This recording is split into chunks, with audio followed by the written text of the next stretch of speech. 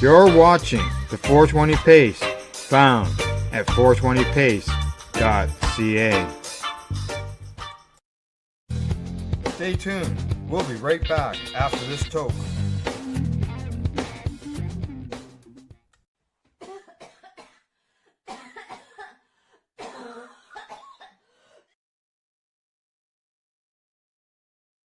You're listening to the Pace Radio Network here at paceradio.net.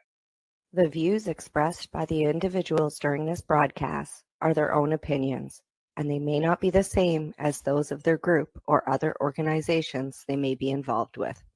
All medical advice during our broadcast is not a medical opinion and should be checked with your medical physician.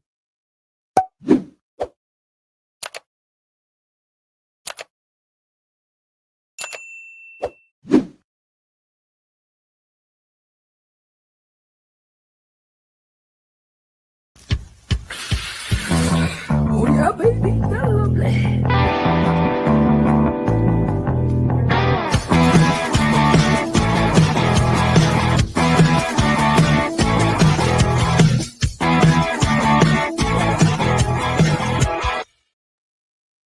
Good morning, it's July the 7th, and welcome to Psychedelics and Cannabis Educational News. We're live here at paceradio.net and 420pace.ca. Good morning, Rev Cindy. How you doing? Good morning, Al. I'm well. How are you?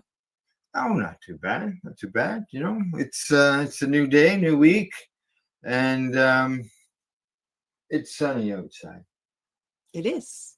It is. And Excellent. hopefully this heat wave is settling down. With any luck, we have a heat wave going on here as well. But we've got some thunderstorms coming in tonight and tomorrow, so that should just about kill that.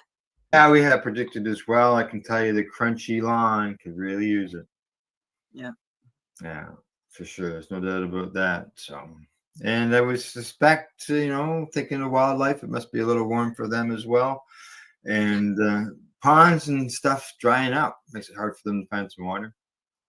Yeah, it is. I was in the forest yesterday, running around looking at mushrooms, and it's cooler in the forest, but it's still very, very dry. Everything's very, very crunchy, and you have to be very careful to not have anything lit in there. Yeah. It could turn bad very fast. Yeah, I took some I'm gonna say leftover vegetables out into the woods last night for the deer to eat. And I take it to a spot where it is dark, a little darker and cooler and stuff like that. It's hot out in the open field. So, All righty. Well, what do you say? We get on with the news? Might as well.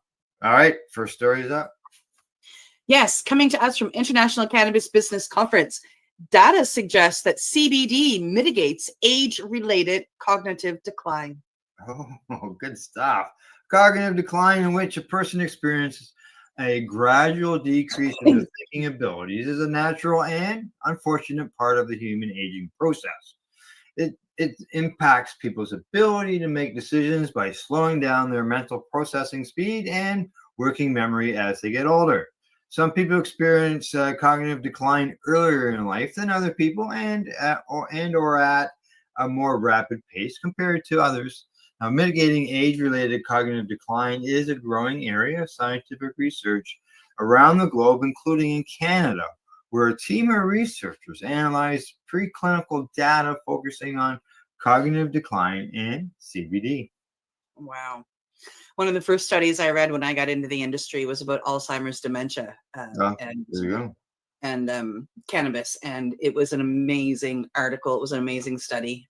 So it excites me to see that people are still, trying to help find the answers. Yeah. Canadian scientists affiliated with the University of Lethbridge and McGill University examined preclinical data involving the use of CBD on aging mice. Their findings were published in the Journal of Frontiers of Aging Neuroscience. Aging is associated with cognitive decline, and currently there are no approved medications that can prevent these impairments. Pardon me. Recently, cannabinoids derived from cannabis sativa have emerged as promising therapeutic compounds with neuroprotective, anti-inflammatory, and cognitive enhancing properties. The researchers wrote about their investigation. This study investigates the effects of CBD on memory impairment and brain inflammation in aging mice. Nice. 14-month-old C57 mice were administered CBD orally for 7 months and subsequently elevated between 19 and 21 months of age using behavioral tasks that are sensitive to dysfunction of the parietal cortex, hippocampus, amygdala, and various brain regions that are crucial for motor control and coordination, the researchers stated about their methodology. And they concluded with saying the findings of the study indicate that CBD reduces inflammatory response in the brain and improves cognitive decline associated with aging. As with all studies focusing on cannabinoids, the results of this study need to be kept in proper context. Further research, as always, particularly research involving human subjects, needs to be conducted until a final determination can be made regarding CBD's effectiveness at mitigating age-related cognitive decline. With that being said, the results of this study are encouraging. Yeah, exactly. There's always a bad stigma on the cannabis end of things and how it goes at people's mental illnesses. But here's something that's telling us, hey, it can improve things that normally goes on the bad side. That's what they want to do. I mean, years ago, they found out a lot of good stuff about cannabis because they were trying to prove all the bad stuff about cannabis. And like I said, one of the studies I read back then was about Alzheimer's or dementia, very similar to cognitive decline. One of the side effects of Alzheimer's is that, but it has to do with the deterioration of the myelin sheath around our nerves, therefore causing, as it goes, we get Alzheimer's and whatnot. So to slow down that deterioration, they did a study with cannabis, and it significantly slowed down. If I remember correctly, I think it was 86%. Wow. Yeah, it slowed it way down. Didn't stop it, didn't cure it, but it really did a number on slowing it. Yeah. Improves quality of life in the end. Absolutely. All right. Next story is up, and this might be a bit of a familiar theme throughout the show today. Maybe. Coming to us from the CBC, Sudbury police shut down magic mushroom shop and arrest 2 employees. Sudbury police have arrested 2 employees at a downtown store that sold magic mushrooms, also known as psilocybin. The employees faced drug trafficking charges, and police seized about $16,000 worth of magic mushrooms from the store. The store, called Shroomies, opened in downtown Sudbury in November of 2024. Around that time, police officers met with store employees who voluntarily shut down the establishment. But police were later informed the store reopened at a location across the street in April of 2025. A drug investigation started at the time, which accumulated with the execution of a search warrant on July the 2nd. And according to a release by the Greater Sudbury Police Services, they say, "We would like to remind our community that selling and possessing psilocybin is still illegal, and officers will continue with enforcement under the CDSA." Wow. I think I remember that line, but instead of saying psilocybin, they said cannabis. Yeah. Exact line. Yes, exactly. Yeah, I agree. You have to agree with that. Okay, so there we go. That was a start of a theme that we're going to have throughout the show. Sudbury. Now remember, Sudbury. Sudbury, exactly. Okay, moving on to the next story. Here we go. Coming to us from 420 Intel. Court ruling. Police's aerial camera use illegal. Nice. The Oregon Court of Appeals reversed a lower court ruling on Wednesday, finding Oregon State Police violated the Oregon Constitution while taking photos of a property suspected of housing cannabis growth. The defendant, Signera, filed the appeal in February, seeking to appeal her conviction for unlawful manufacture of cannabis. Oh, goody. In her appeal, Sangdara argued that authorities' warrantless aerial surveillance of her property should be considered an unlawful search, which would violate the Oregon Constitution. She furthered that the evidence obtained from the aerial surveillance should have been suppressed in her trial court case. The case goes back to June of 2021, when Oregon State Police Sergeant Tyler Bechtel took part in an aerial surveillance operation to investigate a suspected multi-county, cannabis grow operation.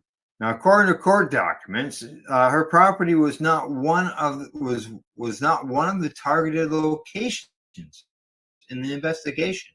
However, while flying an aircraft with a powerful camera over her property, police noticed what looked to be a massive agricultural operation that was suspected to be a cannabis grow. The plane was flown by OSP at an altitude about 3,500 to 5,000 feet to record video of the property.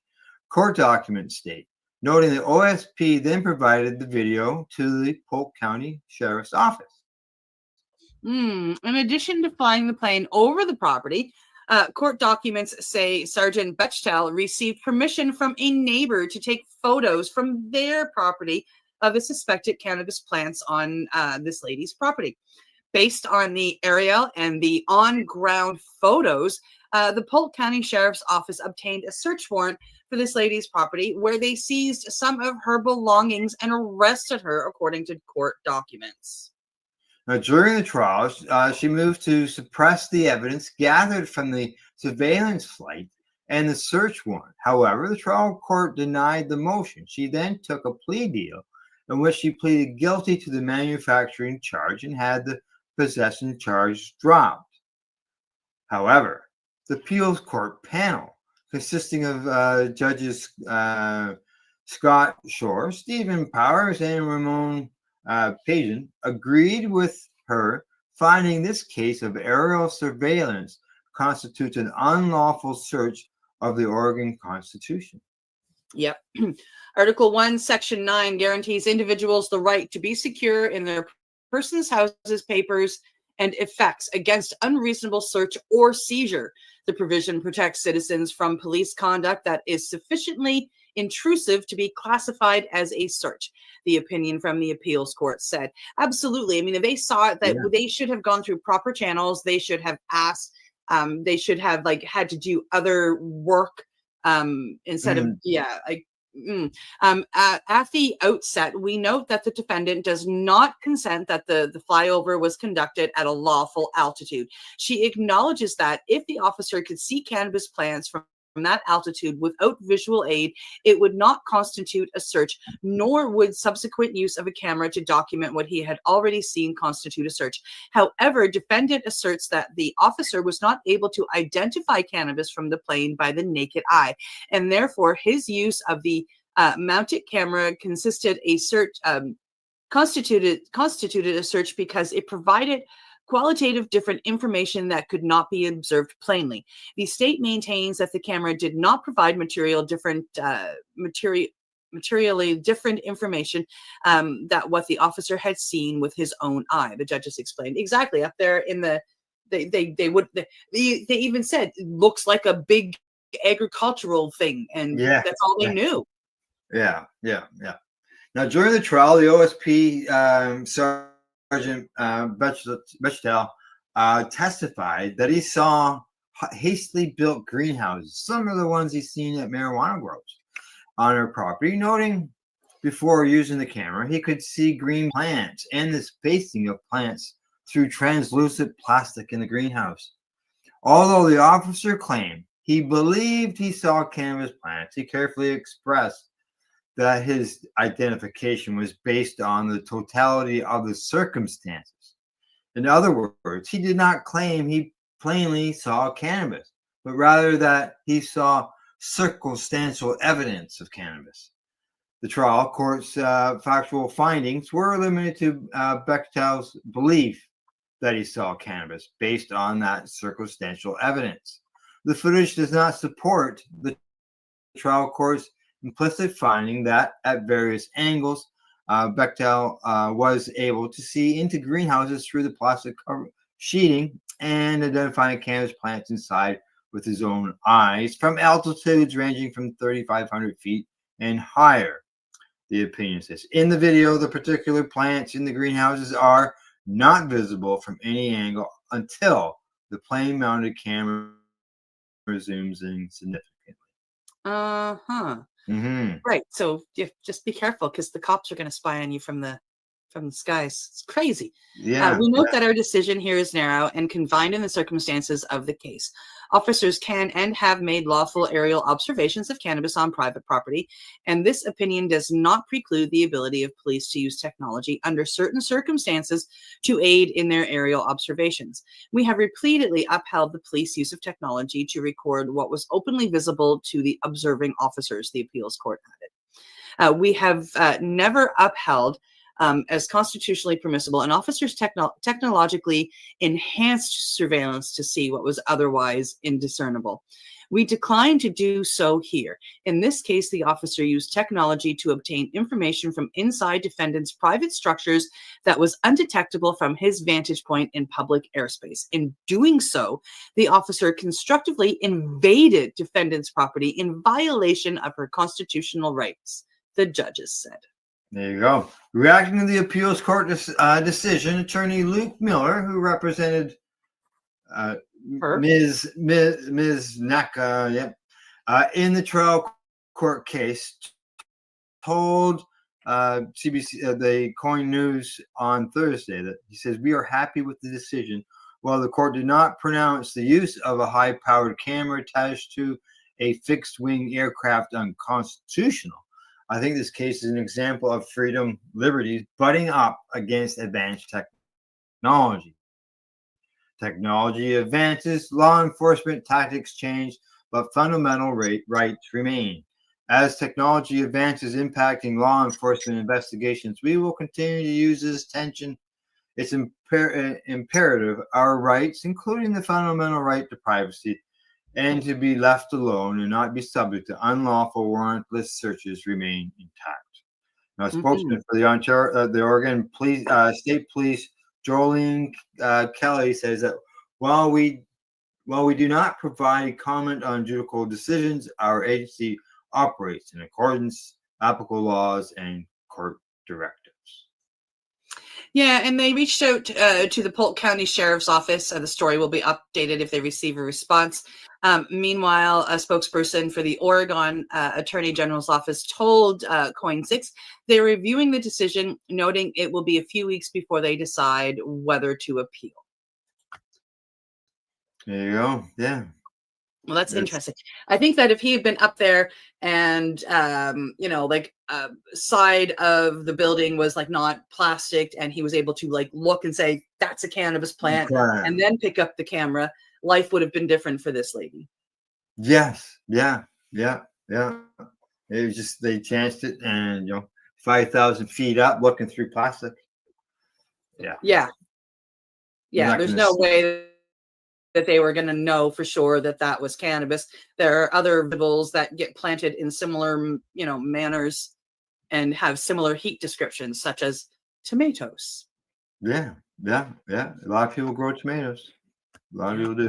So, all righty. Time to move on to the next story, and then we'll be taking a break after this one. Here we go. Next story. Yeah. This is not a repeat story. Coming to us from the Expositor. Brantford police seized over $29,000 worth of psilocybin products from a retail store. So the last story about this was from Sudbury, and now this is Brantford. Yes. Oh, interesting.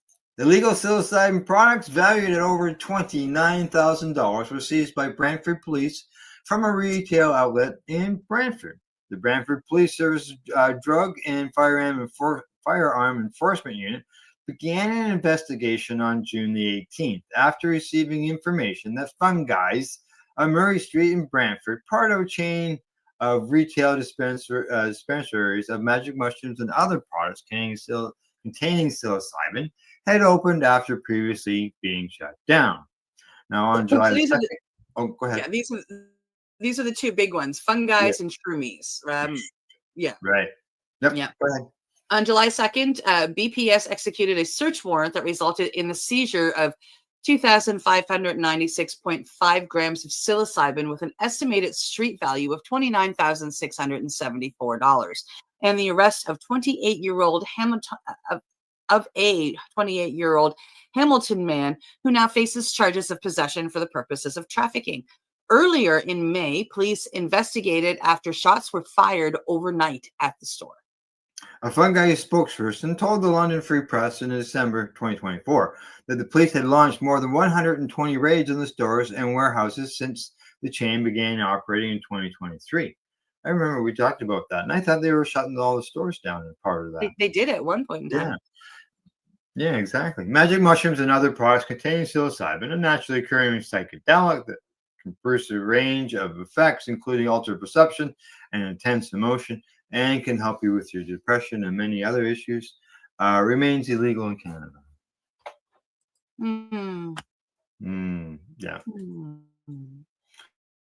So there we go. That's 2 police raids so far today on mushrooms, on mushroom dispensaries, and we're not done. As One I more said, a bit of a theme today. All righty. Well, I think it's time to take a break. Oh, I see that I noticed that they made some changes in streaming. And I'm really seeing them now. All righty. Off we go. It's time to hear from those sponsors that help us make our voices louder.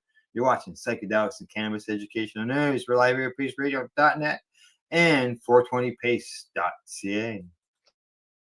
You're listening to the Pace Radio Network here at paceradio.net. Camelford Lifestyle Shop, open Monday to Friday from 10 till 7 p.m. or by chance. Check out our flags, our t-shirts, plus our hats, and look of that supply of rolling papers, plus much more. We've got bongs and your favorite herbal vaporizers. Look at all the incense we have, as well as for those who collect knives, check out these knives in our collection. And while you're here, stop in to see Shay at the piercing room, where you can get poked by Shay. Daily deals, check them out. Camelford Lifestyle Shop, 17 Bridge Street West, Camelford, Ontario. What do you find at paceradio.net? People advocating cannabis education.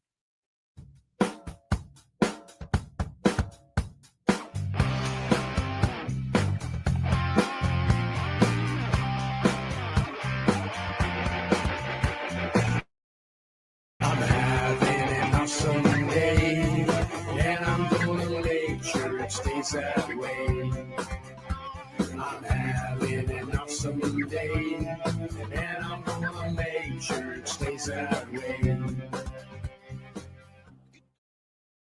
Limestone City Hydroponics is Kingston, Ontario's hydroponics shop. Take your growing to the next level and create the optimal environment with a tent kit, or maximize your yield with an ebb and flow flood table kit. Either way, Limestone City Hydroponics has more sizes and options to fit your needs. Are you looking for the power of the sun that adapts to your budget? Then look no further, as they have professional grow lighting. They have indoor grow systems that are easy and cost effective, with many options to fit your living space and lifestyle. Cultivate your growing potential. We have everything you need to succeed. And if you can't make it to the store, they offer local delivery to the greater Kingston area. Remember, when you're looking for experts to help you grow, then look no further than the locally owned Limestone City Hydroponics, 105 Sunderland Drive in Kingston, Ontario. Call them at 613-548-0420.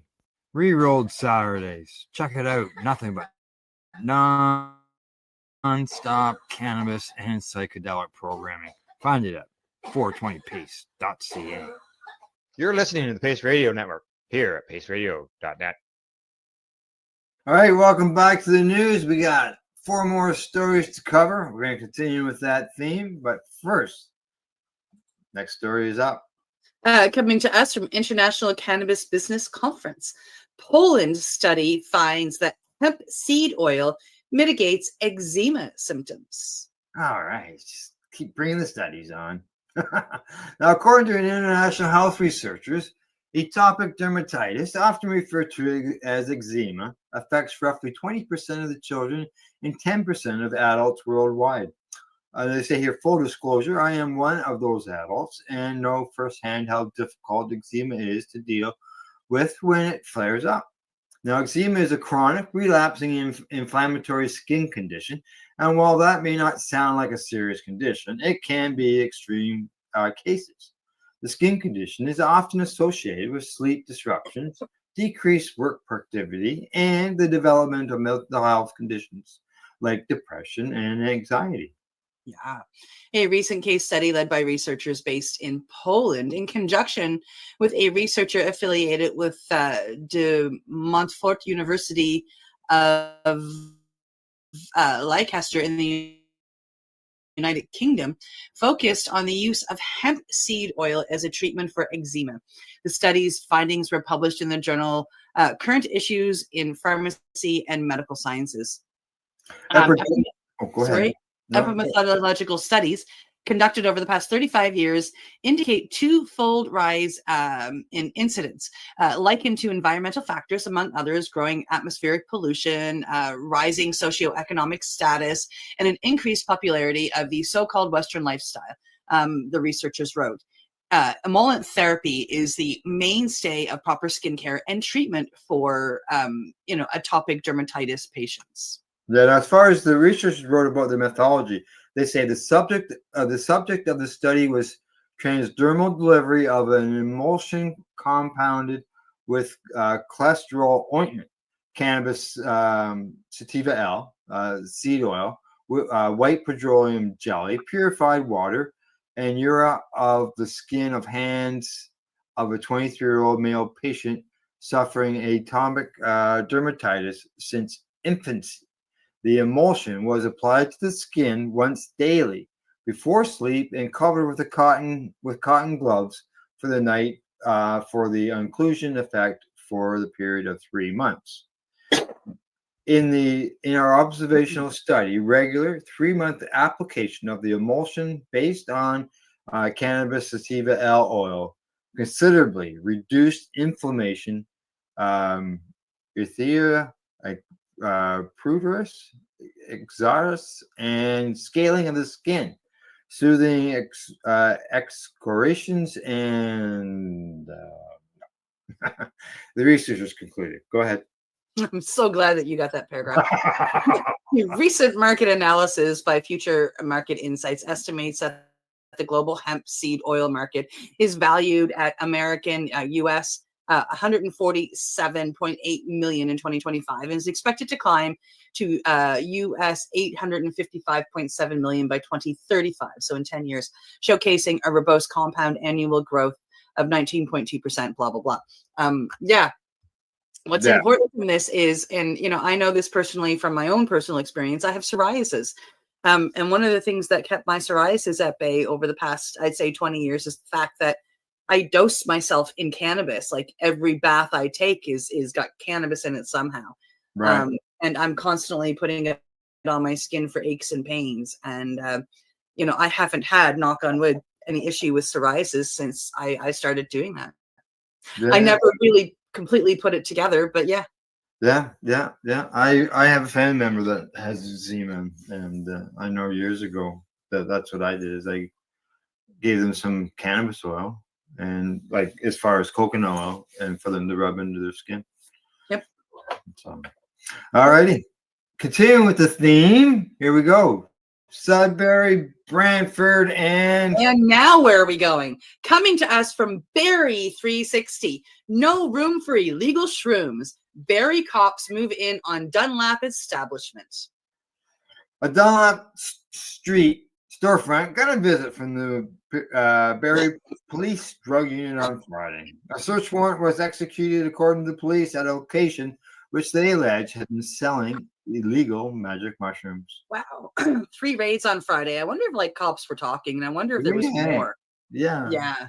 Yeah. Police say the warrant resulted in the seizure of a number of illegal products, as well as the removal of signage, and several drug-related charges were laid.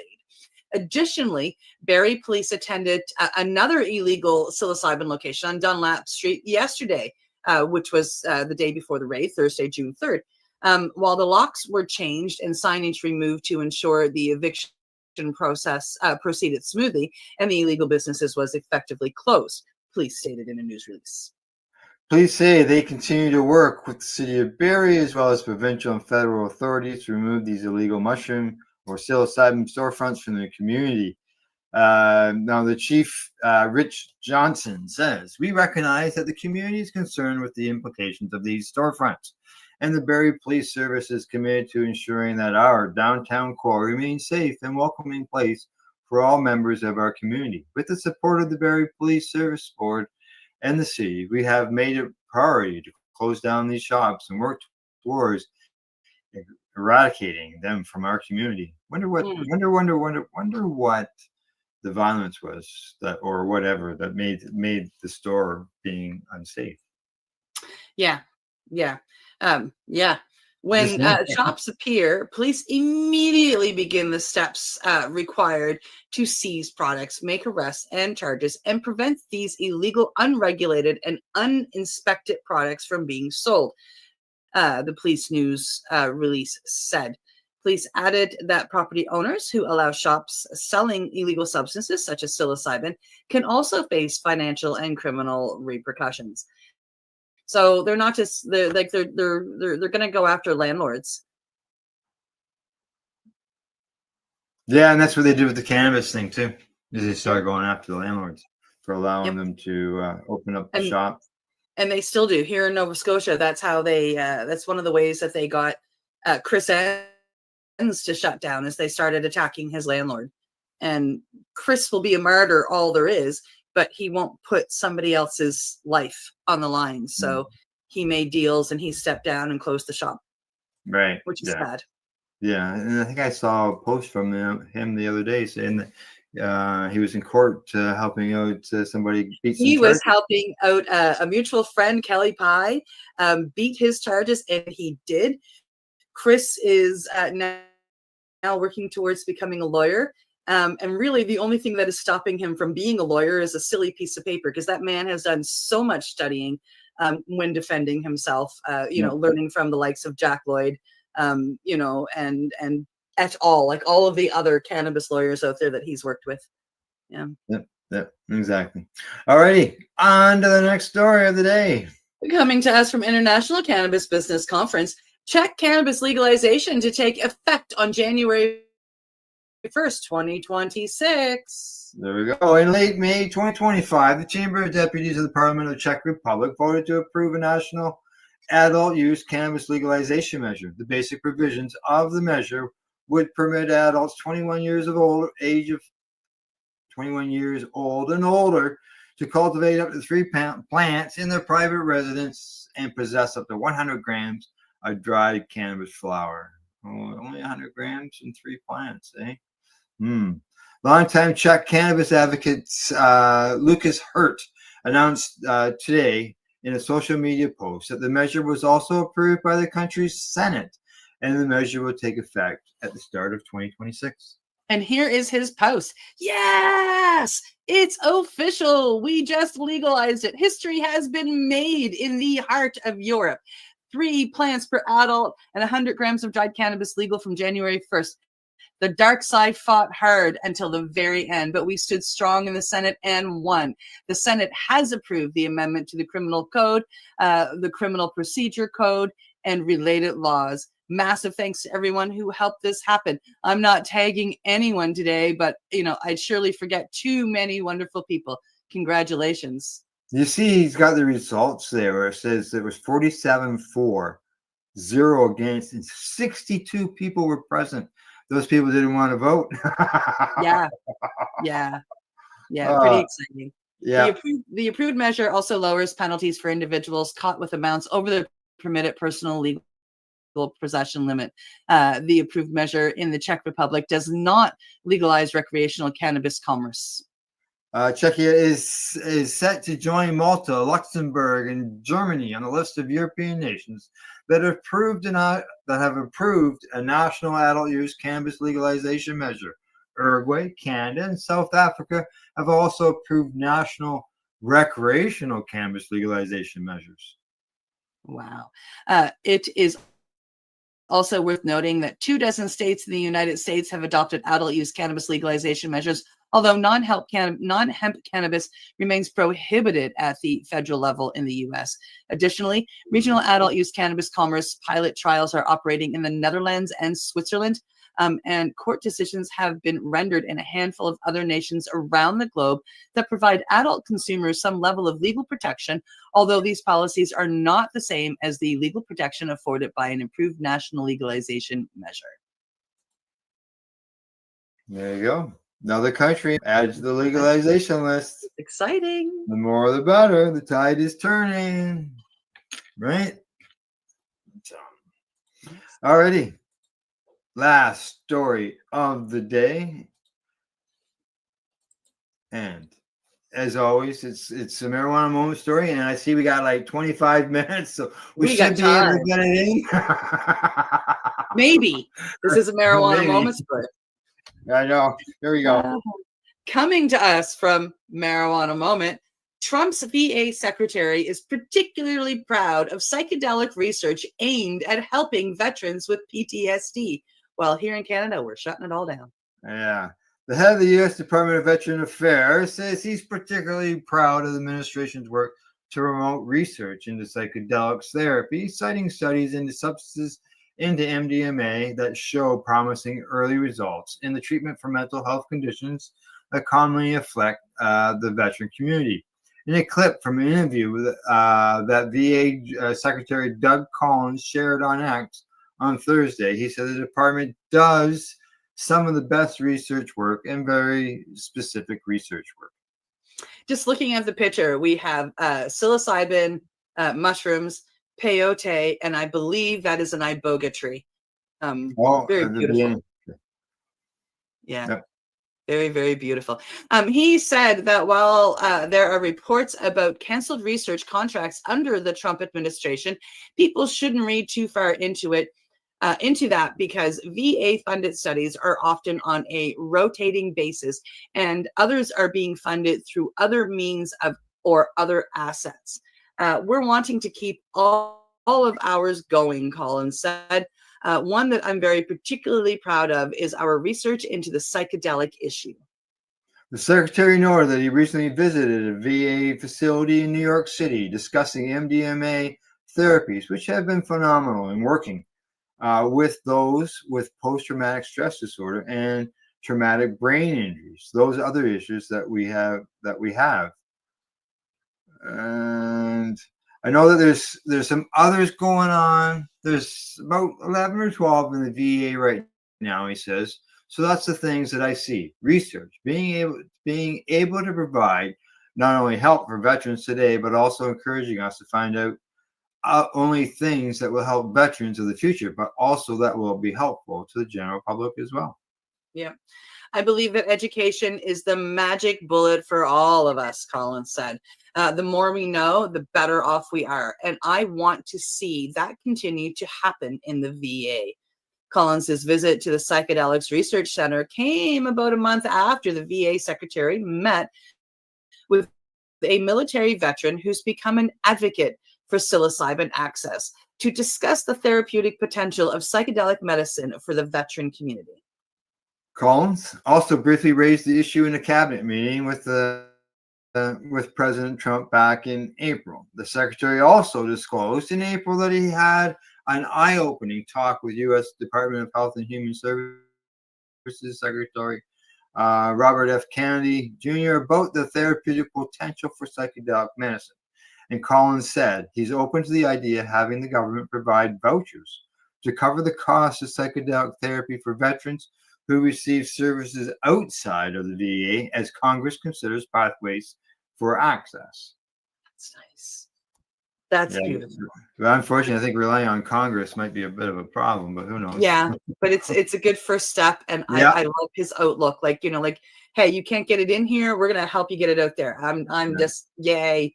Kennedy said last month that his agency is absolutely committed to expanding research on the benefits of psychedelic therapy, and alongside of the head of the Food and Drug Administration, is aiming to provide legal access to such substances for military veterans within 12 months, We'll hopefully see what sooner. happens. Yeah. During a recent Senate committee hearing, Collins separately reiterated his commitment to exploring the efficacy of psychedelic therapy to address serious mental health conditions that commonly affect military veterans. Meanwhile, in May, bipartisan congressional lawmakers asked the VA head to meet with them to discuss ways to provide access to psychedelic medicine for military veterans. In a letter sent to Collins, Reps Lou Correa and Jack Bergman, co-chairs the Congressional Psychedelic Advancing Therapies Caucus, says they were encouraged by your recent remarks about the importance of pursuing research into psychedelic treatments and other alternative treatments to improve veterans' care. Correa and Bergman separately introduced a bill in April to provide $30 million in funding annually to establish psychedelics-focused Center for Excellence at VA facilities, where veterans could receive novel treatment involving substances like psilocybin, MDMA, and ibogaine. Bergman has also expressed optimism about the prospects of advancing psychedelics reform under Trump, arguing that the administration's efforts to cut spending and the federal workforce will give agencies spines to tackle such complex issues. There we go. All done. Oh, there's that was more. A quick one. Oh, what? Oh, what's that? Here, I'll read it. It's only a couple paragraphs. Okay, all right. I actually still got it here. I didn't close off Okay. I didn't close it off the tab. I just took it off the screen. Yeah. I saw that there, and I thought, oh, okay. Yeah, it's over. that dark part. And you just think, right? In December, Yeah. VA separately announced that it's providing $1.5 million in funding to study the efficacy of MDMA assisted therapy for veterans with PTSD, or I, as I like to say, and alcohol use disorder. Last year, the VA's UHUDA also touted an initial study the agency funded that produced stunning and robust results from its first ever clinical trial into MDMA therapy. And in January, former VA Undersecretary for Health Sharif Lanhal said that it was very encouraging that Trump's pick to have Kennedy lead HHS has supported psychedelics reform, and he hoped to work with him on the issue if he stayed on for the next administration, but that didn't pan out. There you go. Yeah. Well, hopefully, talk is cheap. But hopefully there's some action behind all that. Yeah. Right. So, all right, there you go. Yeah. We're all done. We even got spare time. Look at that. Wow. We're not used to this. No, I know, eh? All right. Well, anything else before I sign this off? Oh, I know I wanted to mention. And that was we talked about those raids. Sudbury, Brantford, Barrie. The Barrie story I mentioned too. Because it says they talked to somebody who shut down and then they raided. Yeah. So there was four altogether. And you made the comment earlier about, was this a coordinated thing? Because quite often you see a report and you'll see it in several the same story in different newspapers or different sites online. But this was 3 different raids over the weekend, basically, or late last week, on psilocybin stores in the province. So yeah, you gotta wonder, was it a coordinated thing? And they didn't say what the stores were in Barrie. They just said that the signage was taken down and there were 2 stores. So I'm curious. I was looking when we did the stories, and one could have been Shroomies.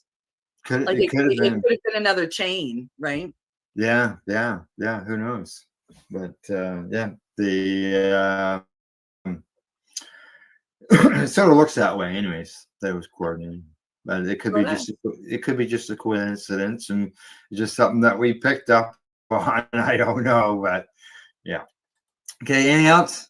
I don't think so. All right, that's it. That's the news for today. We hope you found it educational and informative. Thanks to our sponsors, Camelford Lifestyle Shop at ease.ca and Limestone City Hydroponics.ca. Other than that, thanks to our viewers. We'll catch you on Thursday because today is Monday. And other than that, don't forget to educate, medicate, and do not incarcerate. You're listening to the Pace Radio Network here at paceradio.net. The opinions of the individuals during this broadcast are their own and may not be the opinions of their group or other organizations they may be involved with. All medical advice during our broadcast is not a medical opinion and should be checked with your medical physician. Enjoy the buzz of legalization with Campbellford Lifestyle Shop. From lights to plant nutrients, books, consumption accessories, and more, we've got all your basics to grow or consume cannabis. Visit our info center or take a look at our piercing services and body jewelry, now available in-store through Campbellford Lifestyle Shop, 17 Bridge Street West, Campbellford. Limestone City Hydroponics is Kingston, Ontario's hydroponics shop. Take your growing to the next level and create the optimal environment with a tent kit or maximize your yield with an ebb and flow flood table kit. Either way, Limestone City Hydroponics has more sizes and options to fit your needs. Are you looking for the power of the sun that adapts to your budget? Then look no further as they have professional grow lighting. They have indoor grow systems that are easy and cost effective with many options to fit your living space and lifestyle. Cultivate your growing potential. We have everything you need to succeed. And if you can't make it to the store, they offer local delivery to the greater Kingston area. Remember, when you're looking for experts to help you grow, then look no further than the locally owned Limestone City Hydroponics, 105 Sunderland Drive in Kingston, Ontario. Call them at 613-548-0420. We are people advocating cannabis education here at paceradio.net.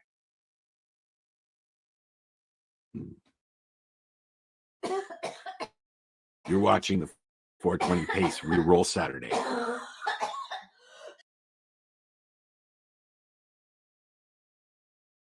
You're listening to the Pace Radio Network here at paceradio.net. The views expressed by the individuals during this broadcast are their own opinions, and they may not be the same as those of their group or other organizations they may be involved with. All medical advice during our broadcast is not a medical opinion and should be checked with your medical physician.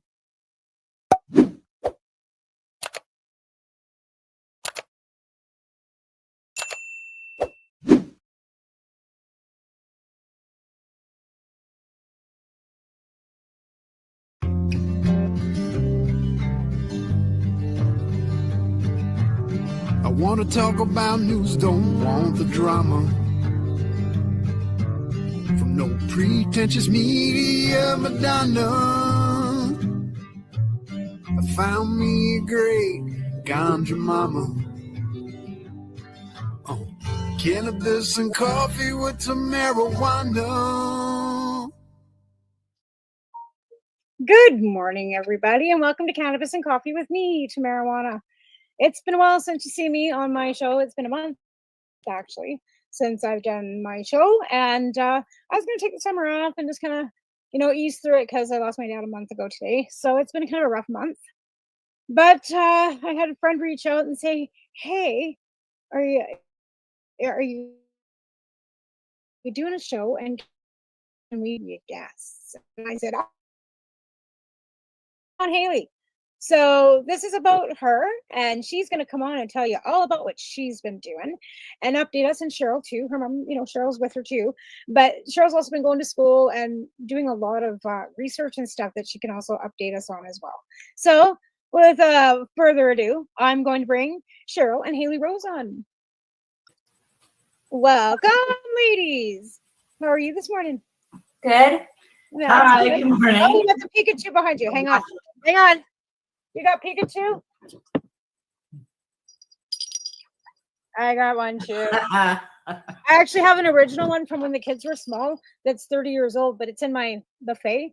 And I've got Charmander and I've got, I don't know, some other ones, but they were the kids as when they were little. I actually have a Teletubby sitting here. No way. Like, Yeah. it was Tyrus's, my oldest son, who'll be 29, right? So this was his Teletubby. So this Oh thing's my like god, that's awesome. 28 years old. It's And it Dipsy. still works. That one is Dipsy. You want a Dipsy? That I don't one's Gypsy. No, I said This that one's one is Dipsy. Yeah, this one's Dipsy. Oh, there's no batteries in it. But if there was battery, I took the batteries out because it was still like if you touched his tummy, it would still. Yeah, I just got my Pikachu at the carnival on Canada's Artist Day. Did you win it? No, my boyfriend won it for me. I heard you had a boyfriend. What the heck? Are you happy? Is he nice? Oh, he's really nice and loving. And he's very understandable. I just like you have like come so far, honey. Like I just love this. Like Cheryl, like it's just like wow. I Like know, said, right? from 5 years ago, where her laying on a couch and couldn't barely move to this. Out having parties, out going out karaokeing, and has a boyfriend. Holy. Yeah. There's some. Go And ahead. I was going to talk to you about the carnival. When I went there, before we went in, my mom wasn't sure if we should go inside the carnival. So we tried it out, and I went inside, and I went deeper and deeper and deeper inside until I found a game that I tried. And it was like, I think it was almost, it was like right in the center where there was tons of flashing lights all surrounding me. And my glasses that protect me from fluorescent lights, I didn't need them. And all those carnival games that you could play were all surrounding me, and it didn't bother me. And me and my boy, and when we were standing there, I saw a game that I wanted to play. It was also flashy as well. The game is a basketball game. You have 3 chances to win. You throw the basketball into the hoop. Once you get it in, you have 2 more chances.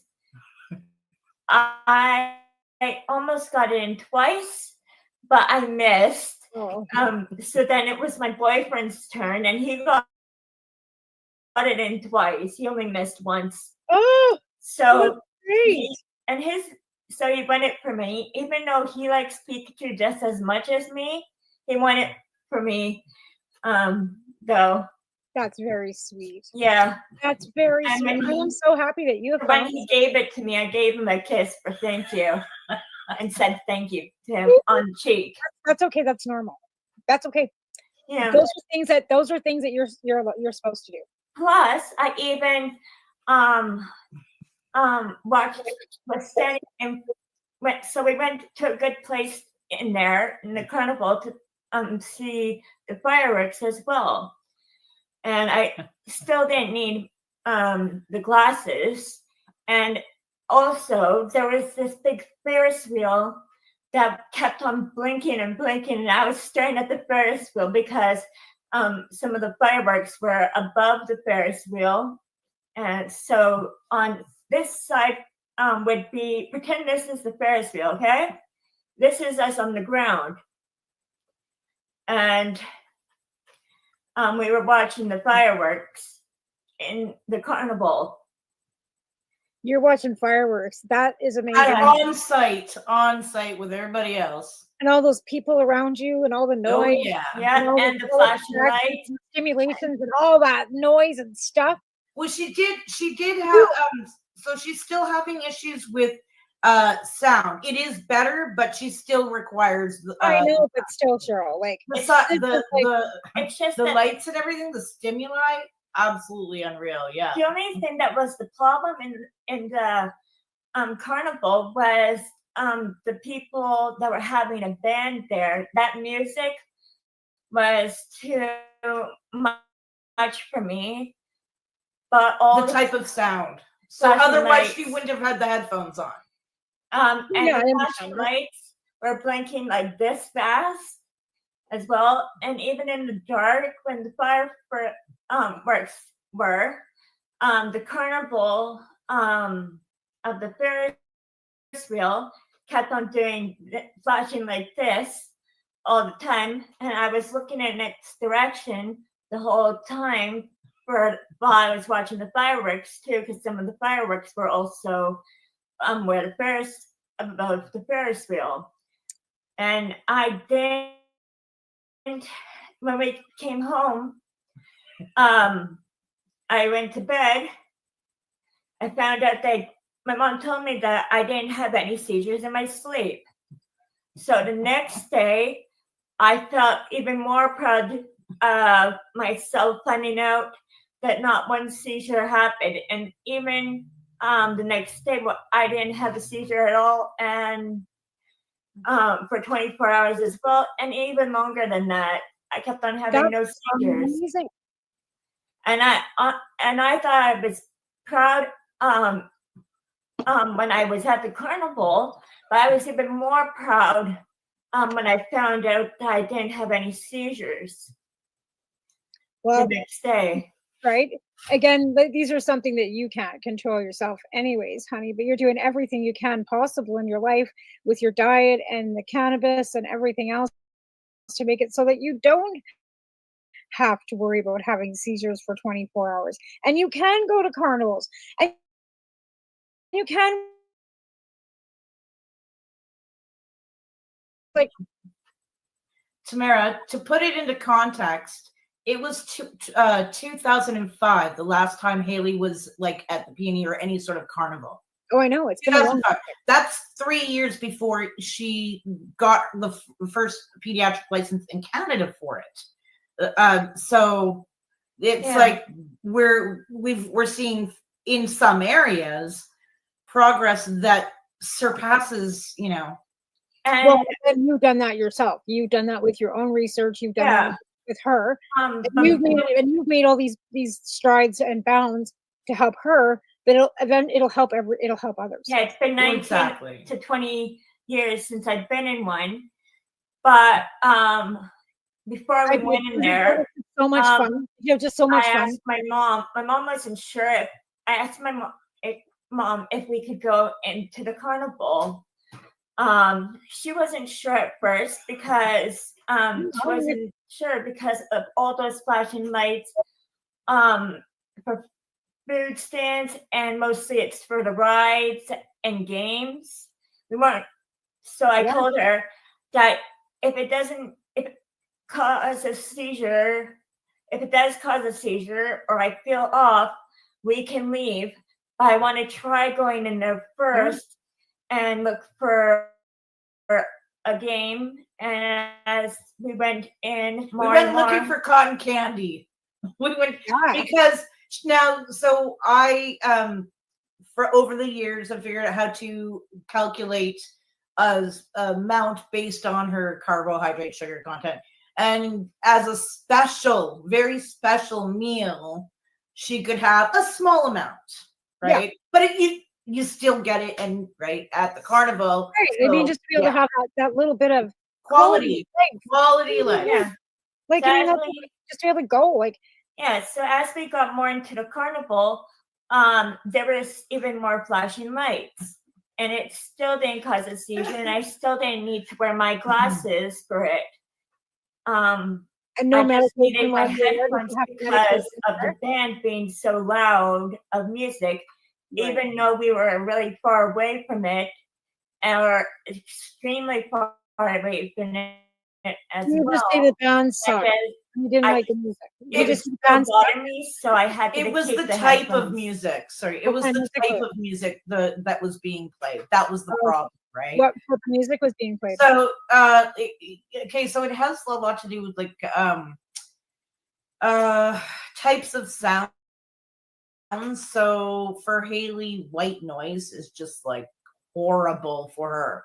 Fans, sweeping, like water running. Those are not good sounds for motors. So Right. anything that has like that really kind of a Yeah, it can be a problem, right? So Kind of- depending on what the music is, yeah, heavy metal, techno kind of stuff. Like, yeah. Well, I mean, she likes like Rob Zombie and stuff like that, but and Aussie and things. But sorry, so I've got. I don't mean to be looking away, but I've got this menace down here.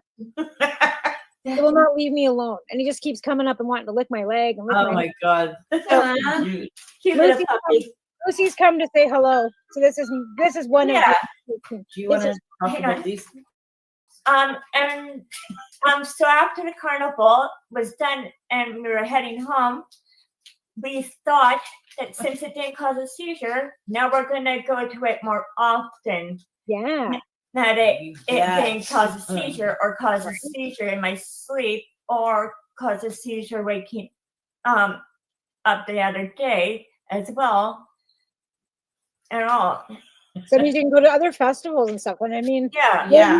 there's lots of festivals every weekend. Yeah. The only thing I cannot do would be the rides. I could play the games, but not the rides. But that's okay Vibrations with still. me because I think the games are more fun. Yeah. Plus, another thing. She's got a checklist here of things she wants to tell you about. That's good. I'm glad you came prepared. She did. Another thing that happened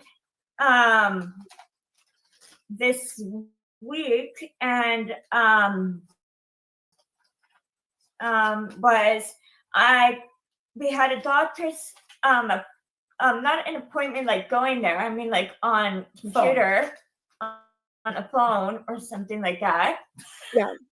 He told me that I can come off more medications that are bad. What are the medications called? So the diazepam. So she's right now going off some quetiapine, possibly a bit more. We'll see how that goes. Then, and we have another sleep aid in our pocket in case we need it, but we're gonna see how that goes. And then she's coming off the diazepam, which is a schedule, but we just want to make sure sleep's going how we want because there are changes with it. Right. So Well, you yeah, talk about that? coming off any pharmaceutical, there's always side effects. Not Yeah, depending she's already come off oxazepam and creon, and now she's coming down in quetiapine. So that's amazing. Like, these are also these are such strides, and I hope that other people that have children with the same issues are watching and are learning from this, because I mean, so many parents give up. It's like the Joneses right out in Nova Scotia. Like they had wished they got to go to Disneyland, all these things, because they're basically saying that there's no hope. Yet she's now scheduled for scoliosis surgery. So they're like, you know what I mean? And At first, I felt the same way when I first had first before cannabis. I first thought that too. I thought I'll never be able to get this far, but thanks to my mom, the cannabis juice, and the diet, and my grandpa, helping me out with the diet, I have now gotten this far, and I now found out that there is hope. You just have to be really patient, and then eventually you will find out that you can do this too. In the will, though, Haley, because if you didn't want to do this yourself, your mom could have forced you to do all kinds of things. And if you didn't want to do this stuff, you would not be doing it. And that's the thing. You've had the will, you've had the fight, you've had, because you're a survivor, you're a warrior, you're the one that said, yes, I will do this, because you could have said, no, I'm not eating that. The diet is so incredibly strict, right? Exactly. right? And being a teenager when this started, I know I've got a teenager, how hard it is, and your sister too, how hard it is to get you guys to do anything, right? So you wanted to do this, or you wouldn't be doing what you're doing, and you take credit for that. You should be very proud of yourself for taking the advice of your mom and following your mom's instructions because of your mom, and you, because you listened and you did everything, you are becoming better. And that's because you wanted to. So you should be very proud of yourself because it wasn't for you, you wouldn't be doing any of this stuff because you believe in yourself and we believe in you too. And you're an amazing human being. And I am so proud of you. And I'm so proud to call you my friend, to see the strives that you've done to become, like I said, 5 years ago, your mom was calling me and she was so upset because you were 80 pounds laying on a couch. You couldn't talk. You couldn't draw, you couldn't sing, you couldn't do it. And now look at, now you're going to fairs and winning plushies, playing games, singing in karaoke, and have it's branding by blinking, really fast blinking lights. All of this, Haley, all of this is your growth in your journey that has been a struggle. You guys have struggled at a journey and you've been set back and then you went forward and back and forward. And now we just got to keep looking forward. And I hope you can go to first every weekend. Even though at first when I didn't have any hope, but as the years went by and I still couldn't get this good, I said I thought in my head that maybe the diet and this cannabis juice wouldn't help, and also there's no point. But I found that now that how long I've been on it and over the years have passed, I found out that it is possible and there is hope for this to happen. And it's been my dream to get this far and to go to carnivals and stuff like that. And I know that dreams can come true too.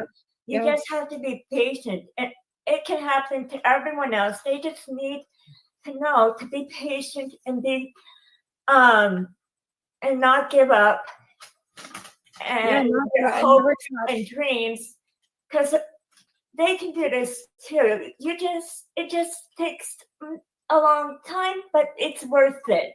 Well, you also have to have a parent that's willing to research and put you on the proper diet, because your diet might not work for somebody else, and the you're doing might not work for everybody, but it's a baseline for everybody to go off of, right? And look at research more into, let's look deeper into this, right? And then look into what would maybe be more beneficial for an individual child, exactly, adult, even an adult on a whole, right?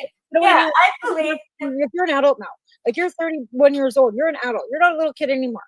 So these are like stuff that you strives that would help adults too, as well as children. Yeah. I believe that this can happen to anyone, no matter what they're on or what they're doing to help them. I believe that this can happen to them too. I just want them to know that just be patient. You can be your dreams and the hope that you wanted will come true as well. You just gotta be patient and never give up your hopes. And eat your greens and drink your cannabis juice, right? Yeah. No matter what you're on, that's helping you, right? And again, I never show people, because not everybody can do everything. Like pharmaceuticals, like I have to take some pharmaceuticals. Some people have to take them. We never want to shame anybody for taking the medicine that they have to feel better. And like I said, I'm all about using cannabis first, always. Even with my pain, I will smoke this. I will smoke joints. I will do everything before I have to go into this, right? Exactly. This is the last bottle of pills they gave me. It's gabapentin. It's 300 caps of gabapentin. So I try to do this before I ever do this, right? Yeah, exactly. I don't take these daily. These are as needed, but this is the size of bottles of pills that I've got. Yeah, that's crazy. Yep. Another thing that happened as well that I'm proud of is another one of the doctors, was it the same doctor? Which one? About he told he apparently, You're a neurologist. he told me that I don't need another EEG for a whole year. That's when he's going to see me again. Yeah, no appointment for another year. You used to have them quite frequently, right? You used to have them like what, every 3 months? Even up to 6 weeks EEGs. Right. So you would have to have them very frequently. She's seen it. Yeah, right? And you're having to have them that frequently, a year. Like that's almost like saying The last 2 years. Well, on cannabis juice with her special diet. That they're in that's like saying that somebody in Canada that has cancer is in remission, or somebody with Crohn's disease is in remission, or colitis or something. It's almost like you're in a remission. Almost. There's a few things we got to tweak. But yeah, she's healing, right? Like they're so my car's ready to pick up. Yay! Woo! Another thing I'm proud of is that now that I've gotten so much better, I'm more active and I have more energy and I've been doing more things. As you can see, like for example, the carnival, the fireworks, going traveling, with my mom to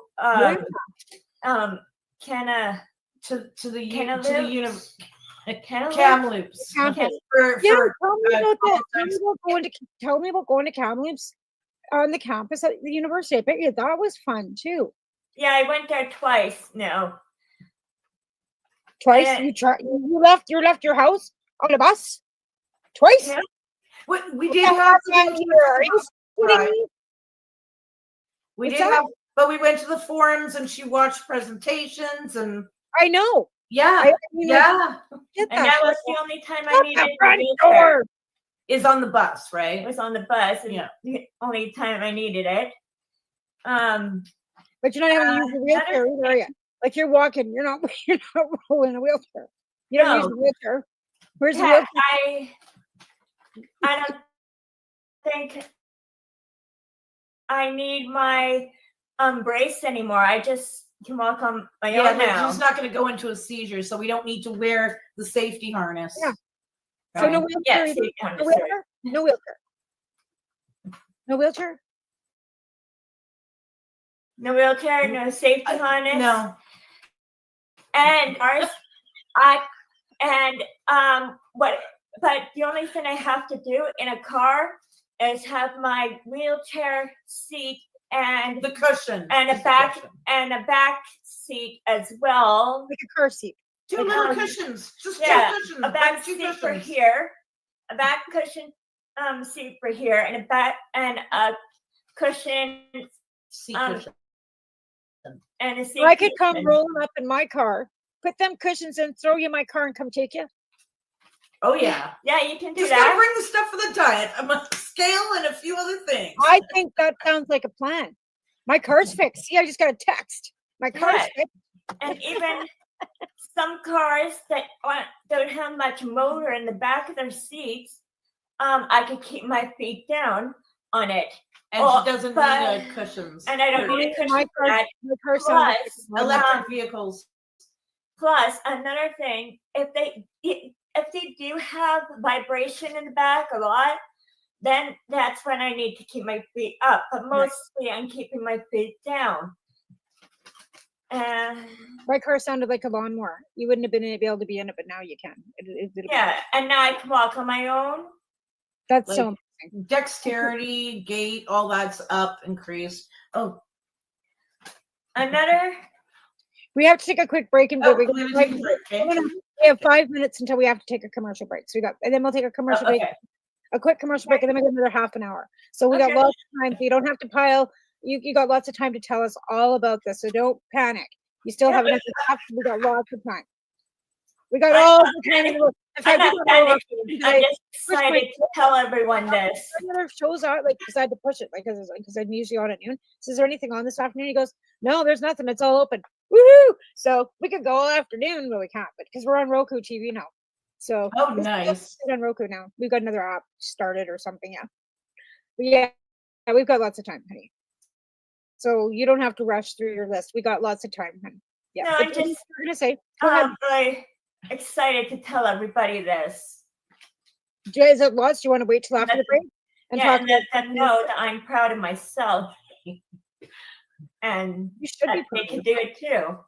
You should be so proud. Participation. And you know what? Like I said, you're an ambassador for our community because we all watched you. We've all watched you grow up. We've been watching you go through this journey. I've been there since the beginning. Like from like I mean, I've been in Ottawa. Like so, I've actually physically touched you. It was like a long time ago, but I've actually like I stayed in the room in your room actually when we were in Ottawa with you, your mom, and Ryan because I think it was Ryan. Was Ryan? Yep. I stayed in that room with you guys in Ottawa because I was I ended up going to go stay with somebody else, but they were kind of like I couldn't even have a coffee. They didn't have no coffee in their house. They had I smoked and they didn't like cigarette smoke and it was kind of uncomfortable. So I was rescued and I kind of come and just kind of flopped wherever somebody had a free flop and I need a wheelchair. Is only on bus and sky trains. And like if we were to go on a ferry or something. But it's next, like ferries on next on our list of trials, right? So who knows? We might be isn't there a short, pardon me? Isn't there a short run from Sydney to Tofino? Like a shorter run than taking. Isn't there a short run? Sure. I haven't even really looked into it, but the next would be like that would be the next level. The last one would be plain because that one was crazy. And that has a lot to do with the air pressure and stuff too. So there's things that I can't assume. Yeah. I know she flew once, right? Yeah. Yeah. That was crazy, but yes. So you guys ended up flying home though too, and that was a whole lot. The flight was not great going home either. I remember that. And 2 years ago, I think it was, and last year, I think I was only going in cars with wheelchairs. That was but now this year, 2022. In 2022 is when you were in cars only in the wheelchair and all vehicles. And then in 2023, that's and in 2023. But in 2024, that's when I found out I didn't need a wheelchair anymore. Right? That's like just cushions. It's and just that's been, Is it just more like for the last 2 years she's been on just for her own safety kind of thing? Is it just kind of like a safety comfort thing, or is it like no? It's the vibration causes vibration. Oh, the vibration. Now, right? Yeah, that's the problem. And so those cushions in the wheelchair help.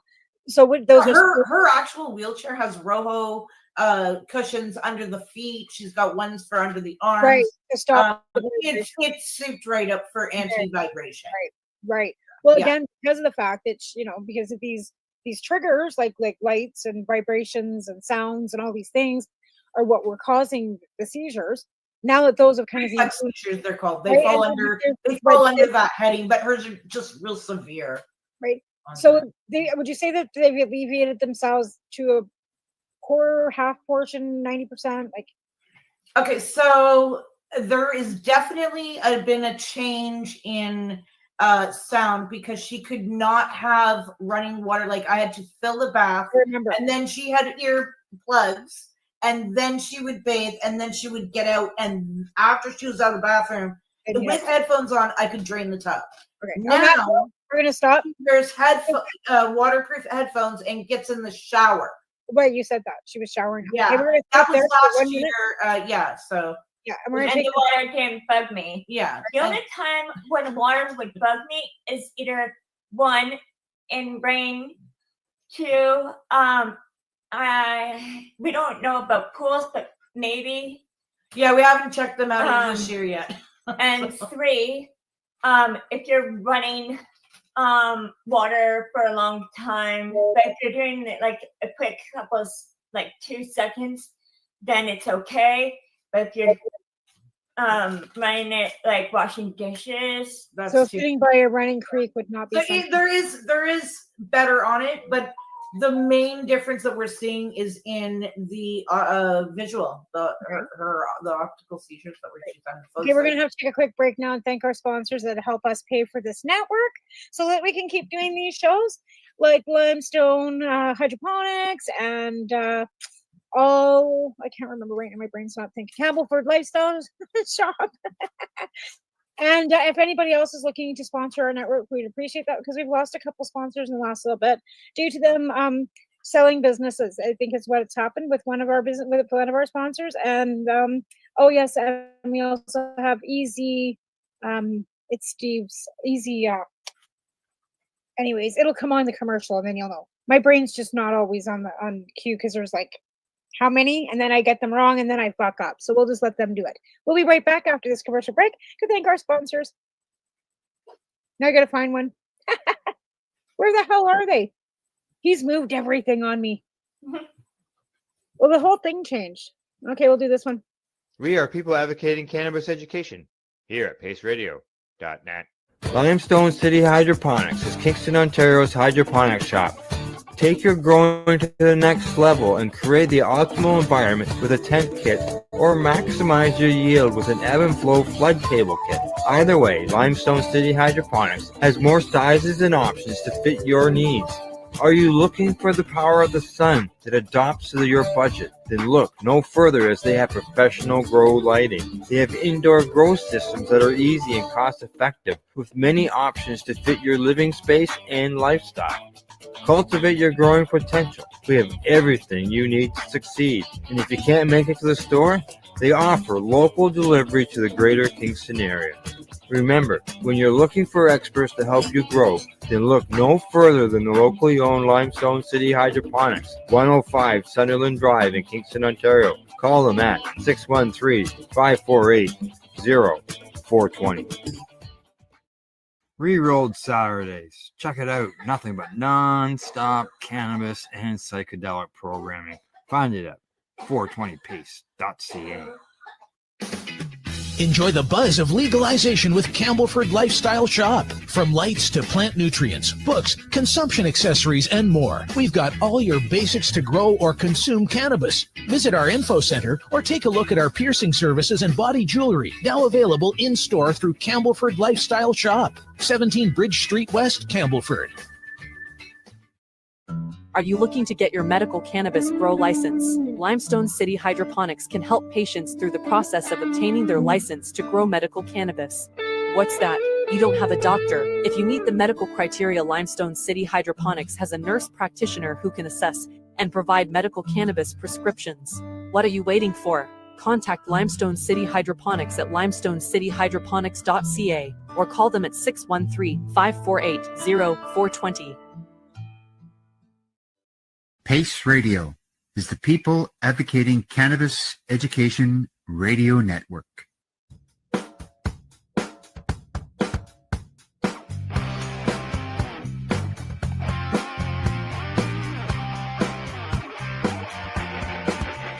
I'm having an awesome day, and I'm gonna make sure it stays that way. I'm having an awesome day, and I'm gonna make sure it stays that way. You're listening to the Pace Radio Network here at paceradio.net. All right, we are back after those quick breaks, and see, there's so many of them I can't remember them all. That's a lot.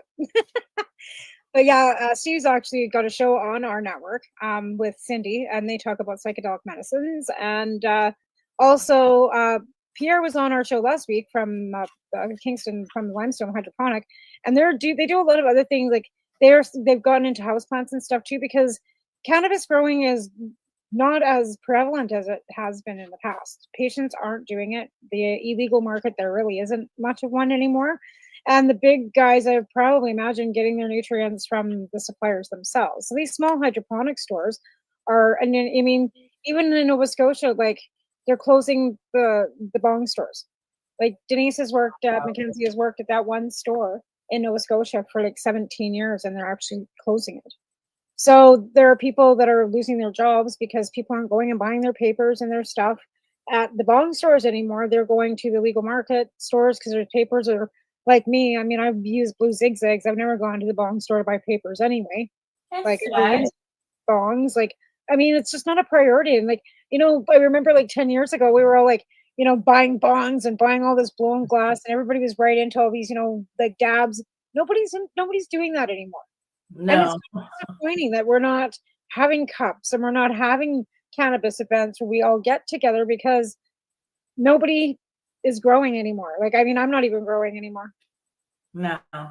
That's sad. Really sad. It is really sad. Like, our community is kind of like, because I said to Alec, I always thought about canceling my show and just not doing it anymore, because it's tough to get guests. Like, nobody's wanting to be guests. I mean, me sitting here blithering for an hour, nobody wants to watch me blither for an hour about anything. Like, you know what I mean? So, but again, it's the only way we can get education out. And there are people that are still needing to be educated, because you can't go to a rec store and ask about medical. So No. it's good we still do these. And again, psychedelic medicines and that kind of thing are new and upcoming too, and drug reform. And the fact that we've got these new projects that are going on in British Columbia with forced addiction treatments and all these things that are kind of wrapped around our same, I guess, stream of activism, because it's all about drug reform. And I came in for drug reform. Like, I wanted to change the laws. Then I became aware of the patient and the cannabis medicine and all that stuff because of Michelle Rainey, right? And that's how I learned about the cannabis medicine and got my licensing done. And I was educated myself, because I came in as a political scientist with legal background, kind of wanting to do legislation, policy change, and I did. Like, that's where I stayed. That's why I stayed in that lane, and that's why I went to Ottawa and with you guys as well, where we met, because we wanted to change policy. Why I went to the convention in Montreal to write the policy to legalize cannabis, and we got. So that was my involvement, like sitting in MPs' offices and, talking to politicians and, doing that line of things. And even now, like, there's nothing for me to do. Really, like, there is still gaps in the system, like, Absolutely. obviously, and not There is. like for patients. But again, I'm not in that legal system, so I really can't be fighting for something that I'm not involved in, because I'm not. I've got that nice little fucking record there, right? And I tried to I can't get a pardon because there was a story published in Maclean's magazine. What? Too many cops. It was printed about me being arrested and doing that 6-month fucking whatever. So because it's in print in a publication, there's no way to erase the record, because it's been published. It's already been published. And it's been published in a magazine like Maclean's, which is an accredited magazine, that's not going to wash that for me. Like, that's no. Like, you can't make like Pardons Canada can't go, hey, can you just like whitewash that? Like, we're just gonna get rid of that, right? And that's why I can't get a pardon. Because of that publication, because I was an activist, because I was out there, because I did get arrested, because I did do time. It's ridiculous though, because that's horrible. That's why I can't work in the legal market, because I mailed 4 grams to another patient, 4 grams of cannabis in the mail to another patient, and that was before the Smith ruling. So we had no ability to share. We couldn't do that, right? That's and right. I just got my license. Like, I just got my license and wasn't aware. I just thought, hey, well, I came home with them. I got arrested and walked out of the police station with an ounce of pot because somebody else had sent me that pot in the mail. And I got, like, they picked me up on my way home from picking up that ounce of pot. I walked to the police station with that ounce of pot because I had a possession license. That person that sent me that ounce didn't get charged for trafficking, but I did. That's horrible. Yeah, that's not good. And I did 6 months house arrest because I had a prior record for possession. So it wasn't my first charge. It would have been my first charge. It probably would have been, a fine, right? But I had a previous record for possession of cannabis, possession of something else, possession of cannabis. So it wasn't like I had no criminal record. I did, because it was my 4th charge. They nailed me. And the only thing they actually want to put me in jail for 2 years less a day. And the only thing that saved me, the Crown was asking for 2 years less. For 4 grams. Trafficking. I had a 10-year firearm prohibition with that. I've never owned a gun in my life. But they put a 10-year firearm prohibition with that. That ended in August of 2025, or when was it? 2012. So 2022, I finally was free of that. But yeah, it's like it came out for 4 grams. But yeah, and the thing of it is, the judge was my ex's defense lawyer at one time, and she was a friend of my mom's. So I'm standing in, and because you have a baby, I'm not going to put you away. So go home and be mom. But at 10 o'clock at night, they're going to put you and they're going to call you, and you can't leave your house. Well, I didn't give a shit. No, you're like, I'll stay home. No problem. No big deal. I could still smoke because this was my medicine. I had a license, so I could still smoke cannabis, but I couldn't do anything else. I couldn't, drink, and I didn't drink anyway. Like it really, and now it was working. So, and I had a baby. So you think I was going to be out partying after 10 o'clock at night? No, I wasn't. But it was the fact that I had to sit at home and have a phone call for them to phone me and say, "Are you home, Miss Cartwright?" Yes, I'm answering the phone, aren't I? Like I'm answering you. So yeah, obviously I'm fucking here. And you had to have a landline. You couldn't do it off the cell. You had to take it. You had to have a landline, of course. I'm so sorry. And then I had to go see your probation officer twice a month for 4 grams of pot. So this is how I was treated for 4 grams of cannabis. I'm so sorry to do that to you. That's horrible. Yeah, right. But again, like now, because of what we did, because I did that. Because all these years of work. Go through that, right? Yeah. I had to go through now, that. Anybody can have up to 30 grams. Nobody will ever have to go through that again. So I guess like I did it, but nobody else will ever have to again because we legalized cannabis. Exactly. Right? The first charge I got was literally for 6 grams of cannabis. I've never been charged with a large amount, right? It was 6 grams. Like your personal. It was my personal, and I was medical, but I didn't have my medical licensing when I got caught with the possession, right? Yeah, no, I know it was crazy. And with this trafficking charge, I still walk, like I said, I could still possess, but because I mailed it, it's trafficking. Even though there's no money exchange, it doesn't matter. That's crazy. Anyways. Yeah, you can mail it. They even have special mailers for you. You're welcome. You're welcome. You're welcome, everybody. You're exactly. welcome. Yeah. But I did the time. Now everybody can just do it legally, right? But I did the time. I did 6 months. I mean, it doesn't sound like a lot, but I mean, for 4 grams of pot. For a plant. I walked in the first time I walked into the legal store, I started crying. And I turned around, I walked out. And I thought, fuck, I did 6 months for fucking this. You guys are doing it now, getting paid. And I walked out crying because like helps people. Yeah. Like, yeah. And it's funny because I sent that cannabis back because somebody that we know mutually had sent me her salve in the mail. And you know why I couldn't get away from it? Because I sent her a thank you card and a business card, and my name was on it, and I had absolutely no defense. You're like, here you go, no worries, right? It was my first legal crop, and I was so proud of it. And I was like, thank you. Share this with you. Yeah. Look what I did. Yeah. Yeah. Now she works in the legal market, and she's all over the place in her bikini and living her life, right? And I'm the one that did the time.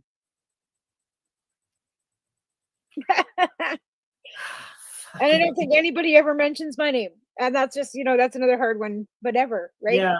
Yeah. Now nobody will ever have to go through that again, right? Exactly. Nobody will ever have to go through that again. Exactly. That is in the past and it's staying there. But nobody, my kids, you, my grandkids, your grandkids, nobody will ever have They won't even understand that it was ever not legal. Right? Which is You'll never have, it's like a beer before prohibition. Exactly. They'll never understand what happened. Well, like, us hiding in an alley, smoking a joint, or fucking meeting some seedy guy in the alley to get some crappy weed and, checking over your shoulder to make sure you're driving home, making sure you're not being followed by a cop. Stems. You know what? I rolled through. Like, this is the worst. I was pregnant with Taven, and I had gone into Lethbridge, and I grabbed a couple ounces, and I just threw them on my front seat and threw my coat over them. Right? I mean, thinking, no license either. Like I hadn't gotten my medical license yet. Fuck, I'm driving home Tabor. I was living in Tabor from Lethbridge. Fucking check stop. I roll in. They stop me. Of course, I'm like, look over. Didn't say anything. What you doing? I'm just going home. They look down. Oh, you're pregnant. Have a nice day. And let me go. And I'm like, holy fuck. You knew got pulled over when he was out there on the fucking Freedom Tour. He got fucking nailed for 3.5 grams too. Yeah. And and he, as long as he stayed in Alberta, but the idiot went through Alberta, got nailed, got to go back to court, right? Like, so Alberta was the worst, and they're the ones with the most stores and they got legal vapor lounges. The only province that has vape lounges. The hardest province to get anything done when we were out there protesting and trying to get it legal. Now it's like the Wild West. Woohoo! Because they privatized liquor. So because of the privatization of their LCB and their liquor stores, anybody can fucking sign up. I'm glad that everyone's grandchildren and their children and so on won't need to go through all what you went through. Even you to have to get a license, like for you to be, you know, 7 years before we even right? like since 2001 I was searching. Right. And again, like what we had to go through to get licensed, we had to wait 10 weeks to get a license. We had to find a doctor. Never mind. I had to fly from Alberta to Ontario to go see Dr. Camerman so I could get a signature. Because my doctor in Alberta was like, I'm not signing your paper with marijuana. Are you kidding me? No, I'm not kidding you. And then it was like, well, you're a drug addict. Like, yeah, I'm not going to give you anything else for pain. You only use your cannabis, you drug addict, right? It was just ridiculous. And then the College of Physicians, still, even today, now they're making it so if you want to get a licensing, anything under, they won't sign for 20 grams even anymore. Well, most of these hers, doctors, but again, she's since 2008, right? Right. They know even people that have had 50 grams, they won't sign them. The Health Canada is just. That's Sarah was telling us that on the last show we had. That's horrible and so sad. Because they don't want anybody growing a lot of cannabis, right? Because they don't want anybody growing a lot of cannabis. So they're not going to like your microgreen. It's because, the thing of it is, even after the legalization, they've had busts up to 1,700 to 2,400 plants in Ontario from people that have licenses that are outrageous, that aren't actually patients. They're again extorting and exploiting our system, right? Our medical system, right? And there's always going to be that group of people that do organized crime. And I think these guys were Asian persuasion. You know what I mean? Not saying they're not Canadian, but they were Asian persuasions with the names that I saw. But they had overgrown. They had licensing for, but they only had licensing for like 49 plants, 20, which is like 198 plants. So, but they were growing 1,700 plants. Okay, right? That's crazy. That's not even.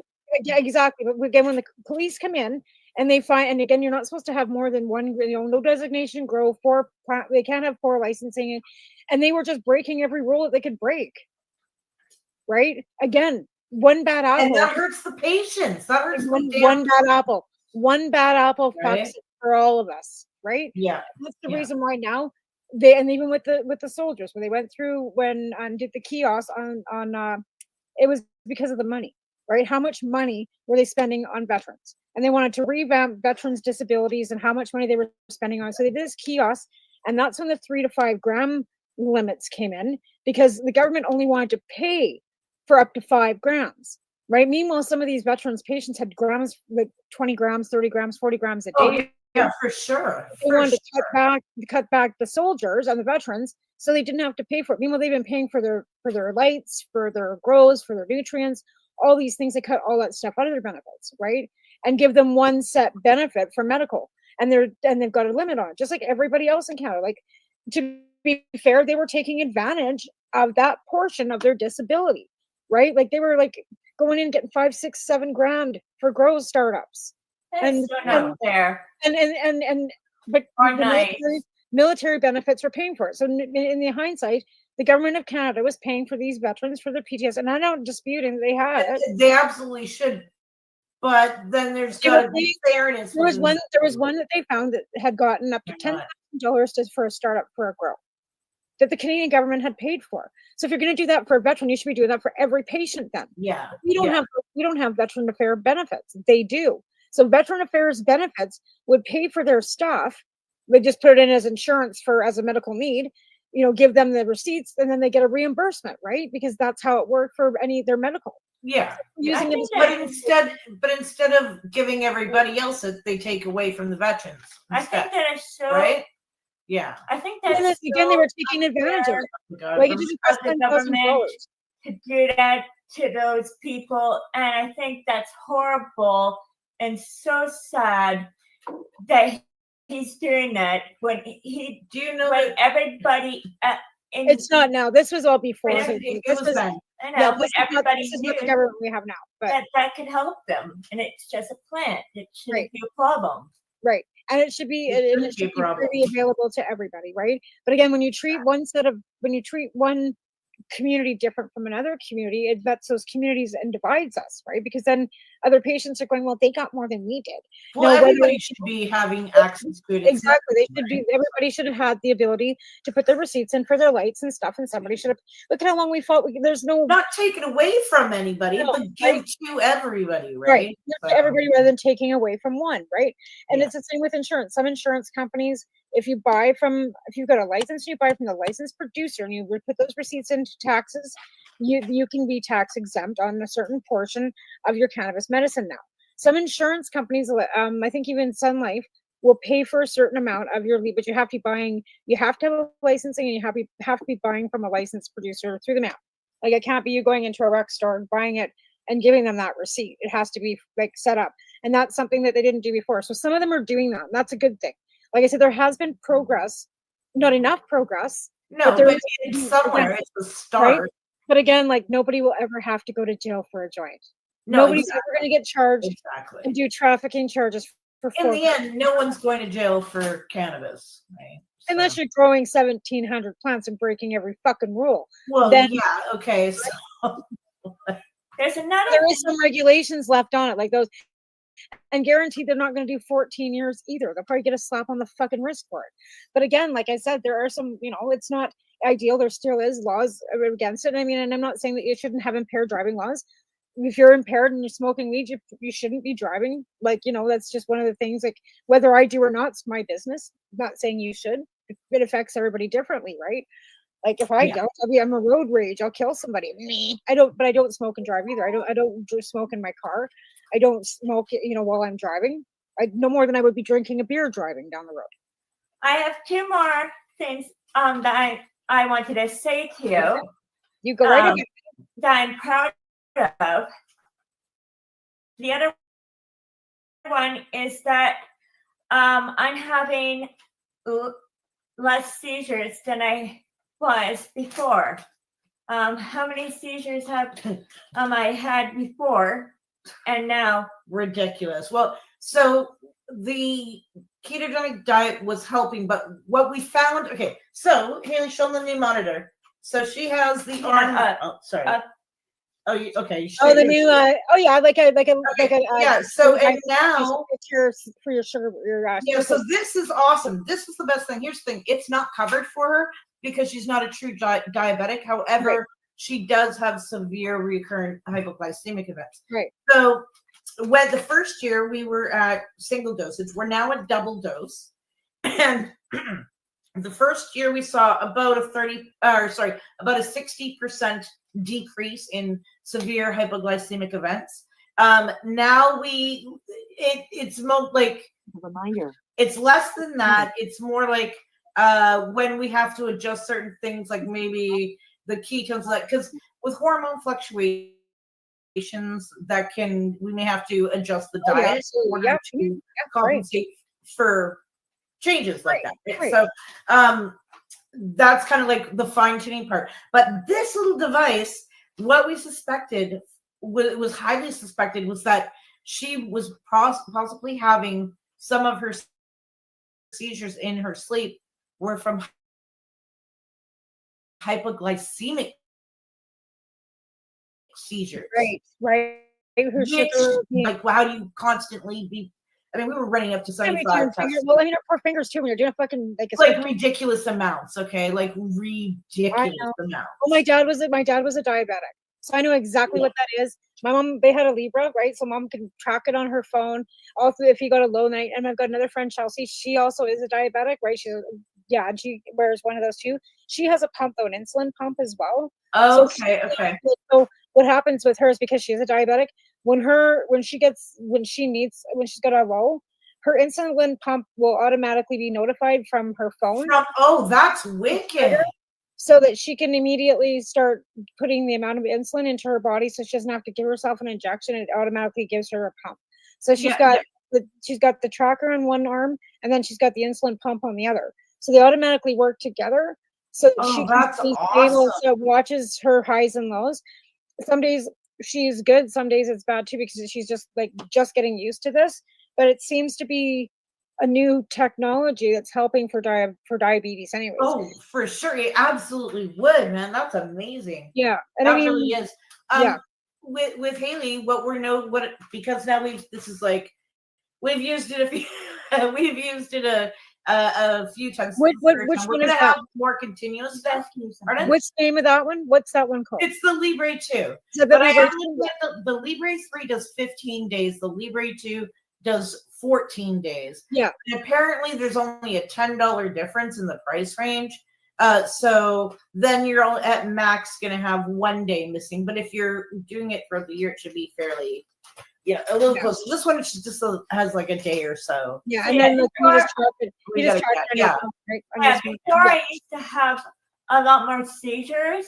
Now I'm having less. And how many? Would you say like 50%? Well, to now. 2 years ago? Yeah. Oh. 50%. Well, okay, so I think that the issues that that a lot of the seizures that we were seeing in 2021, 2022, because when her glucose was low and ketones were high, her EEG was beautiful, just clear, right? So there was only one slow spike wave without formation that was even seen when we were doing all those testing. Right. And she was doing really good, but the hypoglycemic event, I mean, literally during that time, I was feeding her like so much juice. It was ridiculous. How much while she's getting a good EEG. It was crazy. How much applesauce did I take? Oh, apple juice up to 2 liters. When it was real bad. Yeah. In order to fix it. Bring the glucose levels up, right? Get it to stay longer than 30 minutes. Wow. Every 20 minutes. That's a lot. Yeah, it was bad before it finally broke and it leveled off. Right. And it was hours of this. And then but the ketones were up and the glucose was low and the seizures were doing good. And so when we saw that, well, the doctor's like, okay, well, we got to figure that out. We had 400 specialists 2 years in a row, 2021 and 2022. And no, we tried everything, every possible way to maintain the glucose while keeping a good high ketone level. And her body did not want to stabilize. And even when we brought it down, it was like crashing. And it was severe. It was bad. She was almost off the keto diet completely. And it was. I was also in a hospital a couple of times in 2022 and 2021. That's what I'm talking about, sweetheart. Yeah, because of the glucose. So I believe that there was also more hypoglycemic events actually happening at that time as well. Right. Like the seizures. But now this little device, we're seeing more of a steady flow. So we're able to better treat it. And I'm actually really looking for no insulin. This is only the Libre 2 to sensing to record it, right? Oh, right, so she's at half her dose. I mean, like, not diabetic, so she's just like kind of like. Well, last year she was at a single dose of her. So now we're going to. And before we did 1,000,001 blood tests. Okay. Yeah, I know. Like it was over a matter of a period of 9 months. We did. I know, right? And that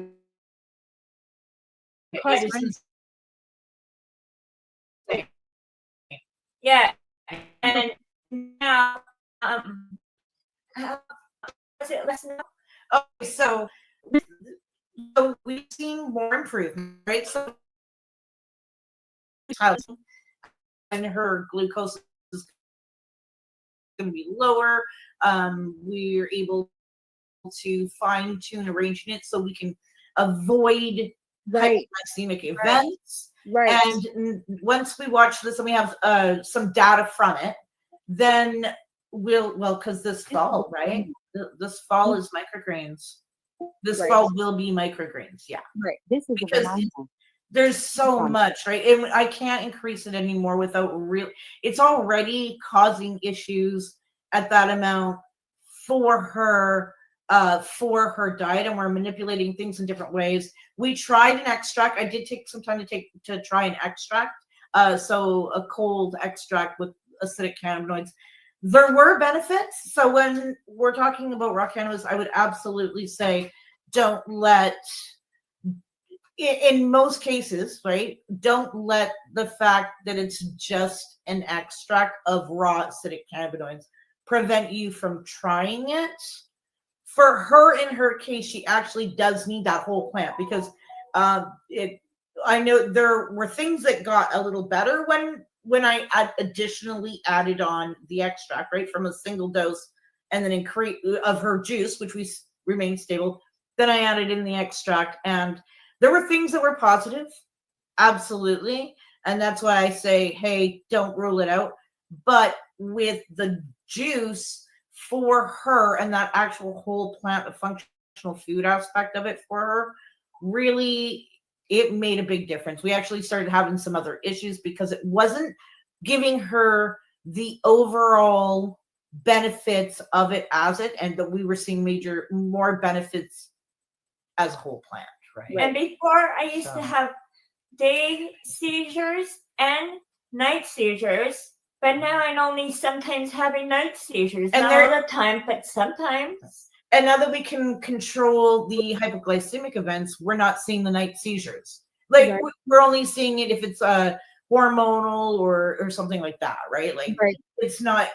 Yeah, we will have her completely fine-tuned, very sick, and she's still coming off drugs, which may also aid in the seizure control because we're getting rid of stuff that's just And the only time when I do have lots of seizures is in catamedial time. Yeah, that's the only time. And but it's not time when it's, and every time. But if it's not catamedial time, then I'm having so much less here and there instead of all the time or every once. Do you think that the hypoglycemia is also a trigger to seizures too? So if you keep you can have seizures from low if you have a hypoglycemic event. There is, if you were to look it up, it will put seizures as a possible thing. And now that we got this, we can better track it. But she had hit, like, even while we're doing this. So an example would be, and we're talking over a 60% reduction, but when we're talking almost 100 episodes in a month, that still leaves a large amount that you still have to deal with. And for example, this thing caught in the middle of the night when I never would have had a clue because her blood was fine before bed, but it caught a 2.2 glucose. Wow, that's low. Yeah. So I was able to quickly intercept and end it, and give it a few doses. Got it where we needed in one evening, like in one night, of adjusting it. We were able to fix it rather than days not knowing. And if it's dropping that low in the middle of the night, she has a seizure from it, and it doesn't react to my Dazzlam properly at all because that's not what its problem is. No, it's because of the low sugar. That's interesting. That's good. That's again, you taking the time to pay attention to what she needs. Yeah. And before I got this, so I don't know how, I know she was having some from it. I know that before this, definitely we didn't know. We wouldn't be able to tell if it was too low to stop it. So I don't have a seizure. Instead, it would just keep on going and make until I go into a seizure. Yeah. Instead, now that I have this device, now fixes it. Now lets us know. Lets us know it's instead. That's so amazing. I'm sorry, folks, but we're gonna have to wrap this up because we ran. No worries. Oh, but you know what I'll always. Thing I just wanted to say to you is that now that I'm better, I'm more ADL, like doing all different routines. It's like help around the house and more involved in the family. She's just like be able to do and practicing those skills and just yeah. That It's must be awesome. amazing, and you should be so proud. I And know. I'm proud too. And like I said, this is just, and you're a warrior, and you are an ambassador. And I think, like I said, Al has already mentioned that he'd like to have you guys on pace. So we will, like said, maybe even Wednesday night, maybe because nobody really watches me during the day. We might just bring you back on Wednesday night, and then we have 90 minutes where we can really talk. Yeah, sure. Yeah, and that'd be a Wednesday. So we start at, it would be 5 o'clock on your time. So I'll reach out to Al today and say that we are going to continue our conversation from my show today on Wednesday night on Pace Radio and our Pace Radio show. Because we don't have probably a guest lined up for that either. Because we, like I said, because not a lot of people are doing anything. And if they are, they don't want to come on the show. Like even trying to find sponsorship, like anybody that's doing anything off, anything. So we are always more than happy to have you come on and talk to us about everything. The whatever you want. It's a whole new thing and it needs to be shared. And Haley's like, Mom, can you get a hold of her so we can go tell everybody? Yes, you bet. And like that's what I said. We will finish the conversation today. I'm going to type to Al when I get off of here, and we will. Like I said, I'll send you a link. It'll be the same type of thing. It's just longer, and it's me now, so we'll have more time. Okay. So I'll see you again on Wednesday night then on paceradio.net. Okay. Okay. Thank my sponsors and thank you guys for coming on and I am so thank you for showing us to keep hope and to never give up, Haley, because that's exactly it. Never give up, right? Yeah. Okay, good. Okay, so we'll see you Wednesday night. You guys can stay around after I run the commercial so we can say goodbye after off the air. So just stick around, don't go anywhere, and I'll be back after we shut this shit show down. Thanks for joining us this week. We'll be back next week, and join me again live on Wednesday night on the Pace Radio Network. See you then. Bye. Okay, I gotta hit this button.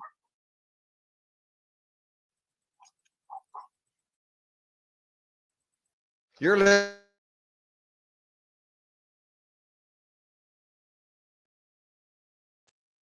The opinions they may be in. All medical advice during our broadcast is not a medical opinion and should be checked with your medical physician. Enjoy the buzz of legalization with Campbellford Lifestyle Shop. From lights to plant nutrients, books, consumption accessories, and more, we've got all your basics to grow or consume cannabis. Visit our info center or take a look at our piercing services and body jewelry, now available in-store through Campbellford Lifestyle Shop. Limestone City Hydroponics is Kingston, Ontario's hydroponic shop. Take your growing to the next level and create the optimal environment with a tent kit or maximize your yield with an ebb and flow flood table kit. Either way, Limestone City Hydroponics has more sizes and options to fit your needs. Are you looking for the power of the sun that adapts to your budget? Then look no further, as they have professional lighting. They have indoor grow systems that are easy and cost effective with many options to fit your living space and lifestyle. Activate your growing potential with everything you need to succeed. And if you make it to the then look no further than the locally owned Limestone City Hydroponics, 105 Sunderland Drive in Kingston, Ontario. Call them at 613-548-0420. We are people advocating cannabis education here at paceradio.net.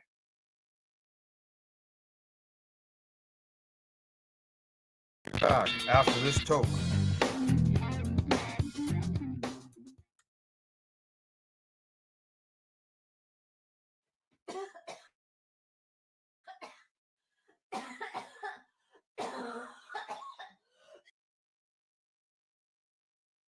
You're listening to Pace Radio Network here at paceradio.net. Broadcasts are their own opinion. May not be the same group or other with.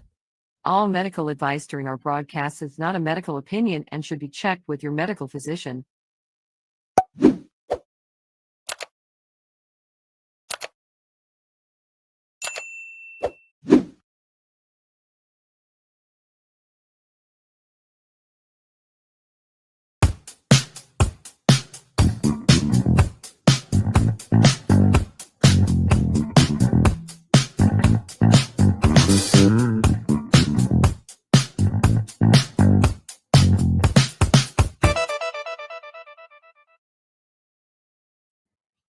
Good Uh-oh. day, July 8th, 2025. Did you catch me nonchalantly trying to look at the date up in the corner because I forgot? I hope nobody noticed. Oh, no. Absolutely beautiful day out here on the West Coast. It has been a few just incredibly awesome scorchers. I have That's to great. say it's been awesome walking at the beach and hanging out and just laying in the sun, letting the old mitochondria get all excited through at a cellular level. By the way, mitochondria like sunlight. How you doing? I'm good. The weather is nowhere near as nice down here. It is gloomy and dreary, and we have some supposed lightning and thunderstorms some point in time today. It be having weather. I was out walking around the woods on Sunday, and yeah, that was great. Well, tell us about the Sunday. Well, a previous guest of ours, Jessica Gavin, came to know. She lives in New Brunswick, Moncton, I believe, and she drove the 4 hours to come down and do a hike, a foraging hike with people. And a friend of hers, Chef Fiona, who's also a forager, prepared an amazing meal. And let me tell you, amazing meal. The only things that she didn't forage were the bread, and then she had some brie and the pasta. Everything else in the meal that she prepared came from the forest. So it was completely foraged. It was absolutely wonderful. So Jessica took us on an amazing walk. We found all kinds of, mushrooms that, I never, never saw before, because I just, I never looked for them. Like, they're this fucking big. That big. This fucking red one that it took up quite a bit of space, but it was only like a little tiny bit, tiny mushrooms. You're muted for some reason. And now you're frozen, I think. Oh, Steve, I think you're frozen. Steve is frozen and muted. But, oh, there he is. He's back, but he's still muted. And he left us. I love it when technology issues happen. Steve is back. It's going to be a technical difficulty day. I'm not sure what happened there. Everything froze, and then it was a big glitch, and now here I am again. Yeah, you were muted, and then you brought your crock up to show all of your thingies on your crock. There's actually a name for those, but I can't remember what they are. Yeah, I was going to say, did it look like this? But then it kind of, for me, it just froze with the crock up there, and I looked and everything was frozen. So yeah, gibbets. They're called gibbets. Those things on your crocks, gibbets. Oh, I just remembered. I have 2 grandchildren that are very into these things. So, well, just so everybody knows, both the crocs and the gibbets were gifted to me. It's not like I ran out and bought a whole batch. Sure, Steve. Oh my. Yeah. So the guest we have on today, we have been trying for weeks, and just things, instead of going like this, just kind of went whoosh. Oh yeah, we had him booked for 1 week. And then I think I was having a bad mental health day. I think then the following week, he couldn't make it. The following week was Canada Day. And now we're here. A month later, 4 weeks, we get to bring him on. And he's a previous guest. We've had him on before. We absolutely adore this guy. Should we bring him on? Should we bring him on? You should do your drum roll, and gentlemen, please welcome to the podcast the one, the only, the host of Just Talking, Justin McCarthy. How you doing, brother? I'm good. How about you guys? Fantastic. Oh, here we Steve go. Froze again. Yeah, it's okay. Steve can freeze up out there on the West Coast, and Yes. we can keep going. Oh, is that what's happening? Is it just my thing locking up? Yeah. Okay. Okay. Yeah. Then I won't sweat too hard when it happens. Our broadband is too stretched out, I guess. You're in BC, I'm in Quebec and Montreal, and you're down in Nova Scotia in the Valley, right? Yeah, we've what you are in Montreal now. Have you moved there? Are you visiting there? Yeah, I am temporarily moved, I guess you could say, a trial and error. No errors, more trial. So it's like a trial run. So Nice. yeah, so I'm trial running it right now till the middle of September. But my intention is to stay here. My hope and my intention is to stay here. Yeah, Montreal's an amazing city. it's the best in Canada. Oh, it's one of my favorites. Absolutely. Right up there with Vancouver. Hmm. Yep. Well, you know, I'm a little partial to that Vancouver one. So. Yeah.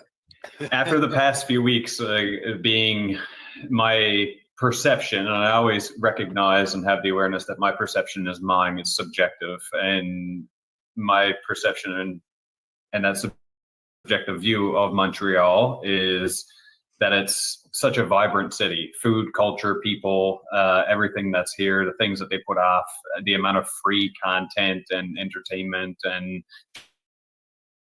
shows to showcase yourself, and it's definitely not been anything less than my perception, maybe more, because the last few weeks I've been going downtown sporadically, 1 or 2 times a week in the last 3 weeks.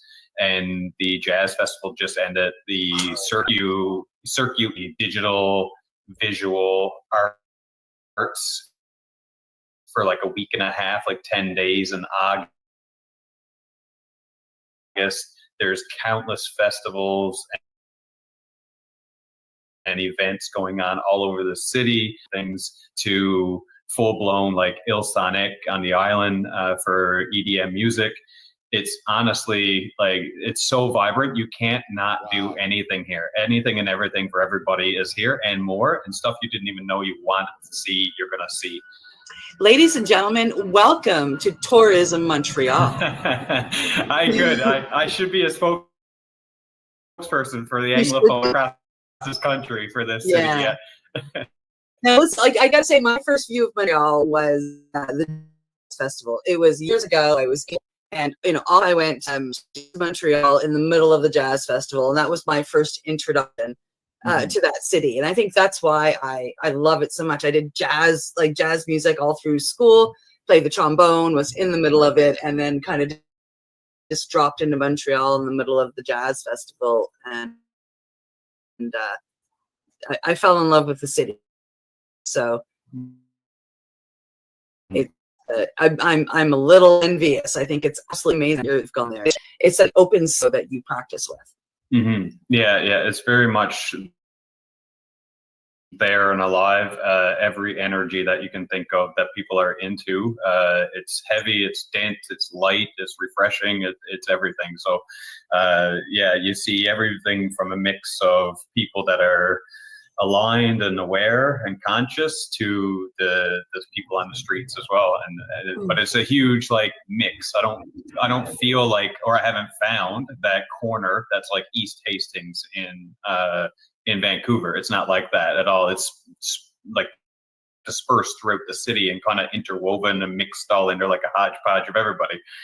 So it's kind of cool to see. Like, I'll be walking through St. Catherine down where they're having the arts and they're having the jazz festival, and you'll see homeless on the street there, and then you'll also see everybody else from all ages and all walks of life intermingled in and around people. It's not like this heavy crack and heroin and meth using in the corner all of a sudden.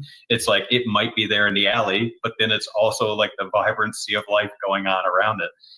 So it's really been cool to watch and to witness all of this without judgment, and just to see the city itself be so vibrant and not hold back on my expectations or perception of what it is. Yeah, there's a lot of great history out in that city as well. I'm assuming. Oh, damn. It's not safe to assume, Steve.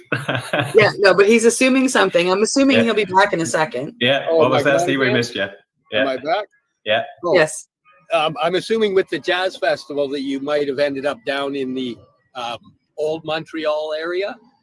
Mm-hmm. Yeah, I did. Down around the port city and that area, there's definitely that huge history that you're talking about, and there's so much to learn. So right now I've just started, and we'll see how far this goes to learn the language itself, the Quebecois, Canadian French, and with that comes like a huge challenge for me to learn. But the depths of conversations that I want to have are beyond the English kind of spoken language. I want to know the native tongue here, and I can get away with this city. Anybody can, with just knowing English and just coming here and speaking English. Most people do, but the depth of conversation that I really want to get into in this province, not just this city, is necessary that I know French, or at least some comprehension of it. So Yes. that's what I'm doing right now, is sort of immersing myself. This is Canada. I'm immersing myself into my own country, into a second language, without having to go abroad. Yeah, that's amazing. Montreal is that tourist town that is you don't have to speak French at all. I mean, you could live there and live your whole life and never have to speak a word of French. Mm-hmm. So yeah, I get that, and I think it's amazing that you're gonna immerse yourself into the French and take the chance and learn that. And when Yeah. you're done, head up to Quebec City, because they don't speak English there. Exactly. When I was there, I found that even attempting to say it in French, which would generally make them laugh anyway, but that would open it so they were more. They would give me the proper stuff in English rather than asking directions to get sent the wrong way because I tried in French. They would actually send me the right way. Yeah, there's something about I've noticed for myself, and again, this isn't I don't want to generalize, but my own interaction with the French population of different French populations within Canada itself. I just spent the last 2 years immersing myself into New Brunswick with the Acadian people, and that level of French, or that side of French, is a very different French as well in comparison to the Quebecois. They're very distinctly different. But there's an essence about French people here in Canada, the Acadian, the Quebecois, and the others. There's something beautiful about it. There's an invitation. There's an openness. There's an essence of energy that I feel very wholesome. And very much like raw, that's there. That's like, we'll say it the way we want to say it, but also we would like to welcome you in to our space if you are not an asshole. Let's say that. Yeah, that's a good way to put it. Wow. Yeah. So I ran into you. God, when did we run into each other? It was last May, wasn't it? Yeah, I think it was the end of May or beginning of June, whenever that wellness in Halifax was. And you had just gotten back not very long before that from Peru. Yeah, that was back for a month and a half, I guess, from that. But yeah, that was my another time down in Peru, leading a retreat to a medicine center that's Terracotta. Expand on that. It was a 8-day, 7-night retreat with ayahuasca. You're pretty much a standard entry-level retreat where you drink ayahuasca 3 times with the Shipibo tradition.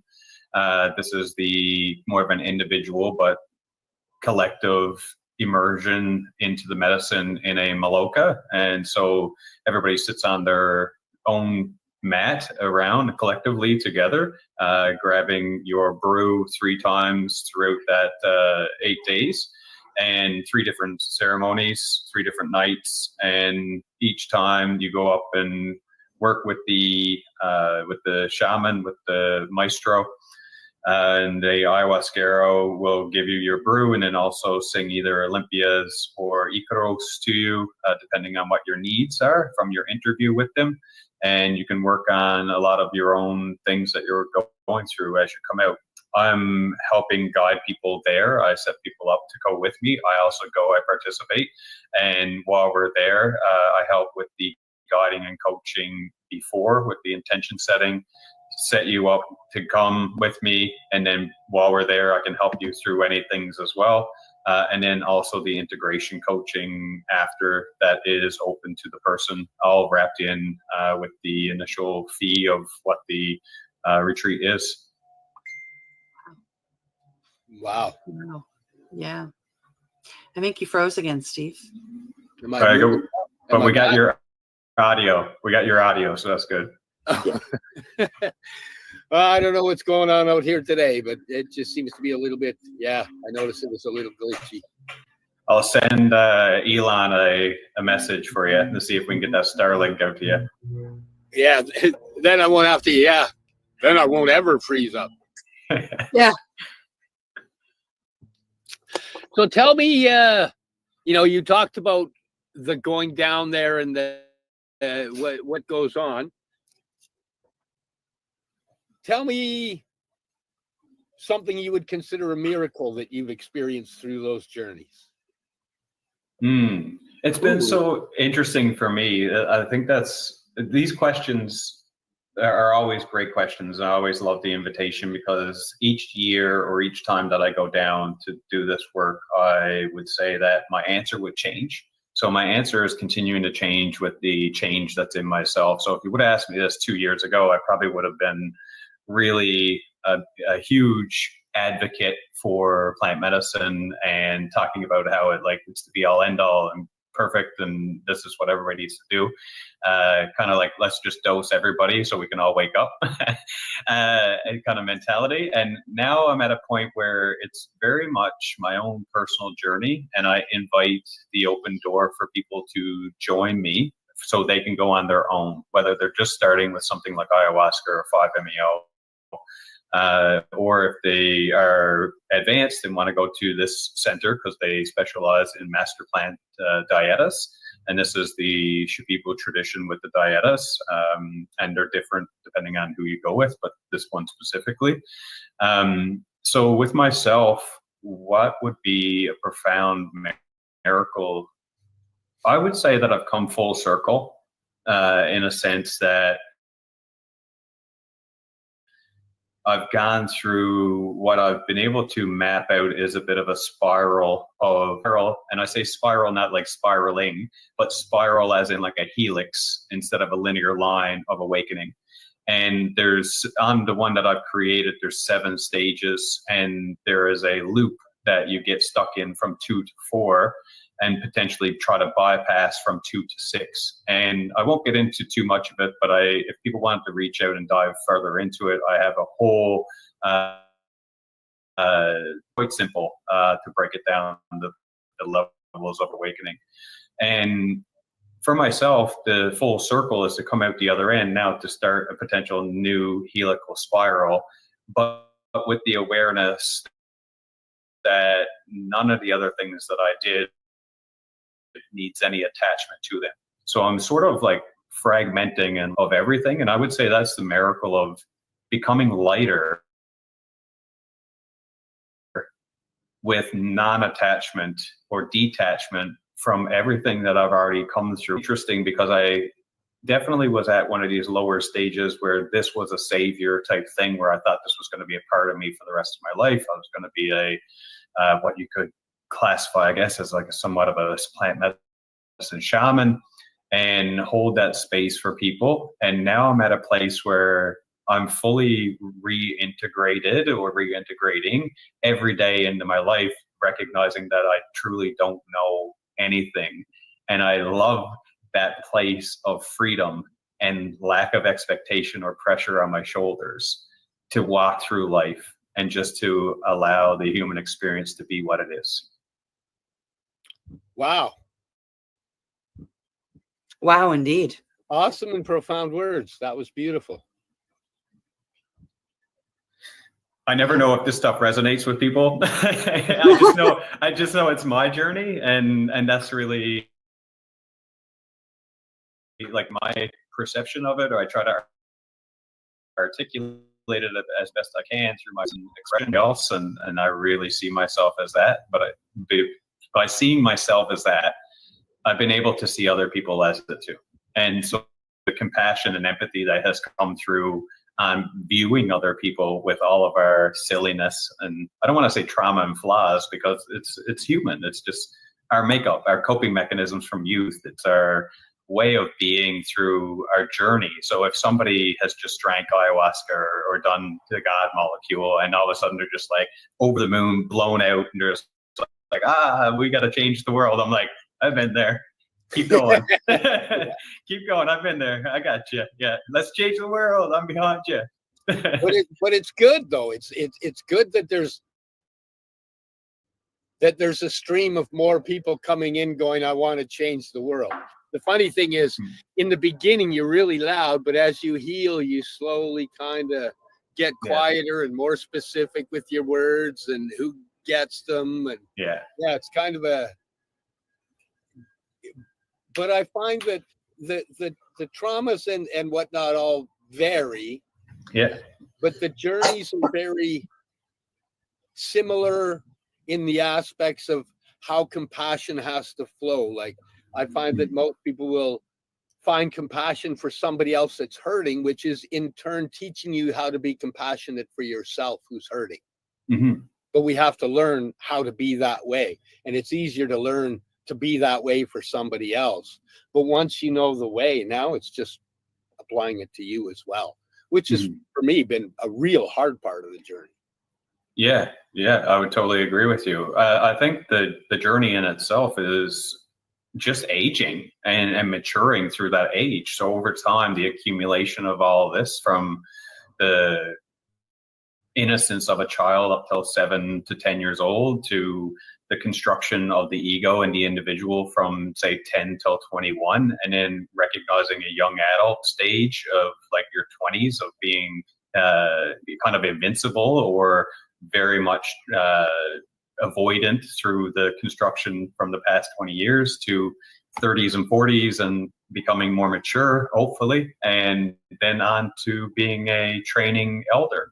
And that's what I've really seen for myself, is this training of being an elder, where you can sit back and just watch the kids play and allow for other people to really just be themselves and be whatever stage they're at in their journey. But like you said, walk that path already. And since you've been down that path, there's nothing to prove. There's nothing to show. So you just witness it all, you observe it all, and hold as little judgment as you can through it. And when people want help or they ask questions, you say, I don't really know, but this is my perspective.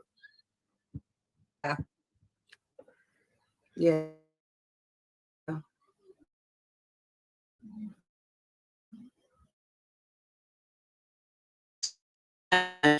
It's and I've been invited onto the board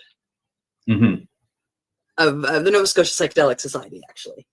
And I am finding that is the exact attitude that I am walking in with. I don't say much unless I'm asked.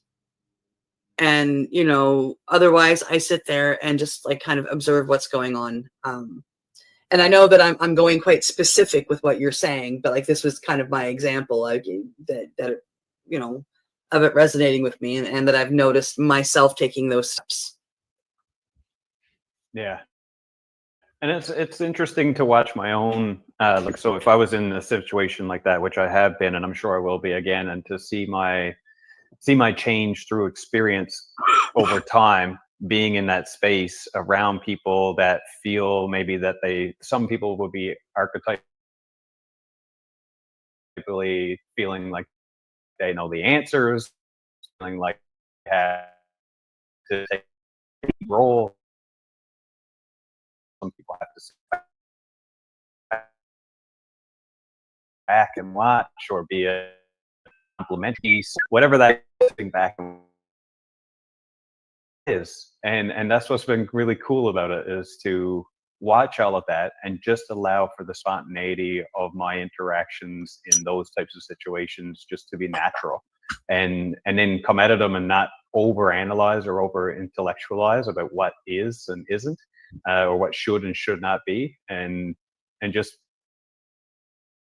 allow it to unfold and be like, well, that was a fun that was a fun scene. Yes, it's easier on the psyche when you just are in the without trying to keep the analytical part. Mm-hmm. Yeah, and that pair of me runs. It continues to run, and that's one thing I've noticed, is that I've gotten to the points where I've wanted to control it and try to turn it off and stop being so analytical. But I know that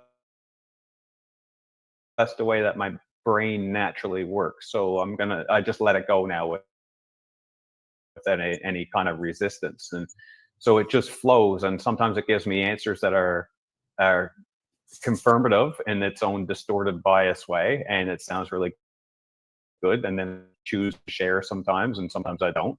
And there's other times that I Justin and just allow him to live this life, because who dictate who Justin is and what he wants to do in this world, and because I have no judgment against him. Yeah. That's awesome, because if you're pulling it to yourself, you pull it to those around you, which means you're leading by example. Right at this moment, we've got to take our break in our sponsor time, so we're gonna get you to hold on for a couple of minutes. We go to a sponsor break, hang out. We'll be right back. You're listening to the Pace Radio Network. 7 p.m. or by chance, check out our flags, our t-shirts, plus our hats, and look of that supply of rolling papers, plus much more. We've got bongs and your favorite herbal vaporizers. Look at all the incense we have, as well as for those who collect knives, check out these knives in our collection. And while you're here, stop in to see Shay at the piercing room, where you can get poked by Shay. Daily deals, check them out. Campbellford Lifestyle Shop, 17 Bridge Street West, Campbellford, Ontario.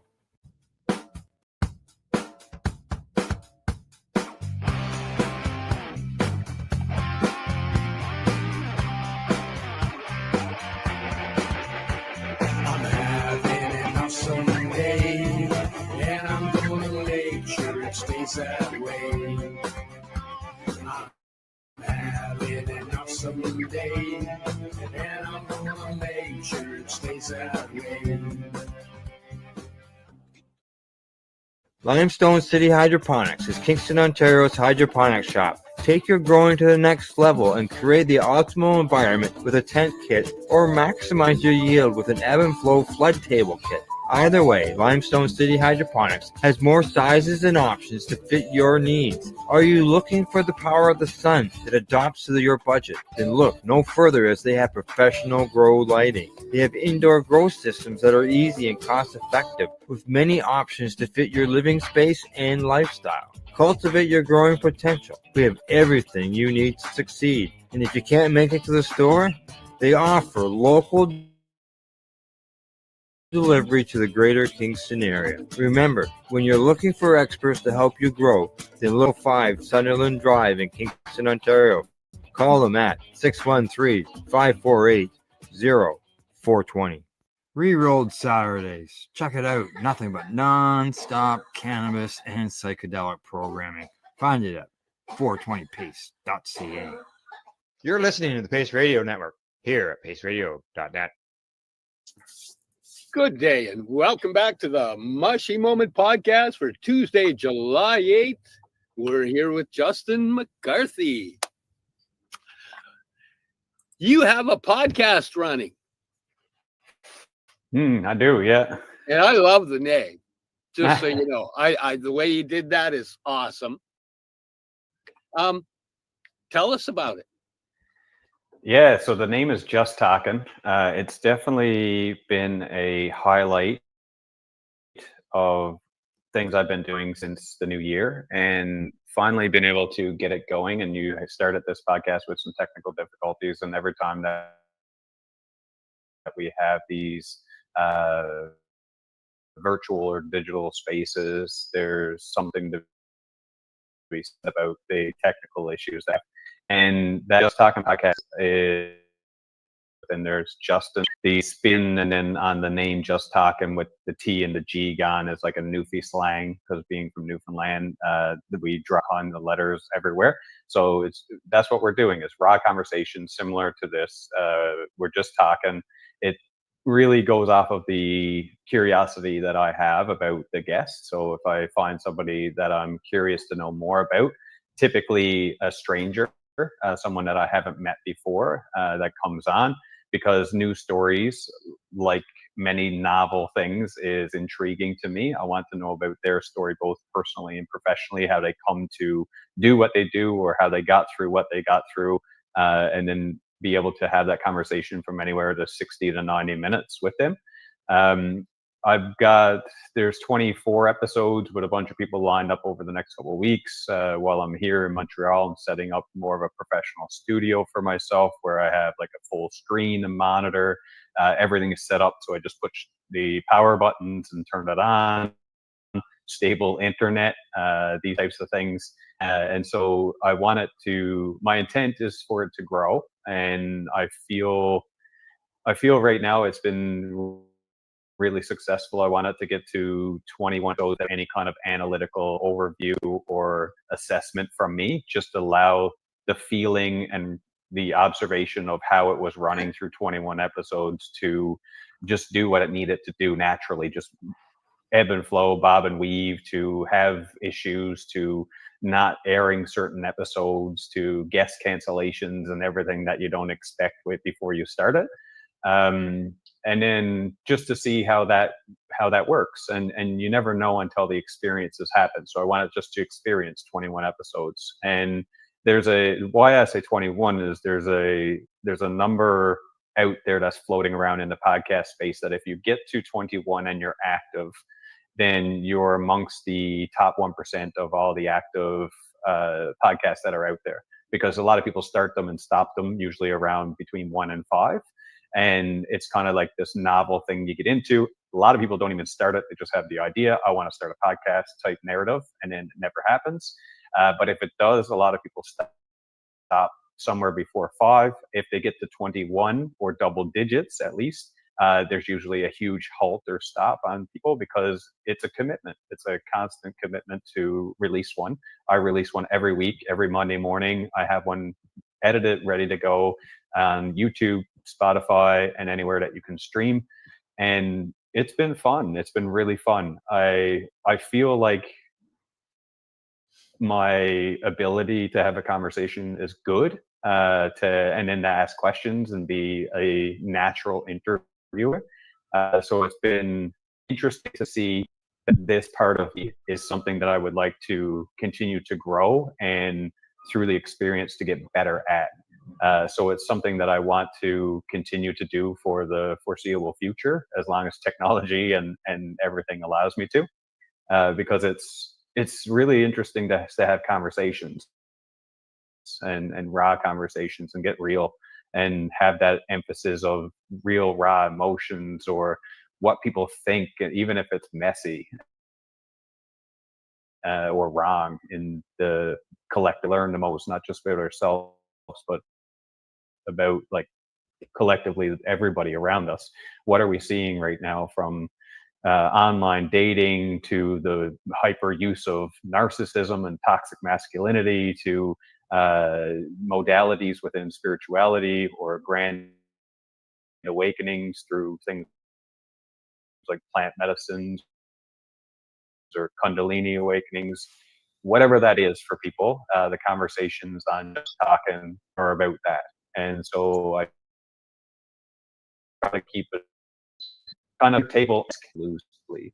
And that's really what it's about. It's about having a broad, general conversation about the guest and what it is that they're doing and what they're into in that point in time in their life. What's the biggest surprise that hit you from when you started podcasting? Oh, great question. Honestly, I turn it back to myself again, not to be self-centered, I guess, but to recognize that there's a part of me that felt that I would be good at this. And obviously there's a self-doubt or a narrative within myself that says, yeah, but everybody's good at something. And, or you're good at it, but how good can you be? Is the stat, is the audience going to be reflective, and the measurement and the metrics going to be reflective of how good you think you are?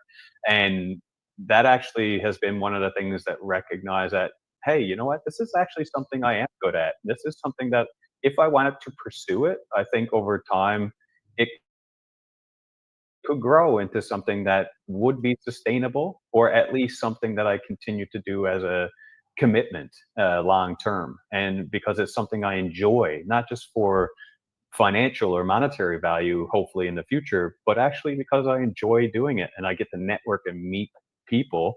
So the conversations that I have, I'm getting to learn more and more and more about different ways that the human experiences this life. And as I start to branch out, because my niche within it is Atlantic Canada, and I do perceive that I will or beyond, I guess, into the world internationally. But for now, I want to keep it within the voices within Atlantic Canada, because that's really where I started with all this, and to highlight what's there already. And so within that, the conversations that I get to have in the meeting are profound. And I think that's the biggest thing is to see in myself that I can do this, and I actually am worthy of doing this. And the other one is the people that I'm meeting are people that I think I'm going to be able to be connected with for a long, long time, that I have conversations with. Wow. Yeah, that's awesome. That's, yeah.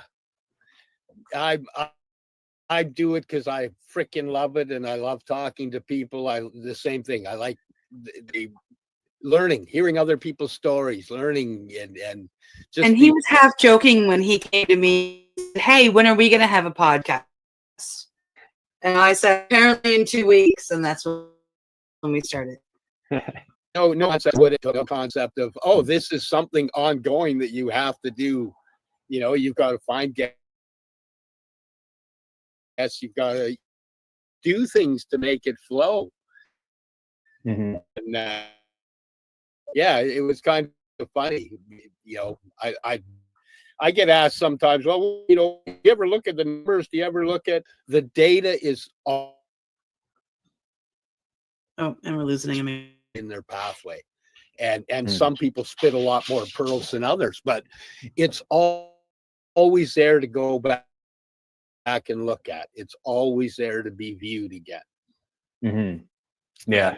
You know, and part of it, I have a grandson as well. Hey, when I'm long gone, I know he can go back and watch me babble lots. Mm.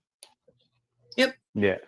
Yeah. And, you know, Steve may not pay attention to the numbers. I do sit and talk with the owner of the network once in a while, just to find out how we're doing. Because, you know, I do understand that we air at a time of day that, you know, not necessarily live viewers are going to be there, but the replays get us. And, you know, we have a number of podcasts that really exciting to have that happen. And, you know, I've had it happen a number of times, both here in Nova Scotia and out in Vancouver, where, you know, I've had somebody walk up to me, you have a podcast. And, yeah.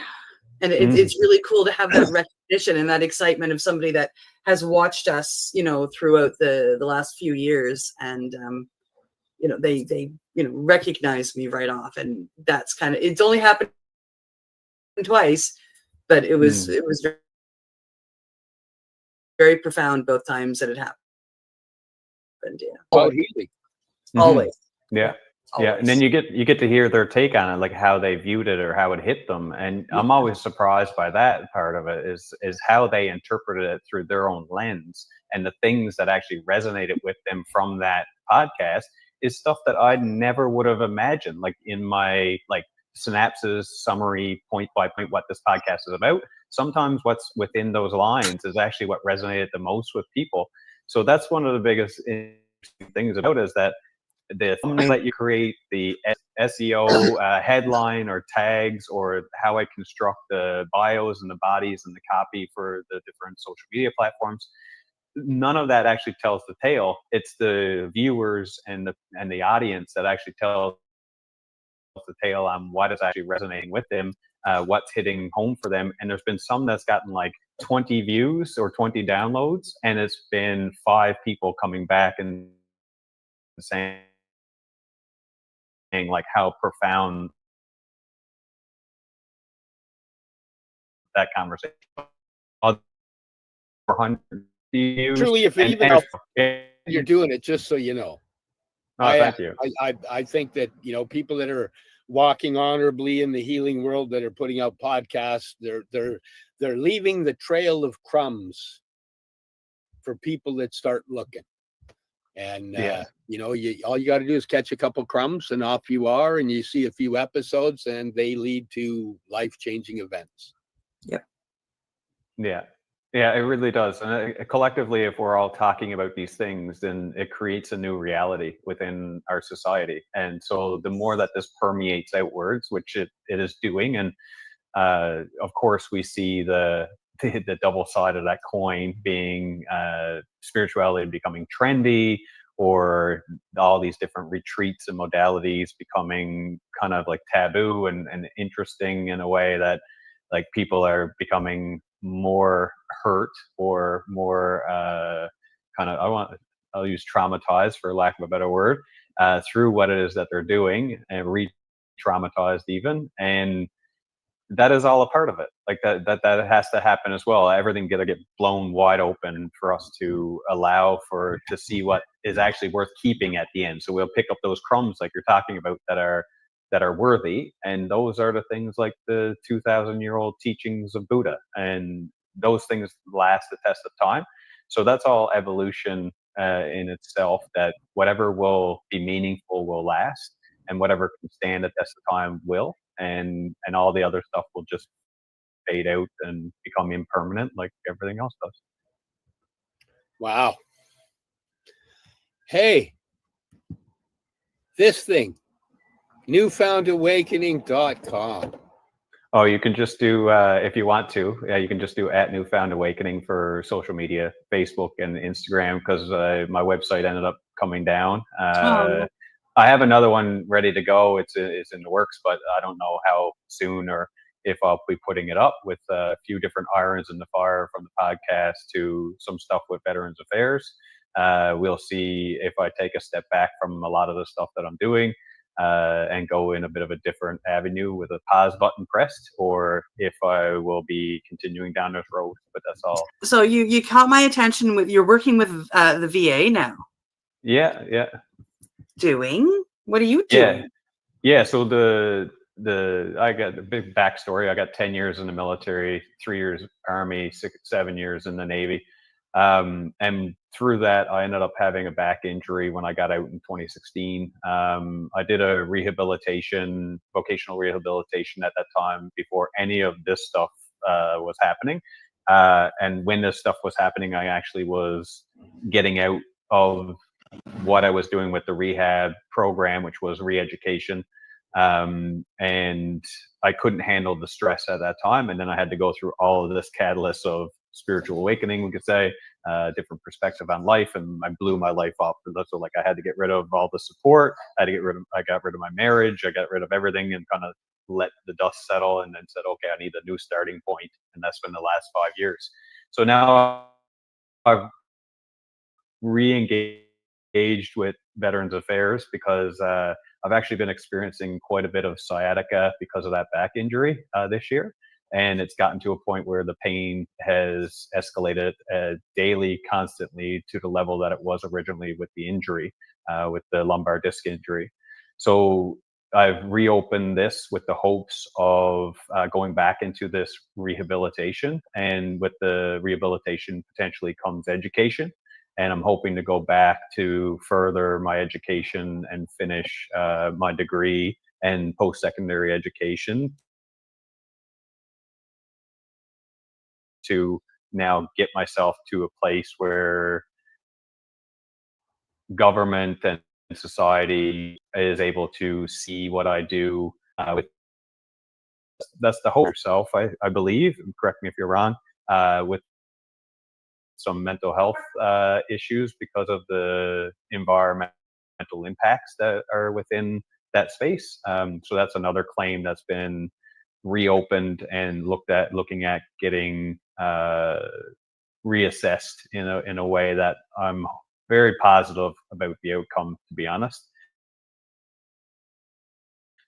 With findings and stuff that's there for the past and from years. So I'm looking at a few of those because that's a part of the thing from this incarnation, this journey that Justin's been on. And I'm looking to reopen a few of those. And if they do, then my identity, I guess you could say, is to go potentially be a veteran again and hopefully a student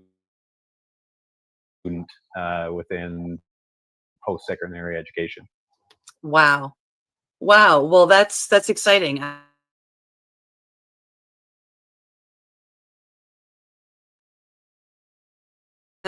But Yes. I definitely right now, with the so many people having their eyes on what are we doing for our veterans, I see positive outcomes for what you're shooting for. And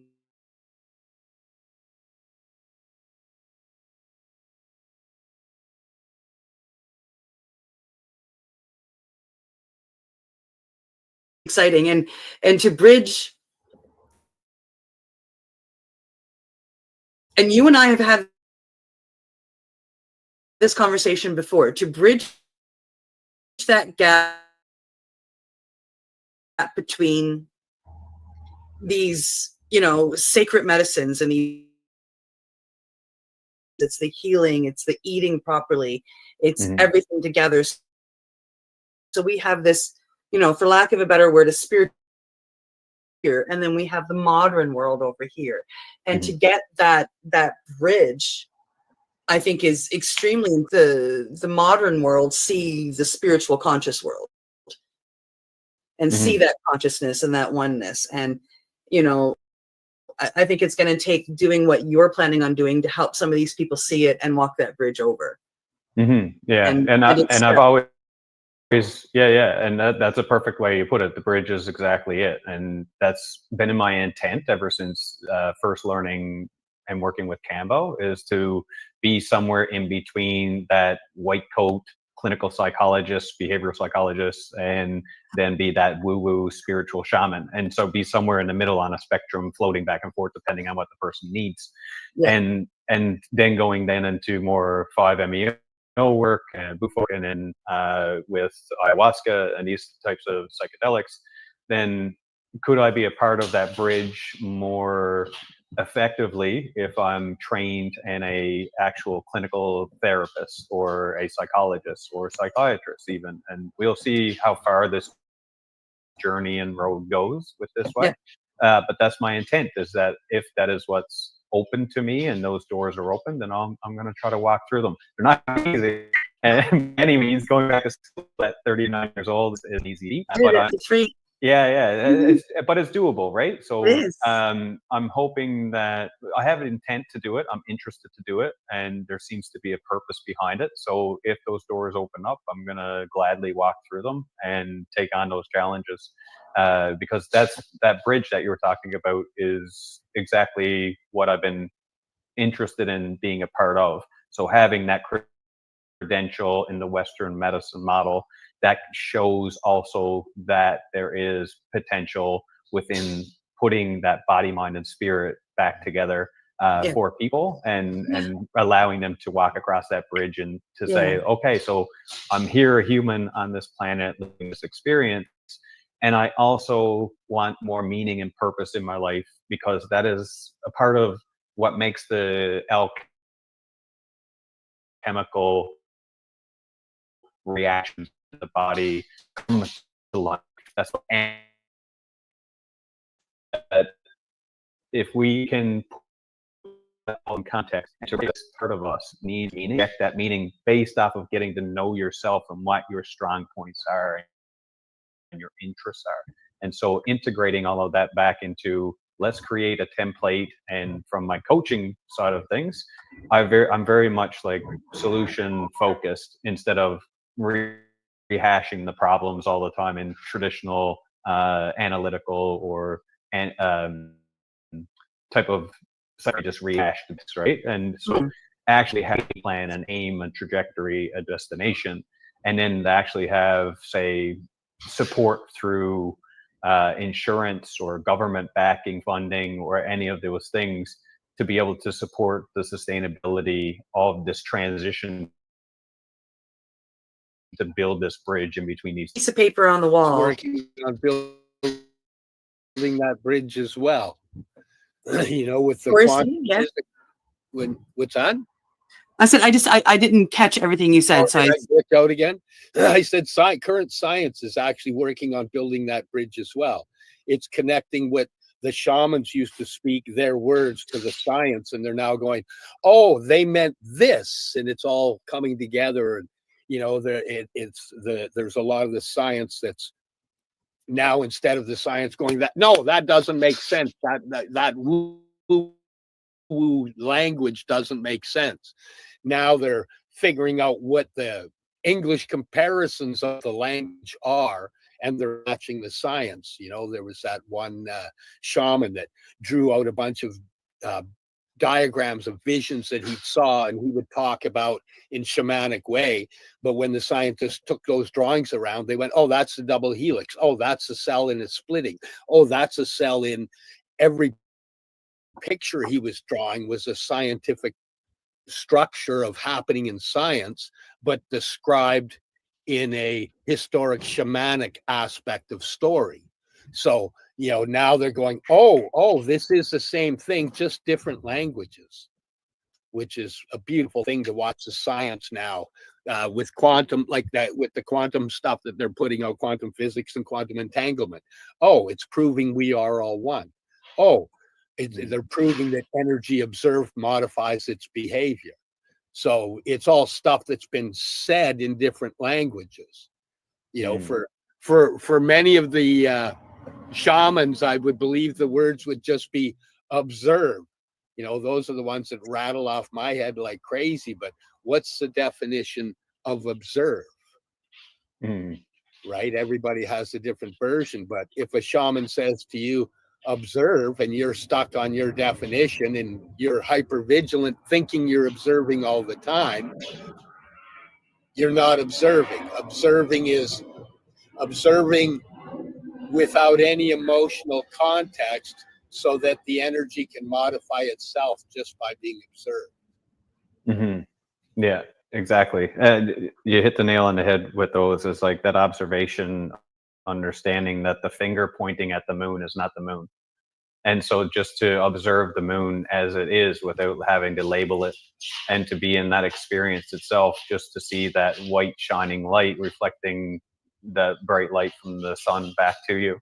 And that, it's interesting to get to that point. Like Rumi quotes that quite a bit and talks about that in his esoteric type poetry. And something that you end up talking about that quantum side of things is that we look at the microcosm and the macrocosm being an expression of itself, and it's the same all the way down microscopically all the way to the macro, and it changes its trajectory or its way of being based on observation, and that's the split test. And that's a really interesting test, because when you put it that way, we recognize that through our own psychological and interesting validation of things, is that we act a certain way depending on observation of ourselves. So if somebody observes, say, a child, and they're watching a kid, and then they say, mom, look at me, or without saying, mom, look at me, they end up doing something more risky, or they end up doing something more courageous or adventurous. We do this based off of people observing us. So that's why people are making TikTok videos today, and the validation that comes out, it's natural. It's natural to want to be validated. And now there's an inauthenticity. I'll say this with a grain of salt. It's like not all of it is authentic. It comes from a place of what we could say wounding, and this need for validation because of mother and father wounds. But it's still all is a part of the human experience, which is awesome. But I love that you referenced the quantum side of things and all the other things too. Sorry, I have a loud plane flying over right now. Whenever he goes muted, it's because he's right under the flight path. Flying over.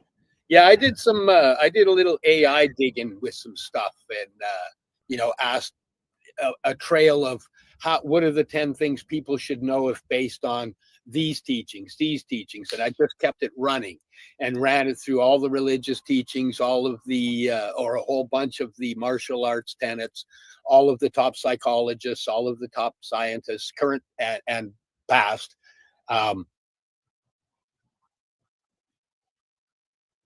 And one, including what is some of the latest stuff we've learned from CERN and the quantum experiments. And one of the big things that it gave me was it said, well, because humans are interdimensional beings, they have the ability to, but that was the key part that grabbed me, because I've tried to ask AI about other things, and if it says there's no scientific backing, etc., to back it, it won't give me the data.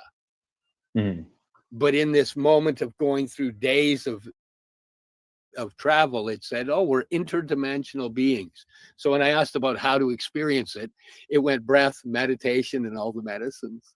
It was pretty interesting. But apparently we're coming up to that time. So you got like 30 seconds. What do you want people to know? Just get out there and live the experience itself. That's the biggest thing I can say to anybody is that if you're searching, whatever stage you're at is where you're supposed to be. And so just live it. Just go into it. If it hurts, it hurts. If it's fun and enjoyable, it's fun and enjoyable. If it's heartbreak right now, it's heartbreak. It's meant to be that. And so try not to push away what it is that you're going through right now so forcefully, but just embrace it, and to be able to say, this needs to happen, and it will. It has been amazing to have you on again, Justin. I always enjoy chatting with you, listening to you talk. It was so good to see you at the wellness show, even if it was only for a few moments. I'm super excited for your chapter in life that you're living in Montreal and immersing yourself into, Quebecois French language and expanding that way.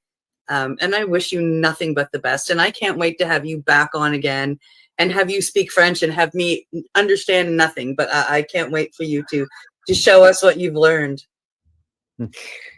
Yes, it has been an absolute honor to have you back on, my friend. Thank you. Thanks for having me again. Yeah, I appreciate it. Hey, everybody, it's time for us to say goodbye. So thank you, Justin. Thank you, Cindy. Thank you, everybody that watches this podcast. Much love. We'll see you next week. You're listening to the Pace Radio Network here at paceradio.net. The opinions of the individuals during this broadcast are their own and may not be the opinions of their group or other organizations they may be involved with. All medical advice during our broadcast is not a medical opinion and should be checked with your medical physician. Enjoy the buzz of legalization with Campbellford Lifestyle Shop. From lights to plant nutrients, books, consumption accessories, and more, we've got all your basics to grow or consume cannabis. Visit our info center or take a look at our piercing services and body jewelry, now available in-store through Campbellford Lifestyle Shop, 17 Bridge Street West, Campbellford. Limestone City Hydroponics is Kingston, Ontario's hydroponics shop. Take your growing to the next level and create the optimal environment with a tent kit, or maximize your yield with an ebb and flow flood table kit. Either way, Limestone City Hydroponics has more sizes and options to fit your needs. Are you looking for the power of the sun that adapts to your budget? Then look no further, as they have professional grow lighting. They have indoor grow systems that are easy and cost effective, with many options to fit your living space and lifestyle. Cultivate your growing potential. We have everything you need to succeed. And if you can't make it to the store, they offer local delivery to the greater Kingston area. Remember, when you're looking for experts to help you grow, then look no further than the locally owned Limestone City Hydroponics, 105 Sunderland Drive in Kingston, Ontario. Call them at 613-548-0420. We are people advocating cannabis education here at paceradio.net. You're watching the 420 Pace, found at 420pace.ca. Stay tuned. We'll be right back after this toke.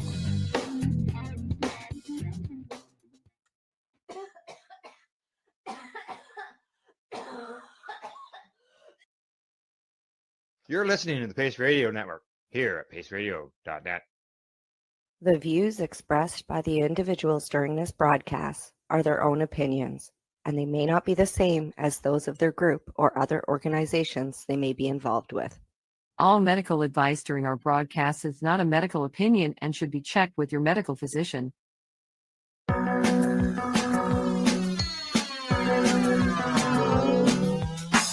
Look at all that money, yeah, the money that they spend. Take another look now and take some time for him. No cut trees for paper, cause it hurts the environment. Stop deforestation, yeah, it's time for hemp. Oh, an acre of hemp makes 20 barrels of oil. No need for pesticides to poison all our soil. People got no food, they got no clothes, they got no rest. Well, it's time for hemp. Whoa, hey, glad you could drop by.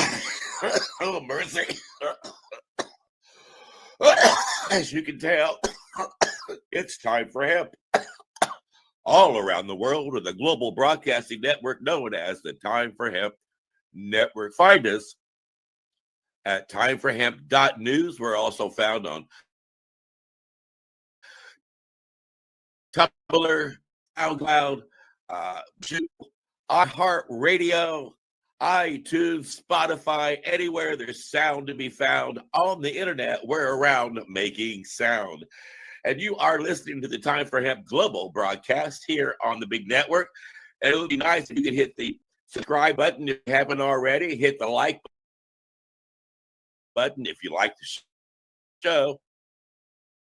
And share it with friends. We are ending hemp prohibition all around. We are lucky that we can have a hemp industry here in America. And I know they have a great hemp industry up in Canada as well, but there are some places on the planet where they cannot utilize this fantastic plant for all the wonderful things that it can be utilized for. So as long as that problem persists, we will always be taking Time for Hemp. On the broadcast, we also have a couple of great joint hosts. Don't forget, anytime you hear the word joint on the big broadcast, we ask that you hit your pipes, your vaporizers, your bongs, your joints, and take Time for Hemp. And with that said, I'm going to take some time for hemp, but I introduce my joint host, Al Graham, up from Canando. That's a great place up above America right now. They've been leading the way in the hemp industry for a long time. And I do believe that Canada had a hemp industry about 10 years or longer before America got back to planting this valuable seed. Is that right, Al? Yes, we've had a legal industry anyways, legal-wise. Medically, we've had a medical legal system for 21, 22 years now, even actually 23 years now. But as far as recreationally, we've had it since 2018. And just so you know, even though it's been legal here in Canada since 2018, there are some places where people cannot grow their 4 plants, and that is like this because the provinces have their own rules. And it was just announced the other day that the province of Manitoba, starting the May the 1st, so in a week's time, will be able to grow 4 cannabis plants at their home. Nice. Yes, it's good to see them join most of us. We still have one province that is holding out, but Manitoba is joining us, which is good. And I guess that's why you've been busy doing a thing called the PACE Network. Isn't that right?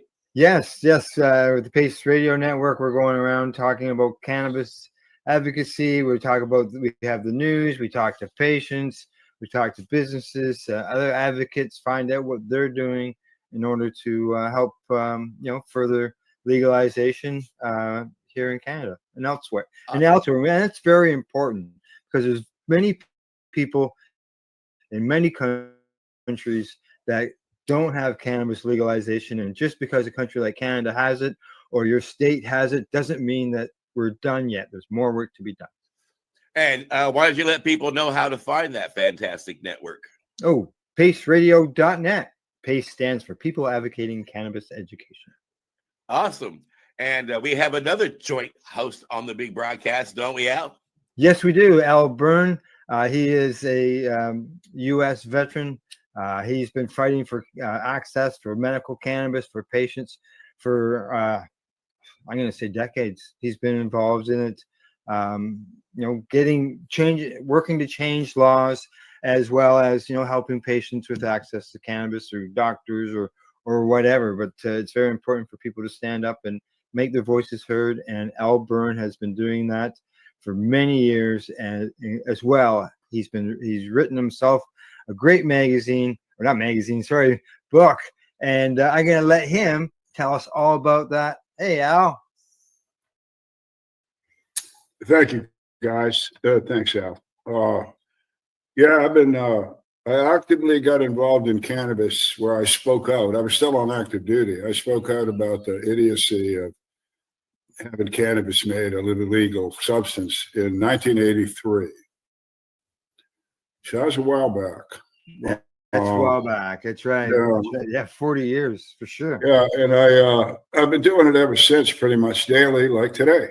And I wrote a book. If you can read it there, it's called For Country and Cannabis, and it basically is a 40-year history, if you will, a narrative of medical cannabis in my experience. How did I interface with this plant in the Navy? I ran the National Organization for the Reform of Marijuana Laws for a few years. What happened there? Veterans for Medical Cannabis Access. I started that organization, which eventually got the VHA, the Veterans Health Administration in the United States, to declare that cannabis was a medicine and that veterans could use it within their therapeutic protocol. That happened 15 years ago, almost July of 2010. And so that's what the book is about. It's telling these stories, how cannabis as a medicine came from an unknown category. No one in 1983 was talking about medical cannabis, or even if you want to say marijuana, medical marijuana. It didn't come up. Now it's everywhere. How did that happen? The book tells you. And what it does is it describes things. There's a lot of education there. That's where Al Graham and I really work together, and Casper. All three of us, whatever you think of us, you can call us activists and advocates. I think of us as educators. We have produced information constantly for years, decades, that has never, ever been challenged. I used to stand up at my conferences when I would address the opening of accredited conferences for patients at a time. And I think I said it in virtually every conference we had, dozens of them. I said, what you're going to hear here is real science, not political science. And nobody's going to say anything here, and nobody ever questioned one sentence, one word that has ever been spoken at a patients at a time conference. Never has. So you think about that. Years and years of putting out medical cannabis education, and the United States government is speechless. And it's all in the book. Now, also in the book is people. Who did this? How did they do it? Well, one of these guys is the guy we're going to interview here in a couple of minutes, Carl Olson from Iowa. Carl's been in this thing about as long as I have. He has a different take on what he's about. I've always been, I'm into hemp and I'm into legalization, don't get me wrong, but my expertise and where I put all my energy is in the medical aspect, therapeutic, use for patients. Carl's a religious guy, and I'm going to let him tell you his story. But his take today, he's going to concentrate on, I hope he's going to concentrate on his journey, which is decades long, on how to get the United States government to recognize cannabis as a medicine in his religion. And so with that, I want you guys to meet an old buddy of mine. We've worked together for years and years on different stuff. Carl Olson. I think he sits in Iowa. I think you're still there. I know you worked there for years, but you've changed jobs. Carl, welcome. Thanks, Al. Yeah, I'm in Iowa. Yeah, we share a lot of common history. I went through the 60s and was like a hippie and got involved with cannabis around the late 60s. And so right about that time, the Supreme Court threw out the law and Leary case on the tax stamp, and these Controlled Substances Acts were created. And the first thing that happened was a commission that did a study and said it should be decriminalized for personal use, and it should only be discouraged for commercial use. That personal use and sharing should be totally non-criminal. So we soon saw a rapid deterioration from there. Congress just went crazy on reefer madness, and so that got buried in history. And then in all these cases that I was involved in with the Coptic Church, that was between 1970 and 1980, and then the appeals went through 1990. During that time, we've always felt that all use is medical use. You've heard that. Religious use is like treating yourself right. So it's medical, however you want to look at it. There's no doubt that attitude has a lot to do with healing. And that's what religious use is all about. But and it doesn't discount medical use. It just figures, hey, if you want to use it for medicine, you use it for that. It's a plant. So through all of this, I met Bob Randall, became a witness at our trial, and then when I went to prison, I joined the normal rescheduling petition. And in 1988, my name was on the cover of Judge Young's decision saying that marijuana in its natural form is one of the safest therapeutically active substances known to man. So through this, George McMahon and Barbara Douglas connected with me somehow here in Iowa, and we started Iowans for Medical Marijuana. And then I think I got to know you through George and Barbara, possibly. That might have been the connection. It could have been Bob Randall, but I think it was probably George and Probably all of the Barbara. above. Probably all of the above. Yeah. Yeah. So we started lobbying for. Okay, so they're on this federal program. So this is 1990. So we're getting. Well, now wait. Just wait for just a minute. You've passed a major milestone Probably. in cannabis history. First of all, I was able to meet you through Jack Hare and Bob Randall. Yeah. But one thing that blew me out of the water when you've been a guest on the Time for Hemp Global Broadcasting Network all around the world quite a few times in the past. Yeah. And one of the things that blew me out of the water when I first learned about you was that your drug bust, I hate to use the word drugs, but your cannabis bust, I think up until that time, it was the largest bust in American history, wasn't it? Yeah, it could have been. I don't know. We were down there in Miami getting prosecuted at the Black Tuna Gang, but I think we had to be. We were huge anyway. So that So the remarkable thing about that is that was just one bust. There was multiple multi-ton busts. So I just happened to get busted in one of them. And no evidence, no weapons, no violence, no victims.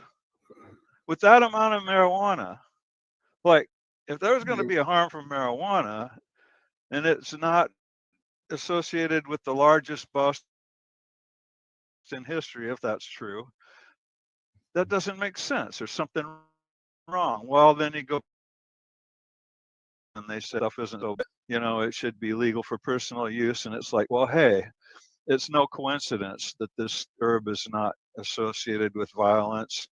That was well known for a long time. It just shows you the power of propaganda to vilify something and for exploitation, you know, keep the slaves under control. But anyway, let me just interrupt for the audience. Correct me if I'm wrong, Carl, but the Coptic Church, folks, is probably better known to a lot of you as Rastafarians, a more common name, and that whole church has, from its inception, used cannabis as a sacrament. Just and one of the objections to us, of course, is that, well, it's a drug. You're using a drug as a sacrament. Well, I grew up as a Catholic. I went through 16 years of Catholic education. Yeah. And I had to go to Mass, right, on Sunday. Yeah. It was required. And every time I went to Mass for all those years when I was a child, the priest on the altar was drinking alcohol. Yeah. Well, you know, the difference between the alcohol sacrament and the cannabis sacrament is the alcohol sacrament is a substitute. It's a symbolic blood of Christ. Right. Coptics and Rastafarians, I believe this is true. I don't want to speak for all of them, but believe that cannabis is the blood of Christ, because how do the four of us even know each other? What do we all have in common? Cannabis. Yeah, it's so obvious. It's a sacrament. Yeah. It's a real thing. Yeah. And it doesn't deaden you out. It intensifies. It brings out your spirit more. Well, that is a hell of a difference. But I was just trying to make the legal argument, really, that hey, if you're gonna say that you can't use a drug in a ceremony of the church, well, you're doing it. And of course, there's the example of peyote in certain North American culture. That peyote is a sacrament, and they're allowed to use it. Am I right there, Carl? Yeah. So in all of my cases, I happen to live in a state that has a peyote exemption, and so between state and federal, I've never had a criminal case that didn't involve an equal protection claim with a sacramental use of peyote, saying that wasn't fair. So the way it all ended up is they said cannabis is more popular, so it's a bigger problem. Well, now I got another thing that I want to point out here too, and I'm curious as to how this is progressing for you in your life, or as Dr. Phil would say, how's that working for you? When I tell the audience, anytime you hear the word joint on the big broadcast, please hit your pipes, your bongs, and your vaporizers and take time for hemp. Seamless plug there. But somebody who cannot do that, or at least will not do that, unless I'm mistaken, has not changed his path, is Carl Olson. Isn't that right? You know, you don't hit it because you don't want to be a walking conundrum when you walk into court. Yeah, exactly. So I exhausted my appeals in 1990, and I just told you the ruling was that cannabis is more popular, so law enforcement spends more time. It takes up more of their time than peyote does. So when I got that ruling, I thought there was no way I could win a legal case again, because that was the U.S. Supreme Court, and I'd exhausted that argument. So I decided to become an activist, and I was with George McMahon one day, and I told him, hey, you know, George, I'm going to quit using cannabis. So George is dead now, passed on, but he would remember that day. And so I just did that. I said, hey, you and Barbara are legal. you're illegal under state and federal law. If I stop using it, I become legal under state and federal law. We can go around and educate people. So we started holding rallies at the Capitol, and we get a permit from the state Capitol building saying these people can smoke marijuana on the steps of the Capitol, get it in writing so that we had evidence to show people. And then they would proceed to do that, and we'd get publicity. And we had another guy, Lad Huffman, that had applied for the program the same time as Barbara, who was denied and had MS just like she did. And there was just something, forgot to dot an I or cross a T or something made the difference between him getting the medicine and her getting it. So we did all of that, and then we got a bill in '83, I think it was. I'm sorry, '93. We got a bill in '93 from the Senate, 50-0, to allow patients to grow this at home, and then it died in the. They took that out and said no, it had to be confiscated, and then it went to the House, and they said there's no way we're going to give confiscated grass to medical patients, so it died there. So I kind of got discouraged, and then we saw California come online in '96, and so then I started working with patients out of time, and I became the state director for Normal, and I was thinking that Normal, in '92 I became the state director for Normal for 10 or 11 years, and it was my thinking we could direct Normal to take a completely medical focus. And so Al knows from in his book that I was in communication with him by then, and there was a lot of controversy in Normal about what direction Normal would go. So I just decided to take the state chapter in that direction. And then you've got Gonzalez versus Raich comes out and says that you don't have the right to homegrown in California after it was legalized there for medical use. And then we had a ruling like that in Iowa the same year from a guy named Bonnier, and he had cancer, and they busted him for homegrown and wouldn't allow the medical necessity defense because of that Raich case. But in there they said, well, if it was medicine, the Board of Pharmacy would say so. And I thought, aha. So George and Barbara and I incorporated and petitioned the pharmacy board to recognize the medical value. Patients Out of Time, Al's group wrote a tremendous catalog of medical stuff, and Marijuana Policy Project helped with that. Drug Policy Alliance helped with it. Normal helped with it. Anyway, we got experts from all over the world. The pharmacy board took it seriously, held 4 public hearings in 4 cities, 8 hours each, certified court reporter. And we knocked it out of the ballpark. They recommended it be reclassified and that Iowa establish a program, and the legislature just rejected that. But was it Tammy Rickert and May Nutt also involved with some of your work? No, I know who they are, but I don't think so. I attended every one of those 8 hearings and testified at 4 hearings and testified at them, and I've got the transcripts of all of them. So if they were involved, it would be in there somewhere. That's great. They were pretty active in that field, so I was thinking that you all worked together on a couple of projects. My bad. Didn't mean to interrupt. I'll let Al Byrne go on with the next question. Over my time, I've shifted from a federal focus to a state focus because I think the state has leverage at the federal level that it's not using properly. Let me just interrupt here for our audience. Carl has mentioned some names: Barbara Douglas, George McMahon. Both of them are gone now.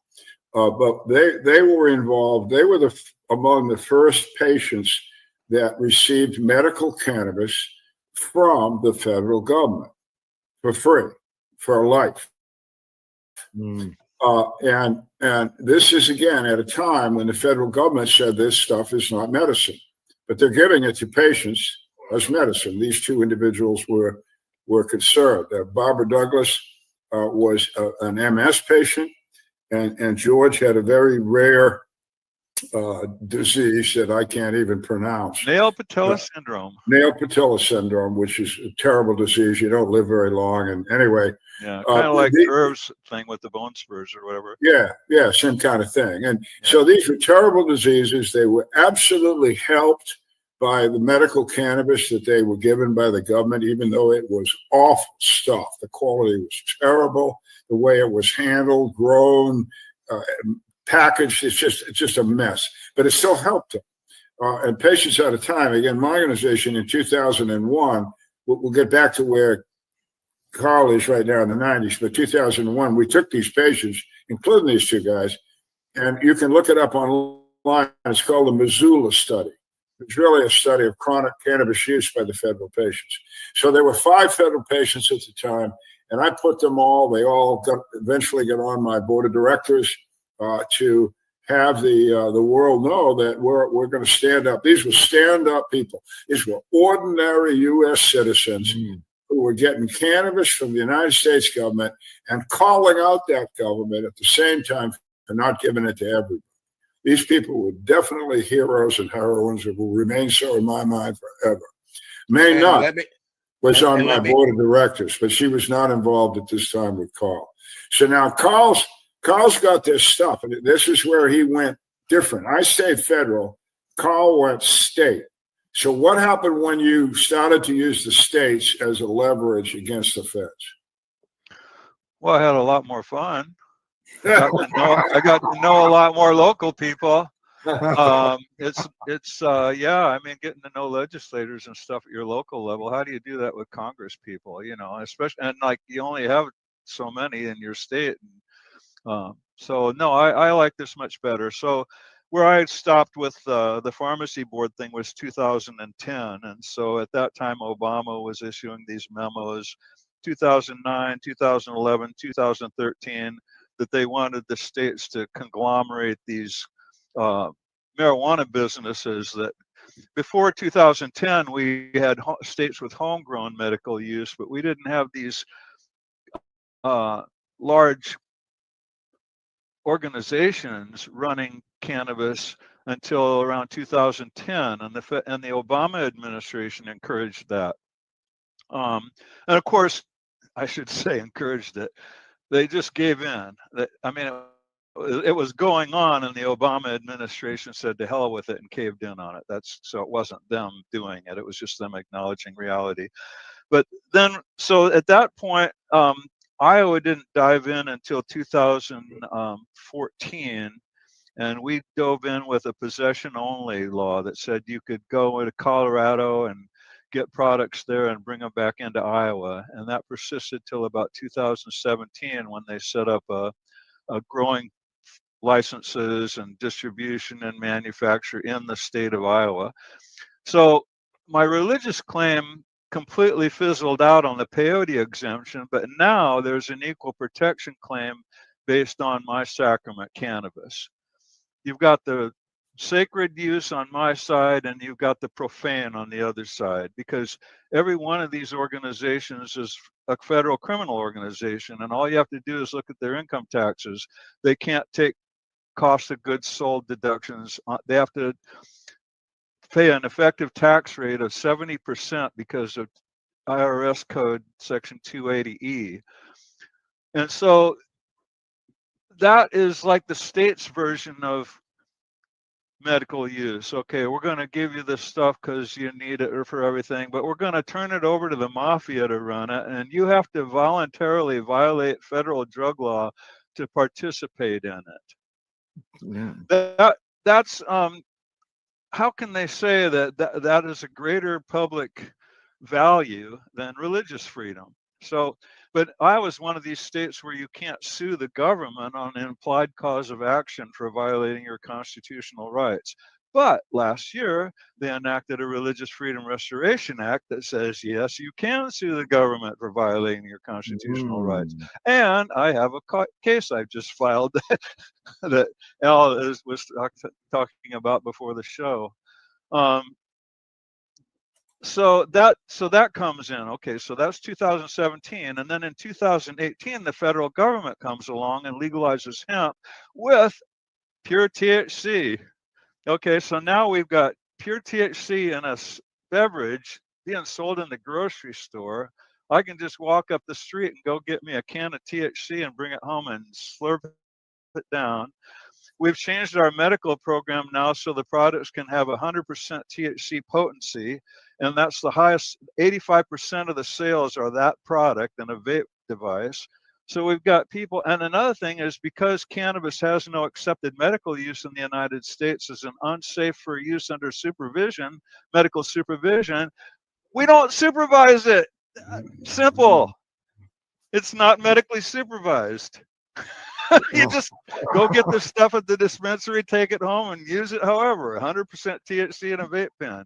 All right, now my question now is, all this time you said that you would not be participating in the utilization of any type of cannabis, so that you would not be a walking conundrum when you walked into court. That was a fucking mouthful. A question. That's it, though. You got it. Thank you. My question for you right now is: do you come to get yourself a big on THC and slurp it down? Do you stroll in and get a vape pen? Yeah, but it's so weird. I mean, it's distilled or something. I don't even know how they make it. Okay, I mean, you wouldn't. It doesn't look like a plant material. It's some kind of stuff that's a waste byproduct of hemp production. They put it in steel barrels and sell it as THC distillate. And then they inject that into stuff. And so, yeah, I've used this stuff, but man, that is a weird way to get high. I mean, it doesn't have all the other stuff the plant has in it. It's just in a, like, who knows where it's been or what. I mean, I suppose there's some safety regulations, but the only thing I can tell you is that you can feel it. I mean, it brought back memories like 35 years since I'd felt that feeling.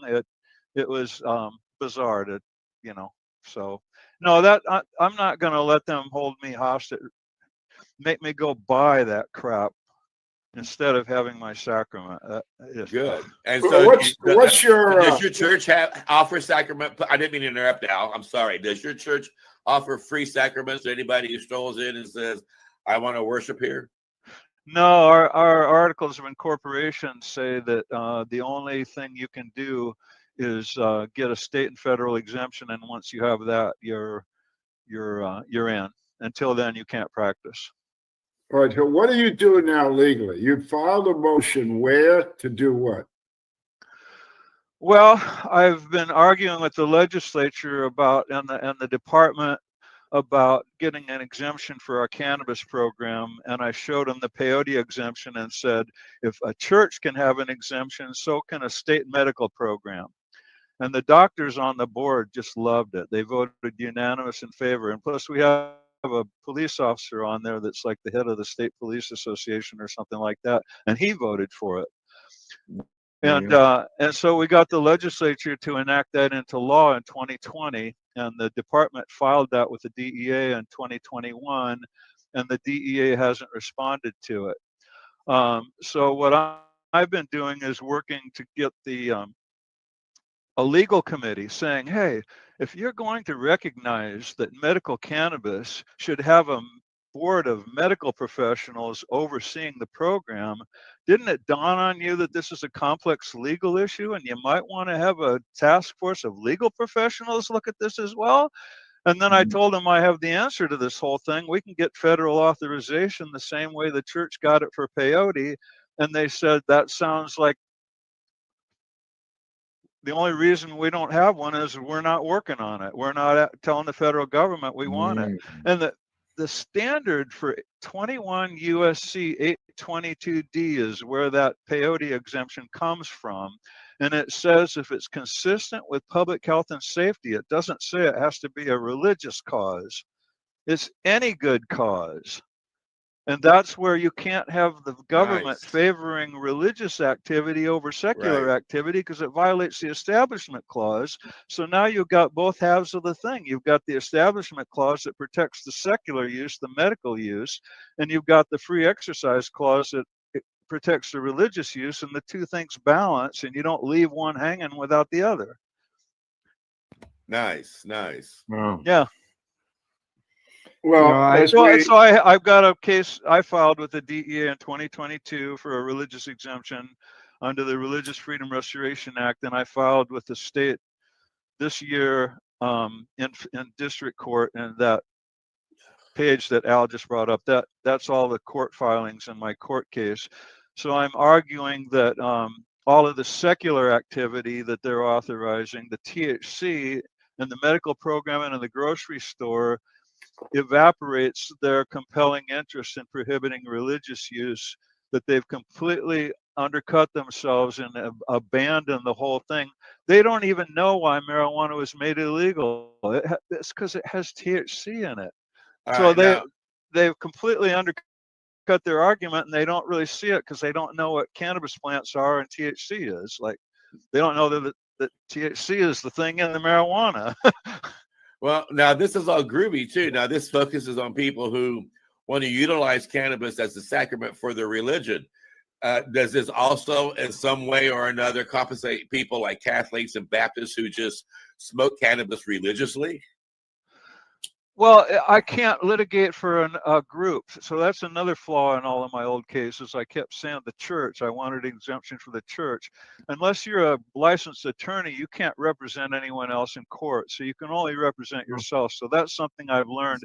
So the question would be is, if I win this case, would it open the door to somebody else obtaining a religious exemption? And it's like, well, in theory, I suppose, would they have to work as hard at it as I have, or would it be easier for them? Or like, how would they establish that this wasn't something they just made up on the spot because they heard about my successful decision? And then, how would they weave it into the practice of their church? In theory, what you said, I would agree that anybody that goes in and says, I'm using this religiously, and if they ask them, well, when did you start doing that? Say 1 minute ago, that's a valid claim, in my opinion. Don't you think? I mean, who should be able to tell you that you don't have religious freedom at any point in your life, at any time? But anybody who knows me well will know that I began smoking this religiously when I hit 16 and found my first bag. That's what I said. What is the thing that we all have in common? I just want to back up a little bit. You mentioned something there about representation and how you can represent yourself. And so I'm listening to talk about all these court fights and the federal fights and stuff. And I thought to myself, geez, is this guy got training as a lawyer, or is he just somebody who's so dedicated to this that you've gone out and educated yourself and you sound like a lawyer, like as far as professionally being able to do all this? What happened is that I was on parole in Iowa, and I went to live in Miami at the church headquarters, and that was where all the attorneys came through there. Ramsey Clark was one of our attorneys. Bob Randall is one of our witnesses. So I just met a whole ton of people with expert witnesses and lawyers. And so I sat there and I thought, there's no amount of money in this world that can buy a good legal defense. You really have to tell your lawyer what to do. Your lawyer can't tell you what to do. It's your life. And the lawyer's representing you. The lawyer has to just be technical. The lawyer can't be thinking up your case for you. So, and then I thought, this just isn't being done right. We're throwing all this money at these lawyers and saying, you guys figure it out. Now, we thought the First Amendment was no harm, no foul. So we thought the First Amendment was like, if you can't show anybody injured by this, then it's protected by religious freedom because there's no harm. You can't deny religious freedom. But to my surprise, we've become such a heavy regulatory state, or what I'm trying to say, the government has become so complicated that just doesn't work anymore. So there's a substantial deference to the legislature by the courts that keeps growing and growing because they don't want the government to break down. And another thing is these judges just can't, anyway, the technicality of the whole thing. So in theory, you might think the First Amendment would do it, but you have a much better argument if you can show the government is mistreating you because of some other activity that they're allowing, and then saying you can't do the same thing or something similar to it. So that's why now I have such a better case, because I've got more substance to work with.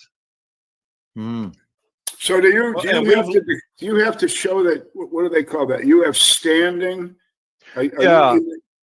Well, they're saying I don't have standing because I haven't been arrested again, and I'm saying that's ridiculous. I've been arrested enough times now to have a legitimate fear of the government, and that's my injury. Yeah. I'm permanently traumatized. You've been arrested enough times to run for political office. Huh? Oh, yeah. Yeah, I ran for governor. It and sounds like senator and representative. yeah. Yeah. Situation of some PDSI, as we call it, injury, because of the trauma, just going through all this. Yeah.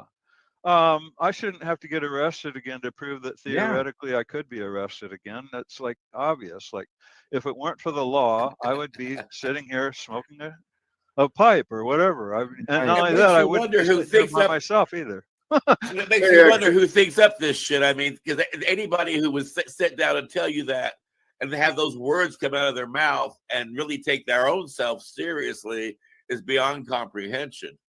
Yeah. Hey, Carl, you mentioned Miami. I just want to throw a name at you, see if you get a smile. Tom Riley. Oh, yeah. Yeah. I just got a video. Somebody went and enhanced all the old videos that we made and had them digitally AI remastered and everything. So I got one of Tom Riley presenting to the legislature down in Miami at the Dade County Community College.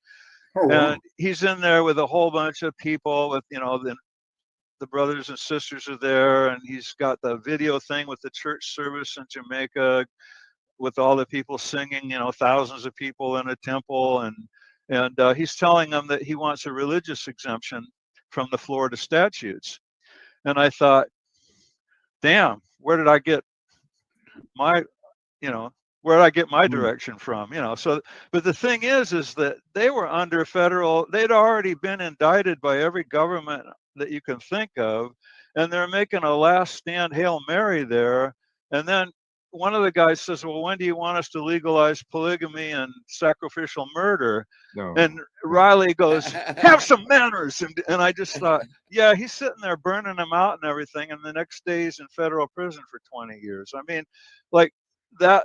So I just thought this requires more planning and execution. I mean, the execution was flawless, but the planning wasn't there, like the preparation, And so, yeah, Tom Riley was just incredible, Somebody's going to have to look up a book. Write a book about this. I know this fellow Riley because I went to high school with him. I was in high school for 4 years, and we didn't hang out. I was a hockey player, and he was a basketball player, so we were. He was 6'7". But Riley he went to Seton Hall, a Catholic university, and got out. And the next time I saw him was on NBC News in Miami talking to Molly Sather or somebody like that. Yeah, and, it was Dan Rather. Yeah, Dan Rather. And he was, I got this wrong, but didn't he claim he was like the leader of all the Rastafarians in the United States or something? Wasn't that his claim? I don't know. No, not that. The title Brother Love. I mean, we obviously thought we were the ones, and he was Brother Love. So, in theory, I suppose you could twist that out of it. I'm not sure he would deny that, but I don't think he would claim it either. I would just think he would just go, if you want to believe that, believe it. If you don't. I mean. Yeah, but he was very much a spokesperson for that issue. Oh yeah, because we had to. No, he did that role. He was the face of the church, and he represented the whole entire movement. I mean, like I'm just telling you, we saw it as being a medicine, a food, an industrial material, all of it. And so we didn't silo it off into little pieces and then have each one start a war with each other like hemp and. So you used that Miami history that went bad for all those folks, and you said, okay, there's got to be another approach.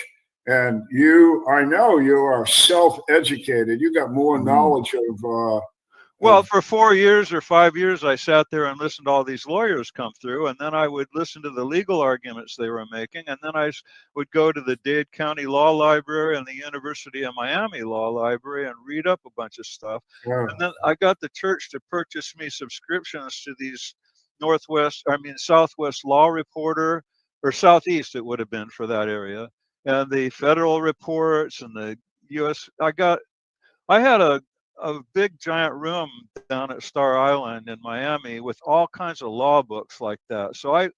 And then when I went to federal prison, they made me run the law library, and I shelved the Federal Register and got familiar with that. And that's when I saw they were having these hearings on the normal rescheduling petition, and got involved in that because I was right there in the law library and had access to the materials. And so I put that all together from in there.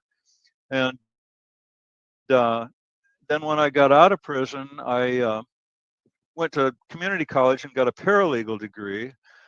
But I don't have, that's the extent of it. But if you spent that much time studying law, you'd get, well, I went through the paralegal program and got straight A's without even trying because I was already that up to speed on it. So, but then I got into computers and stuff, and I became a clerical for the Iowa Department of Transportation for 13 years, a web developer for a small commercial hosting company.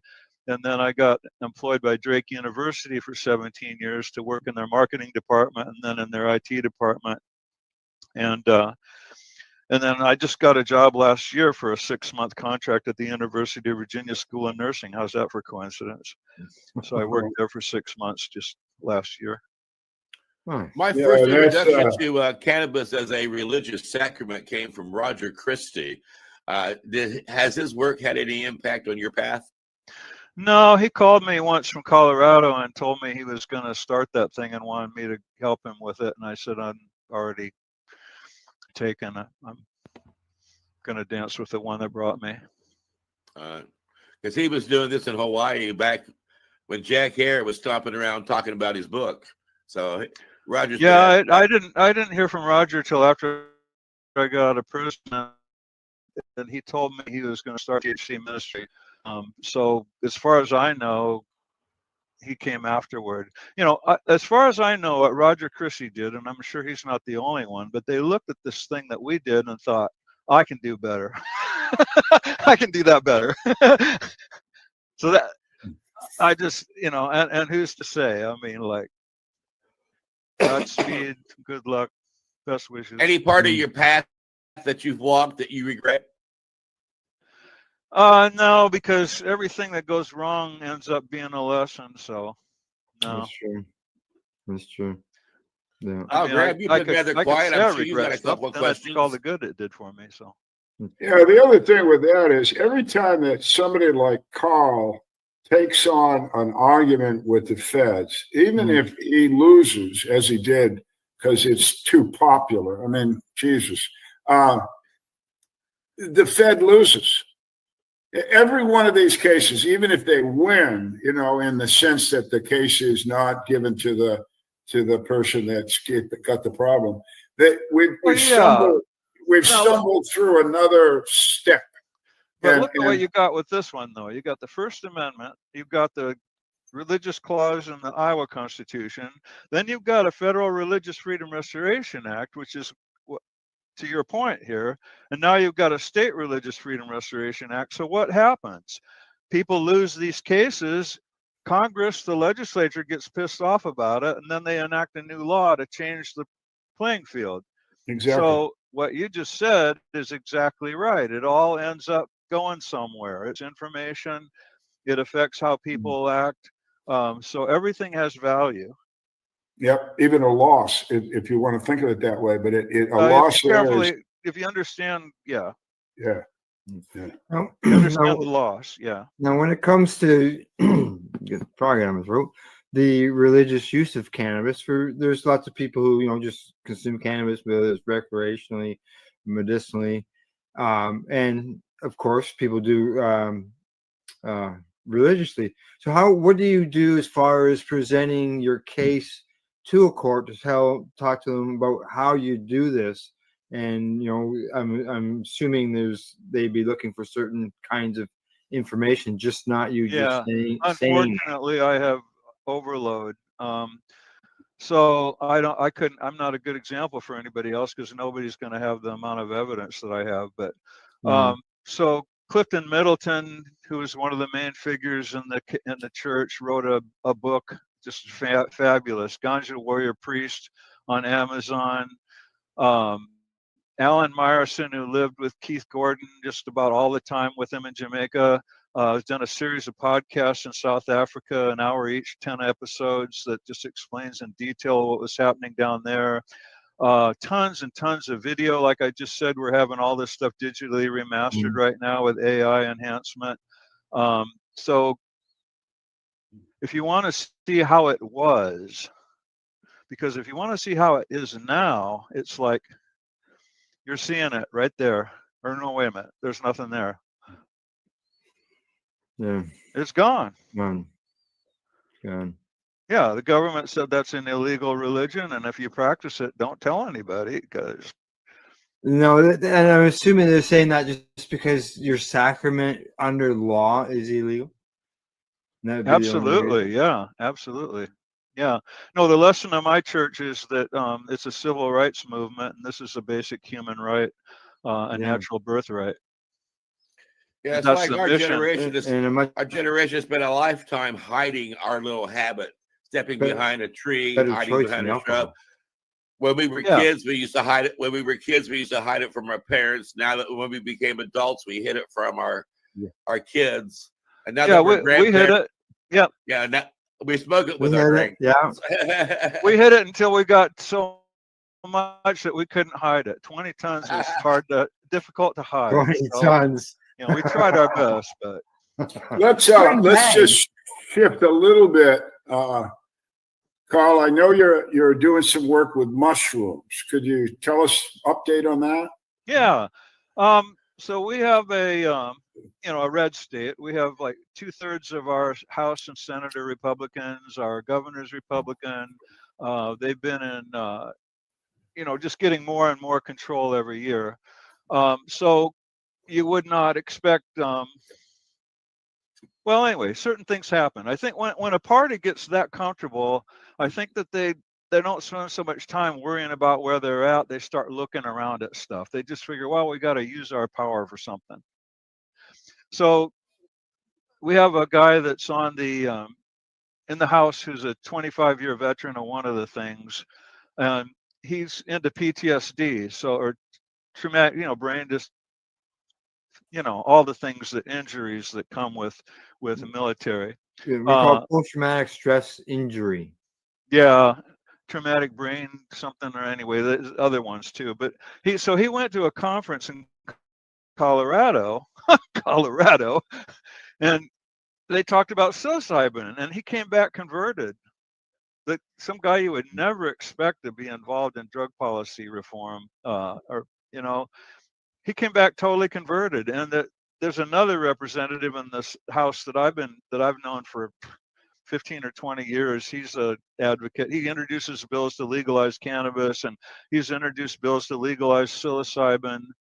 And so he hooked up with this guy because he knows a lot about psilocybin and stuff like that. So these two kind of tag teamed it through, and they got it through 84-6 a couple of days ago in the House, and it's pending in the Senate right now.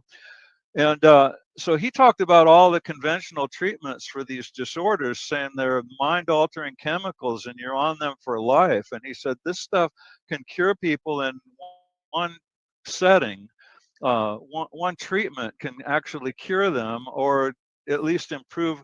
He said it opens your mind and allows you to confront whatever it was that's causing you this trouble and see it more clearly, and then come to some kind of resolution of that.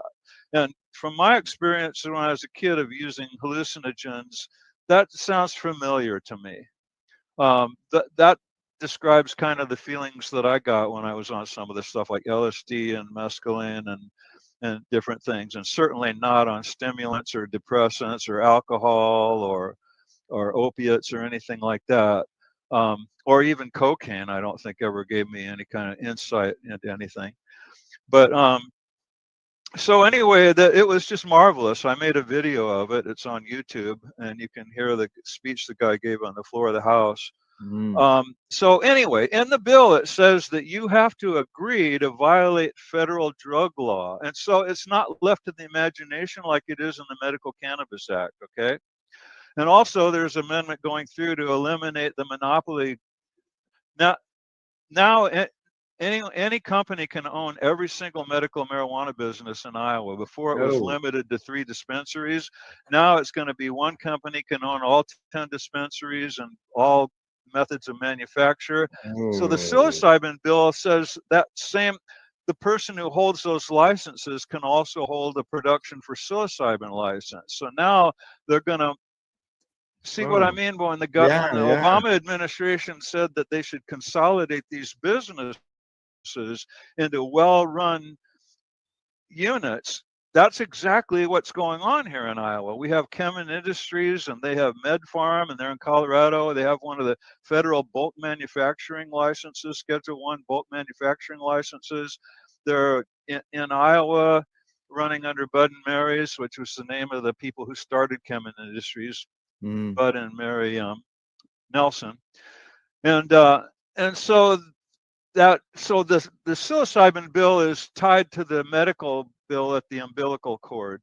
And it also says, I mean, it even refers to the medical marijuana program in the psilocybin bill, saying all of this is going to be merged into one thing. So now what you've got, and then it also took out the word PTSD and says it can be any traumatic, any kind of a mental injury. They took that out on the amendment, and they also said that they're going to open it up to adding ayahuasca and ibogaine and all these different things that are natural plant substances in Schedule 1 of the Controlled Substances Act. They want to make this the alternate to prescription drugs program, the natural substance, alternate to the pharmaceutical bullshit. So it's a thing. It works. Yeah. So we love progress, but we don't like the fact that they can't figure out how to get the federal exemption. Like, come on. Well, yeah, wait, come on, federal government, just change the laws. Like, come on, get it done. HHS just came out with all the evidence you need for this. Yeah. Federal. Yeah. And so we've got to think about this. If you're going to give somebody with PTSD who swore an oath to defend the Constitution of the United States a psychedelic drug like psilocybin and tell them you have to agree to violate federal law to do this, I think that could add to somebody's trauma. I don't know about you, but I would be traumatized by that. Yeah. Like, what did I just sign? Like, really? Will I be arrested while I'm tripping? And then I'm back to Leary. They overturned the tax stamp because it was a violation of self-incrimination. Well, look at here. Back to you mentioned that there's just a small group of companies, or 1 or 2 companies that are doing everything. Is there any chance of things to open up? Like you've got, obviously there's changes in government. Well, yeah, my thing would open it up because they'd no longer have to agree to violate federal drug law and legitimate businesses would compete. But I don't know that that would solve the antitrust problem. The reason that they got rid of this antitrust thing is because it's really hard to find good people willing to violate federal drug law. So you get rid of the antitrust thing for that. But if you go the other direction and say it's legal, well, now you probably don't want to have a big monopoly running all of it. So that there's all these different things tugging back and forth, going this way and that way. My thing is, like, we need to do this because it's the right thing to do. Fuck all the money. Yeah, exactly. Sorry, pardon my French. It's all right. Don't you ever come to the point that you're older than I am and I'm 100 years old? Don't you just feel like as you're going into court that somebody else needs to be doing this shit? I can't be doing this no more. Of course, but I have to get that. I have to find them, and so yeah, I've got some irons in the fire. I've got an attorney that has been working with me that's pretty good at this stuff. He's got a case in the U.S. Supreme Court right now on search and seizure, but he's kind of busy. He sent me his brief. It's really good, but and then I've got I worked with the ACLU before and like I said, I worked with Marijuana Policy Project, Drug Policy Alliance, NORML. I've got all kinds of connections, but I have to. I mean, how do you get these people to give up their pet causes to take up this one? Because there's no money in it. You're just doing this for patients. You're singing to the choir. Yeah. We know. Yeah, but we know. Nevertheless, I think I have been making progress. Well, that's the important thing, that you're making progress. You know. Yeah. Carl, look, we're going to have to cut her off here a little bit. Oh yeah, you've been great, man. And but listen, is there any way, or do you want anybody to know how to publicly get a hold of you with questions or anything, or would you just assume? Yeah, if you look at the video here, and under my name, it's got my website there. Okay. Yeah, all you got to do is open up one of those PDFs, and it'll have phone number and email on it. My name and address is all over, all tons of stuff. So I won't bother to go through that now, because it's right, that link. Just follow that link there. Carl-Olson.com. So I don't want you to give away any secrets, because but so how are you going to fuck with them next? That's what I was wondering. What's the future? Well, I've got some legislators interested in discussing the federal exemption over the interim, and one of the doctors on our medical to go with me to lend credibility, yeah, this guy we really did say what he says we said, and we really do support him. We have it back. And that's the one thing. And then I've got a court hearing on my, the state has moved to dismiss my religious freedom lawsuit. And there's a hearing on that on May the 8th, but it is a court Zoom, and there's no public participation on those. So, and a big warning on there saying, do not record this. So I'm not going to. Leave it alone. Yeah. I can order a transcript of it, and if they make those, I've never been on one of these court Zooms before, so I don't know if they record those and make them available for appeal record and things like that. I do have a fairly large national group that wants to get involved if it goes to an appeal, and I think if I win, the state will appeal it, and if the state wins, I will appeal it. So yeah, it's going to the Iowa Supreme Court for sure. So that's another thing.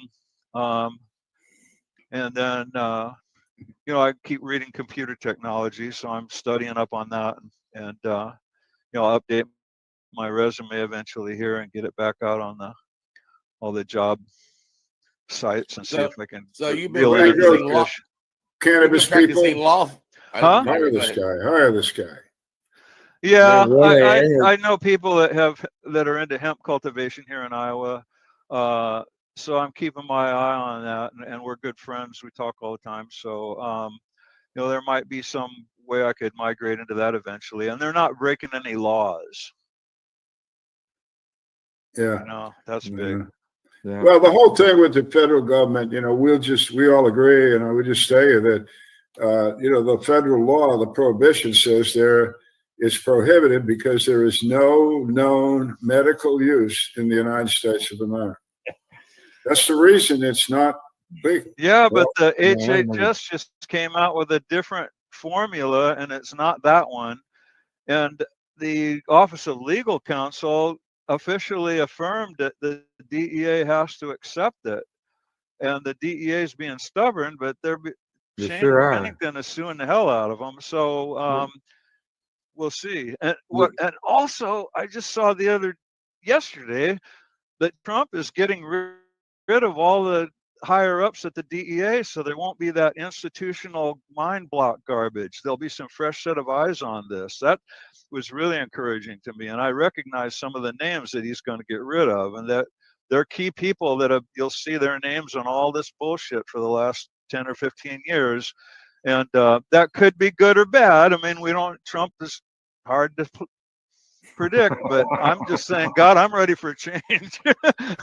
Yeah, anytime the DEA hierarchy can be removed that we've had to play with, and here's the thing, I've got, I think I'm still involved in 2 letters to the DEA that are requesting information. One of them goes back 12 years, and one of them goes back 9. And that's what they do. You're a citizen, you ask for information, and they just don't answer. They just ignore the you. General Accounting Office reamed them out last year and said they're doing a terrible job of implementing these religious freedom exemption requests.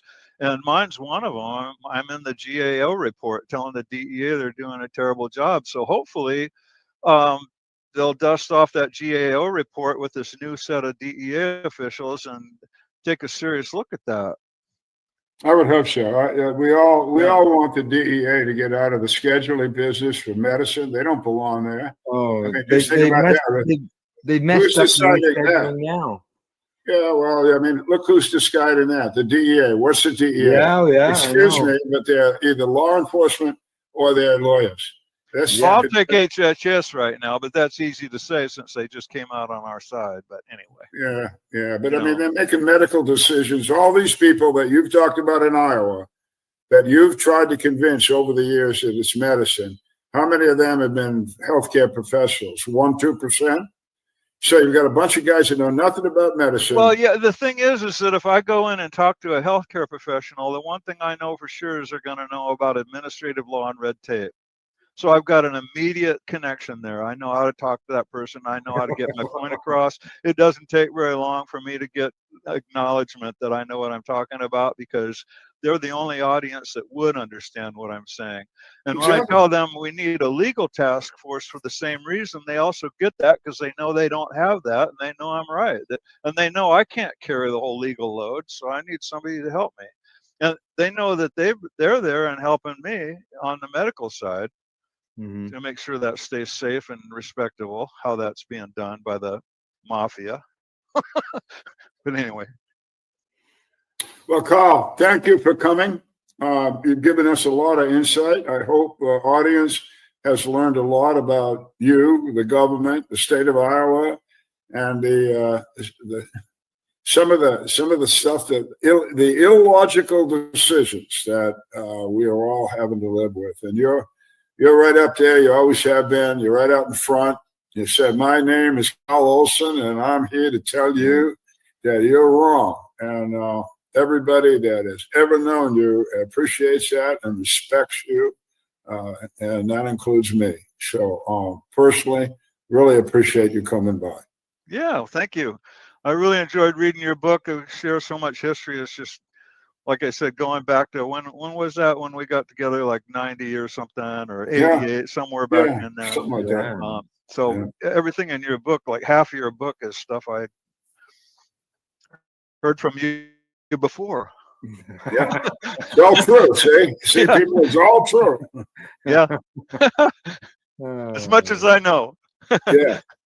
Oh, thanks again, Carl. Yeah, thank you, Carl. Really appreciate it. And I want to remind people out there that Al Byrne and Carl Olson and I, and almost Al Graham, have lived long enough to be able to say that we have lived through 2/3 of our country's history. That dawned on me the other day when I was counting on my fingers how many years I've been alive, and I had to get bags of beans out and count all that too. And we've been around for a while. We've seen quite a bit. We've watched this movement grow, and we've seen it progress from a mess where if you just said the word marijuana out loud, you were thrown against the wall to where, as Carl said, you're going down to 7-Eleven and getting a can of it to slurp down. Now Carl, we're trying to figure out how to make it work right. Right. And I've enjoyed having you back on as a guest. I want to remind people that we do have a large archive that also includes not only Al Graham and I, but also not only Al Byrne and I, but also Al Graham. He's been a joint host on the Big Broadcasting Network. Also did his own show, Pace, on the Time for Hemp Global Broadcasting Network. I'm currently unearthing his archives. They'll be soon available on the timeforhemp.news site. Al Graham, why don't you speak up and let the world know about Pace Network and how wonderful it is and why they need to tune in and listen to you and all your friends. All righty. Thanks for the opportunity. PACE, which stands for People Advocating Cannabis Education Radio Network. You can find it at paceradio.net. Not only do we discuss with patients, business owners, as well as advocates about the benefits of cannabis, but we also have programming that includes psychedelics. We have new programs that come out every day of the week, including on the weekends. So check us out, paceradio.net. And I also want to let the people out there who are listening know that my other joint host, oh, I love that word, joint, and joint host as Al Byrne. Not only was he a joint host many times on the Big Broadcasting Network, he puffing out there. He also had his own programs, Patients at a Time and Veterans Voices. Those archives are available on the timeforhemp.news website. And Al Byrne brought on to some of those shows the people that we were talking about today, didn't you, Al Byrne? Yeah, that's the thing about our archive. It's there, it's available, and the interviews that we have there, hundreds of them, are much like this one. We brought in an expert. We got expert advice, opinion, and history, and it is all said by the person that was involved in that history. And that's exactly what our interviews have been over the years. We bring in the man, the woman who knows exactly what went down, and we let them talk about it. And the history there is enormous. I touch on a tad of it in my book for Country and Cannabis, and I try to involve people like Carl so that somebody reading that book 10 years from now as a history book knows, oh, that's who did this. That's how they did it. That's the perseverance and the skill and the intelligence that they displayed to take this forward. It's a good book. There's a lot of education in there. There's a lot of information in there, and there's a lot of history too, I guess, about good guys. I emphasize good guys in the book, but I point out the assholes. There's a number of them. Both at the federal level, the state level, and even the guys I had to deal with face to face. And I identify them too, because to my mind, they were in the way and they are still in the way. I point out to people often because I'm proud of it. There's been a lot of drug reform organizations that have popped up in America. Some are still here, some come, they go. There's only one that ever had a name that led with the group that it was about, Patients at a Time. Everything else will start, they'll tell you they're national, they're American, they're big deals, Hey, I'm an American, I'm a bullshit. Patience is what this is all about. The book is all about patience. It's stories of patience, both in the military and out. Patients like we have mentioned, Barbara Douglas, George, patients that were federal patients that stood up to the federal government, patients you've never heard of, a guy like Glad Huffman, a wonderful man. So, read the book, listen to Al's radio station, help. If you're in a call, needs help, if you're an attorney and you can help him, give him a call. He'd love it. And thanks again. Casper, take us home.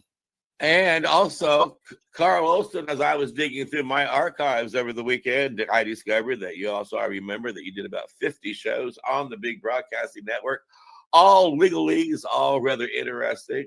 And I'll be unearthing those along the way as well.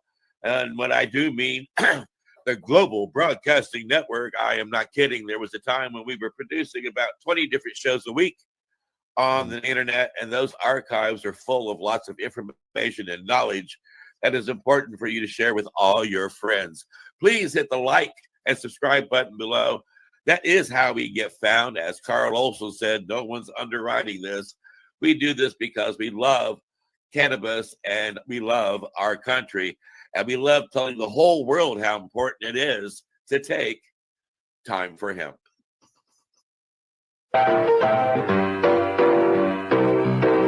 Look at all that money, yeah, the money that they spend.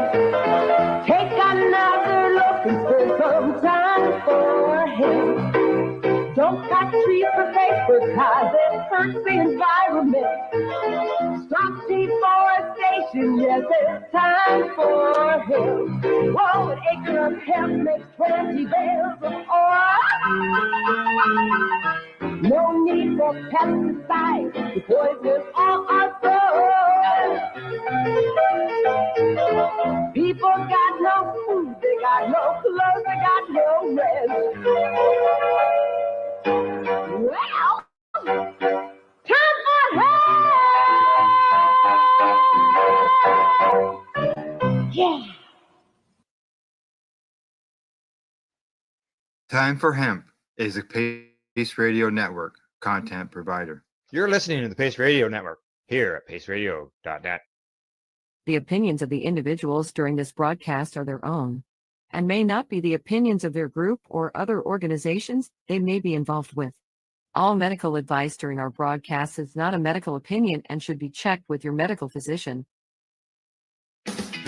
Enjoy the buzz of legalization with Campbellford Lifestyle Shop. From lights to plant nutrients, books, consumption accessories, and more. We've got all your basics to grow or consume cannabis. Visit our info center or take a look at our piercing services and body jewelry, now available in-store through Campbellford Lifestyle Shop, 17 Bridge Street West, Campbellford. Limestone City Hydroponics is Kingston, Ontario's hydroponics shop. Take your growing to the next level and create the optimal environment with a tent kit or maximize your yield with an ebb and flow flood table kit. Either way, Limestone City Hydroponics has more sizes and options to fit your needs. Are you looking for the power of the sun that adapts to your budget? Then look no further, as they have professional grow lighting. They have indoor grow systems that are easy and cost effective with many options to fit your living space and lifestyle. Cultivate your growing potential. We have everything you need to succeed. And if you can't make it to the store, they offer local delivery to the great. Look no further than the locally owned Limestone City Hydroponics, 105 Sunderland Drive in Kingston, Ontario. Call them at 613-548-0420. We are people advocating cannabis education here at Pace Radio. You're watching the 420 Pace, found at 420pace.ca. You're listening to the Pace Radio Network here at paceradio.net. The views expressed by the individuals during this broadcast are their own opinions, and they may not be the same as those of their group or other organizations they may be involved with. All medical advice during our broadcast is not a medical opinion and should be checked with your medical physician. Yeah, you feel that? Welcome to the session. Let's vibe. Roll one up, let's take flight. Bass hits deep, ride the night. Smoking sound, it's paradise. High vibes only feeling right. High vibes, let it flow. Deep bass, watch it glow. Dub hits, rock and roll. We light it up and take it slow. Moonlight beams through the haze, blunt burn slow, lost in space. No stress here, just let go. Dr. High sets the show. Yeah, we vibing, we riding. Welcome to the High Vibe session. Hey, CanFam. How y'all doing today? Hope everybody's well. Hope you're well lifted. Everybody's feeling good. We're going to have a good show tonight. We've got some good music coming, some of the old stuff, and we're going to work through all that. And it should be a good time. Also going to test the Puffco Plus with a little bit of live resin from Sauce Rosin Labs. I'll bring it up close to you right here. So it's from a strain called Grease Bucket. About 6 weeks ago, I was visiting a friend of mine in Ontario who owns 710 Kingston. Steve went down to spend some time with him and hang out for a day. And he gifted me this beautiful package. So we're going to try some of that on the show today. And that's what we're going to get up to. So Dr. High is not just about having fun with music. It's about educating too, right? It's about bringing all aspects of the cannabis community to the table here. So advocacy, education, entertainment, all different parts of what cannabis is all about, because music has a way of sticking in our heads, and hopefully some of these lessons can get passed on. Anyway, we'll start with our first song, Sativa versus Indica, and let's have some fun. Good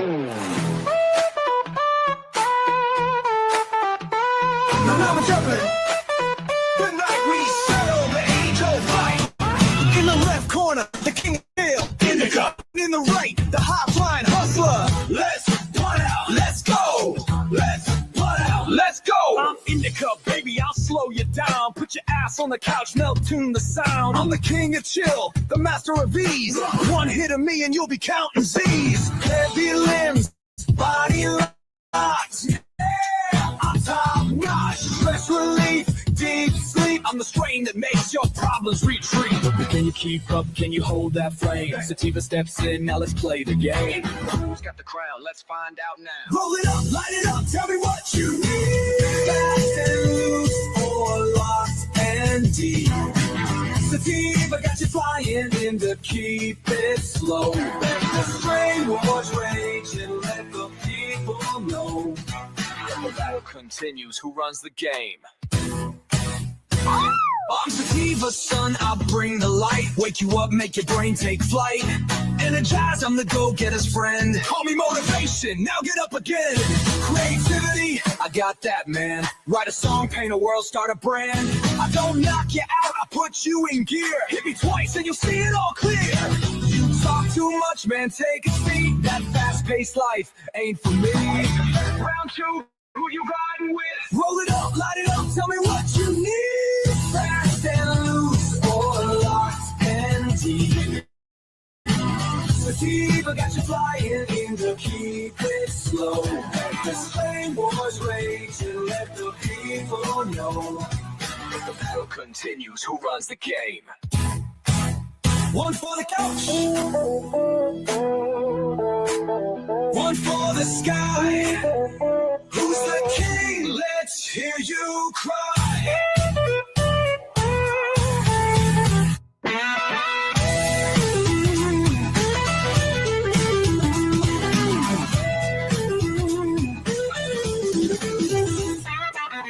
Fast and loose or locked and deep. Sativa got you flying in to keep it slow. The flame wars rage and let the people know. The battle continues. Who runs the game? So who wins, folks? Let me hear you loud. Guess we'll have to hit another bowl and find out tomorrow.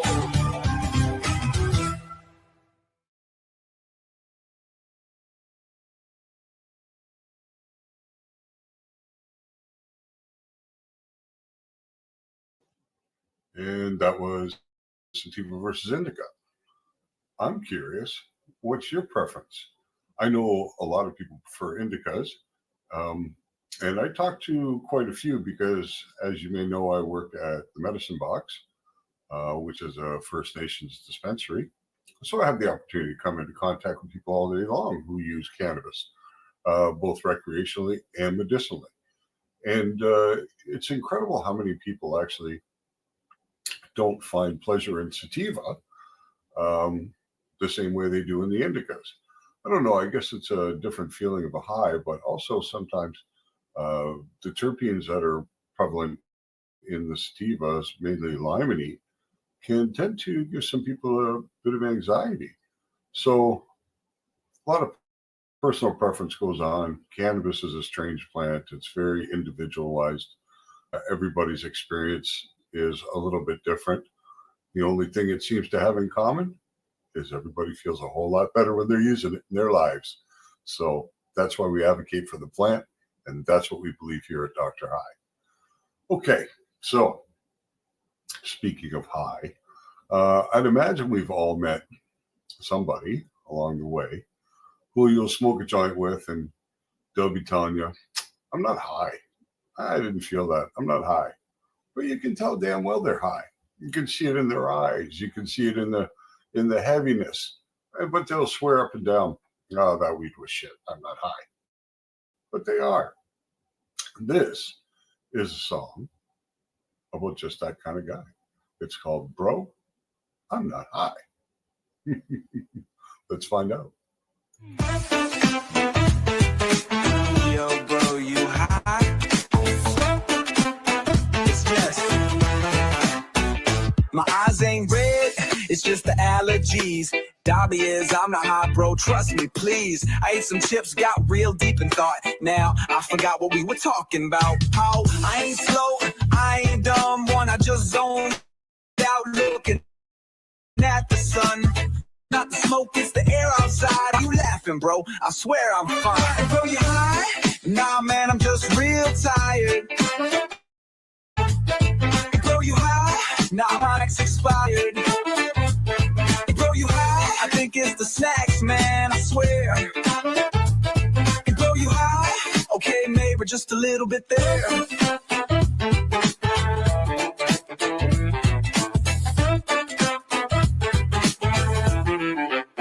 Larry eyes half closed, driving real slow. A cop pulls up, knock, knock on the window. License registration, what's that smell? Yes, sir, I swear it's my cologne from Chanel. Watching cartoons, laughing too much. My roommate walks in like, bro, what the fuck? Nah, man, it's just my mood tonight. Why the TV off if you feeling alright? No.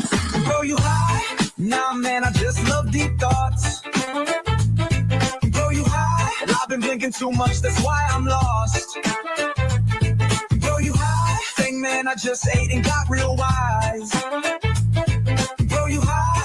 Okay, made it, but just one time. Wait, what was I saying? Did I text my mom? Did I leave the oven on? Yo, why my heart beating like a drum? I ain't high, man. Stop asking me. Wait, what were we talking about, bro?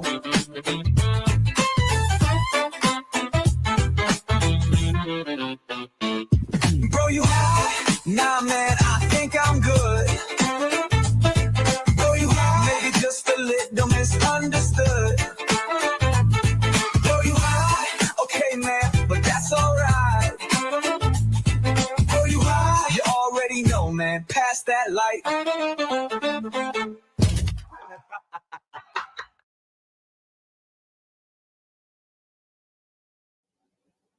Well, occasionally, being part of the outlaw culture means you might have to run from the police. And if you do, you'll want to have a fast car. So this story is about that run. It's called Speed Traps and Smoke Clouds.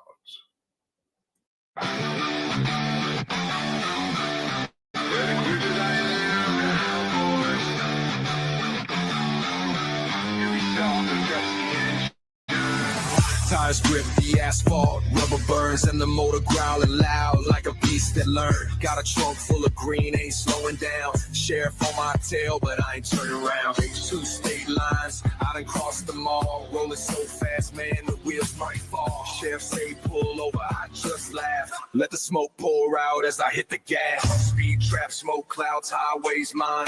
Foot down heavy, leaving dust behind. Lawman trying, but he can't keep pace. By the time he catch up, I'll be out of this place. Speed trap, smoke clouds, highway mine. Foot down heavy, leaving dust behind. Lawman trying, but he can't keep pace. By the time he catch up, I'll be out of this place. They can't chase. Speed trap, smoke clouds, running real high. Blur red and blue flashing, but I wave goodbye. Roll windows down, let the reefer roll. Make slow it down, let the good times flow. You can't catch what you can't see. If you ain't riding fast, then you're riding blind. Gotta keep two routes, gotta know these roads. Stay my first time out running these folks. Gas station stop, hell, not today. Took a dirt road south, let the dust display. They got choppers in the sky, dogs on the ground. Trying to sniff my stash, but it's buried down. Ain't no siren, never stop my drive. I was born to run, man, it's do or die. Speed trap, smoke clouds, highways mine. Foot down heavy, leaving dust behind. Lawman trying, but he can't keep pace. By the time he catch up, I'll be out of this place. Keep chasing sheriff. Speed trap. trap, smoke clouds, running real high. Red and blue flashing, but I wave goodbye. Play my windows down, let the reefer roll. Ain't slowing down, let the good times flow. You can't catch what you can't see. If you ain't riding fast, then you're riding blind.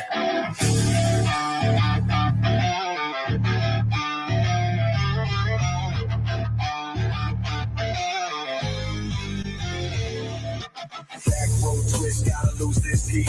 Ain't no prison cell, ever hold my seat. Took the highway turn, hit 105. By the time they hit the curve, I was out of sight.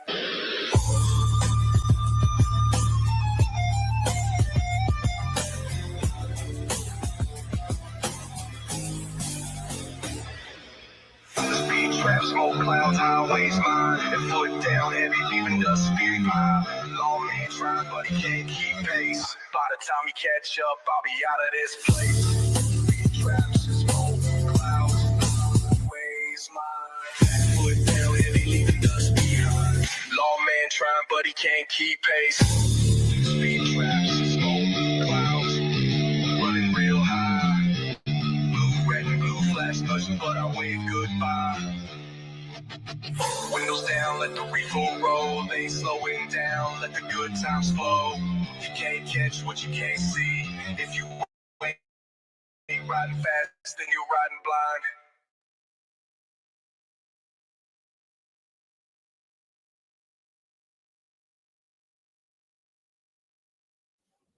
blind. And that was Speed Traps and Clouds. Good little rock and roll song, running from the law. You know, sometimes when you live in the outlaw culture, you might have to just, you know, run for it. And you better have that fast car and you better have the willingness to go. Because if you're going to choose that lifestyle, those are sometimes the decisions you have to make. So let's change the speed up a little bit. Let's go to something that's kind of about strong women. Women who work in the cannabis industry or in industry, really doesn't really matter. But the women who want any man to do it for them. They can hold positions of power inside any industry and be just as good of a boss, as good of a leader, as good of an intellectual as anybody else. This song is called She Lit. Let's go.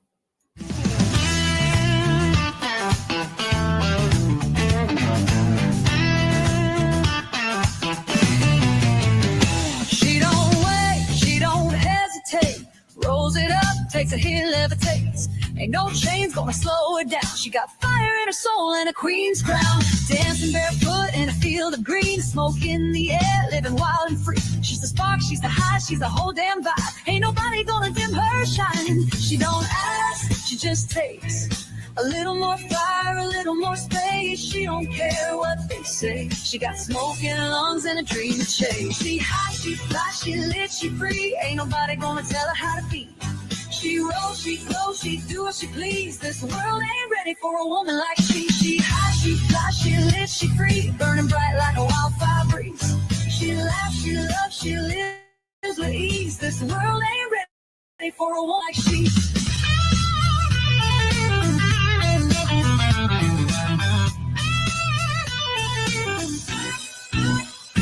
She don't beg, she don't plead. Takes what's hers, plants the seed. Moves like a storm, but she feels like the sun.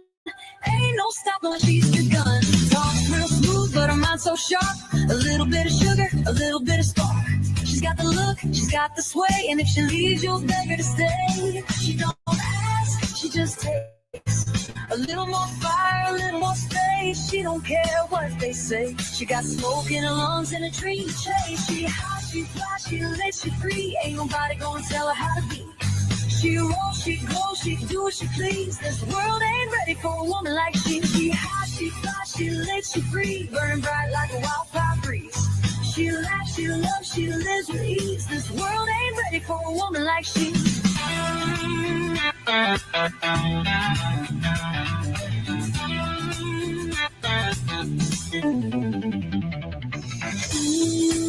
She's got that fire. She's burning higher.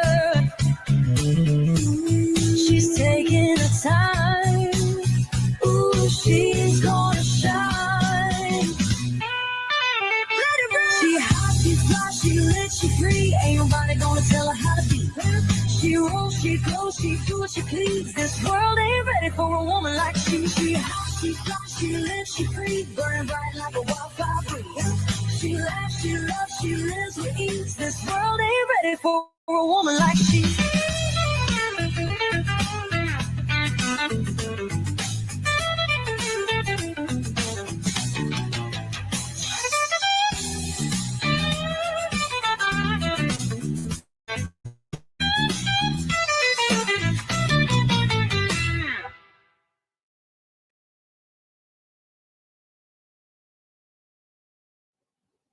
There it was. She lit.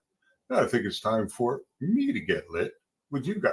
Let's take a look at the Puffco Plus and the sauce from Rosin Labs right here.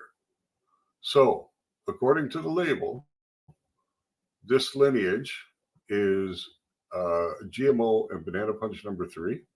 It's 100% solventless. It was a 73 to 159 micron screens that were used, or bags.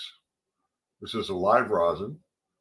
Its cannabinoid total is 93.23% with a total CBGA of 11.1. And recommended depth temperature of 4 by 10. We're not going to be able to control our temperature like that. We're only going to have low, medium, and high because we're going to use the Puffco Plus, available from the medicine box. Great little portable device. Very, very handy. Ceramic chamber, good for your concentrates. And the beauty is you can unscrew it and use it for your 510 carts just as a battery, as a standalone battery. Or it has the ceramic chamber inside. And there's a cool little feature on the mouthpiece. They have what they call the dart, which is actually a little dab tool. So, kind of neat. Now, let's take a look at this live rosin. It's quite beautiful and super fragrant.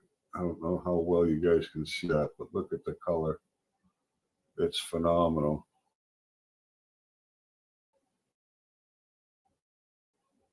And it smells good. If you only had television, you'd all be loving it right now. So the beauty of this mouthpiece is you can go directly into your dabs, pull up a nice scoop,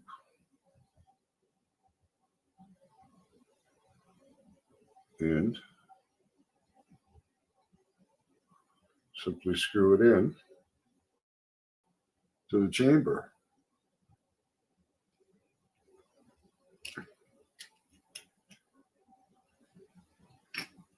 So the Puffco, like most other vaporizers, is 5 quick clicks to turn on. So 1, 2, 3, 4, 5. We get our light. Okay, there she is, on. Now this has a sesh feature. If you push the button twice, it'll heat you up for your dab. So let's check it out. It starts to glow.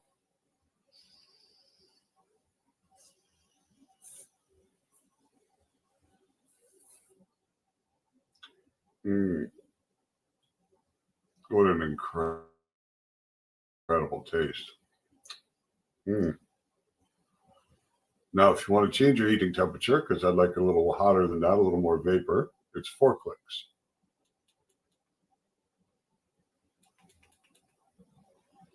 All right, let's try it again.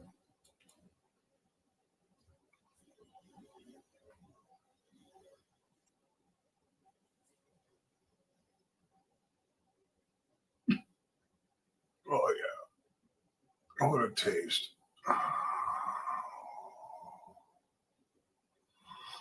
Wow. Delicious. I can feel my head starting to warm up already. Okay, so, all right, I'm going to take a breather for here for a second and we'll move on to our next song, Trigger Discipline. This is a song that I put together to show the potential of cannabis for military veterans when they come back from service. A lot of traumas are created by war and through their service to the country. And cannabis can go a long way to help mitigate some of these situations that soldiers suffer when they've completed taking care of us. So here we go, trigger discipline.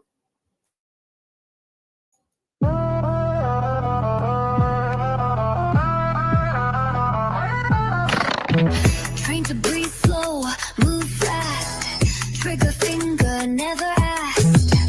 Back home, no command, still twitching with a shaky hand. Startled by the silence, shadow in the fridge light. Now I light green fire and reclaim my fight. Trigger discipline in my lungs. Pulled from war, now I run. Smoke's my safety, fire's fun. I'm locked in, but I'm not done. Trigger reset, hit the drum. I blaze peace, I don't play dumb.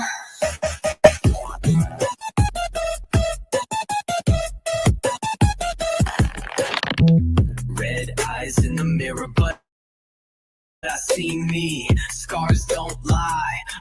Free me, I ain't docile, I ain't weak, I'm the calm you wish you could keep. Toke like tactics, roll like rounds. Every leaf is sacred ground. Ducked her high on the sleeve I own. Every puff like taking the throne. Trigger discipline in my lungs. Pulled from war, now I run. Smoke's my shield, not my gun. I will call, I blaze sun. Trigger reset, battle's won. This time I choose how it's done.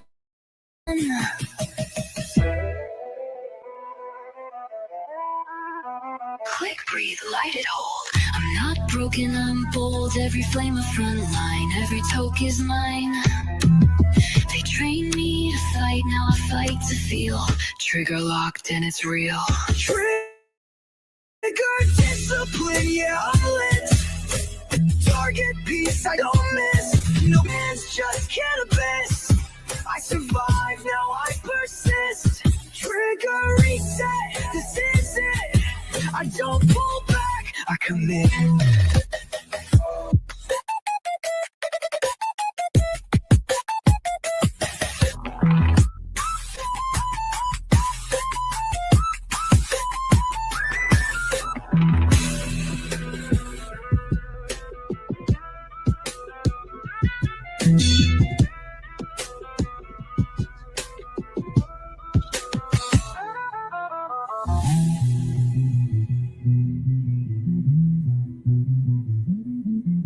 Click, breathe, light it, hold. I'm not broken, I'm bold. Every flame a front line, every toke is mine. They train me to fight, now I fight to feel. Trigger locked and it's real.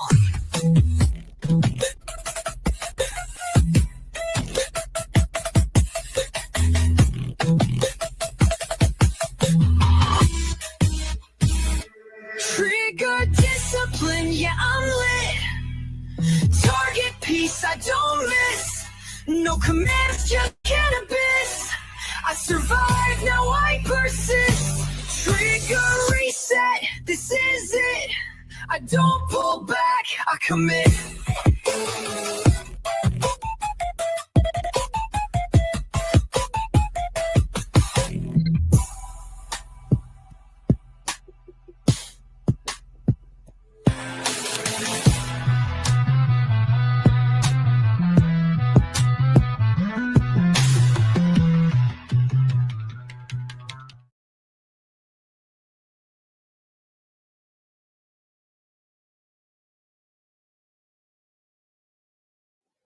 And that was trigger discipline.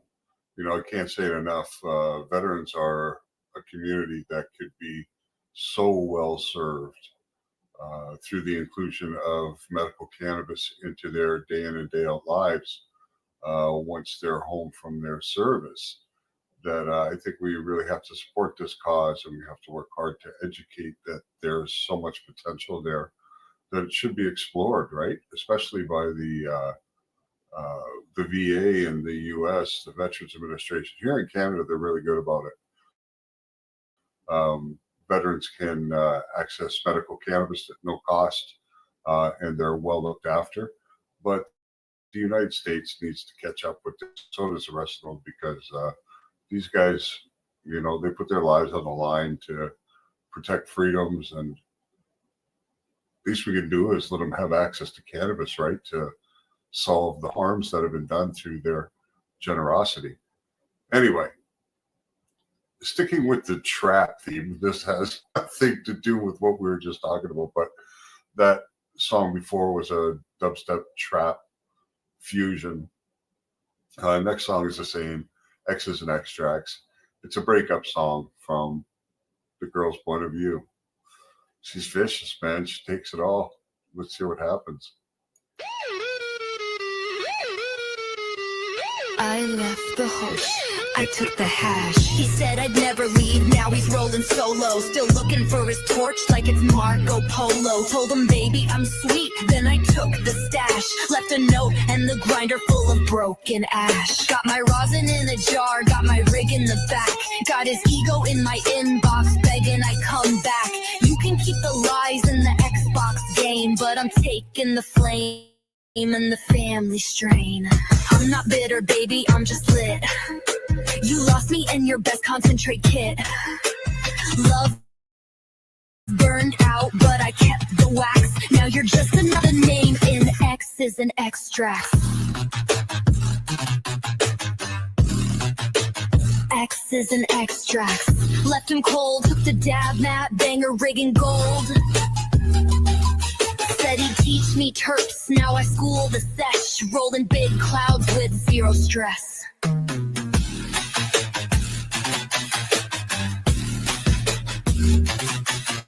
X's and Extracts, left him cold. Took the dab mat, banger rig and gold. Said he'd teach me terps, now I school the sesh. Rolling big clouds with zero stress. X's and Extracts, I took what mattered, he still ain't lit yet. Don't cry, boy, just blame the facts. You fumbled the queen of the extracts. He talking about closure, I sealed the jars. Stacked my slabs and healed my scars. Got new nails, fresh pressed in the case. Meanwhile, he's still looking for my trace. He posted memes, I post clouds. He ghosted first, now I'm ghosting loud. From heartache to heady, I made the leap. Turned my ex into resin and slept like a queen. Said I was cold, so I hit the cold start and dipped. X's and Extracts left him shook. Took the turf pearls and the rig he booked. You fumbled the queen of the extracts. All love, all mine now.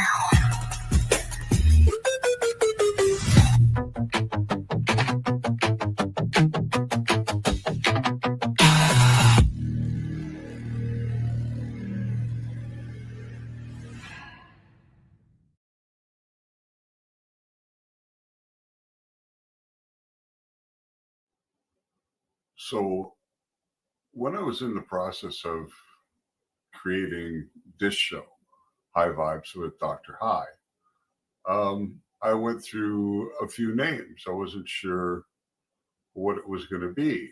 And one of those names for the show was the Dr. High Experience, which would have been pretty good too. So I had created like the opening song, like you've heard at the beginning of this show, which is High Vibes with Dr. High song. But I'd also created one called the Dr. High Experience, which is pretty good rock and roll song. So what I've done with that is I've actually turned it into a showcase for Dr. High music and apparel. And it's a good song to boot. So that's what we're going to listen to next. It's called the Dr. High Experience, and you should all have it. Let's go.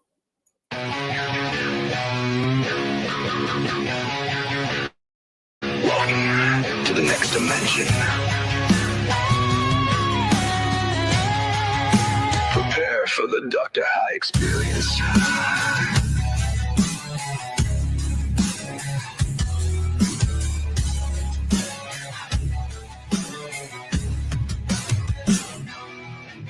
Bass kicks heavy, time to ride. 420 waves, we electrify. Frequency shift, we amplify. Dr. High's prescription vibe. Light it up, let it hit. Bass so deep, make you trip. AI dreams, beats don't quit. The Dr. High experience. This is it. Licks cut through the haze. Weed smoke thick, lost for days. AI visions, neon phase. One more dose and we elevate. Yeah. Yeah. Right. The experience.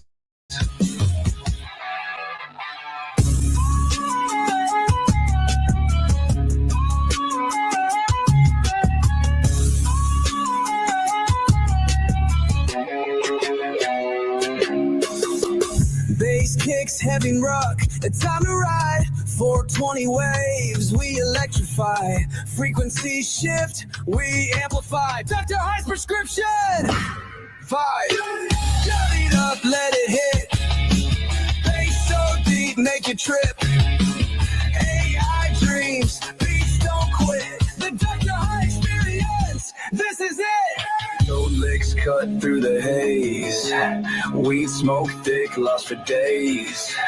AI visions, neon phase. One more dose and we elevate. Yeah, you've been prescribed. Weed smoke thick, lost for days. AI visions, neon phase. One more dose and we elevate. Yeah.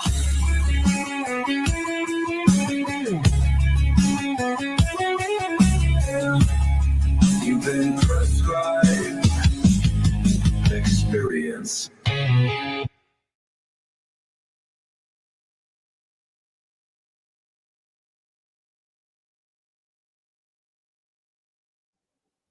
And that was a Dr. High experience. Now that you've had it, how do you feel? I hope you're loving the music, that's for sure. And the designs are pretty cool too. So if you're ever interested in picking up something for yourself, or they're so perfect for gifts for friends that get high. I mean, there's something really for everybody there. And I can custom do stuff for you also that's I can't sell through Etsy simply because, you know, there's rules about what can be sold and not sold on Etsy. But I can do custom things, you know, one-offs that can be a lot of fun for people. So if you like the designs that I do and the art that I create, feel free to reach out anytime. And I'm more than happy to work with you to get done what you want to get done. Simple as that. A Dr. High design, all of your own. So we're going to go from there into the next song, Leave Me Here. I really like this song, sonically, the way it sounds, the way the music is, and the voice in there. And as you know, I create all this music with AI, so sometimes it's pretty cool. It comes out. I have a lot to do with the lyrics and definitely the style of what the music is going to be, but the final product is always a bit of a mystery until I get to hear it for the first time. So it's super cool. But it's a common theme, cannabis and nature. People like to get high when they're outdoors. It goes so well together, right? You're using nature to commune with nature. And sometimes it's just good to unplug from the world and sit someplace quiet, surrounded by trees and maybe a lake or a pond or a stream, and smoke a joint. Just contemplate life, man. Let it all go and relax and, you know, chill. And that's what Leave Me Here is. So let's check it out. Didn't run away. I just followed the smoke. Found a trail in the trees where the noise don't reach. Tucked my phone in my bag, left the world on red. spliff with the sun, let the silence teach. Every puff pull peace into my head.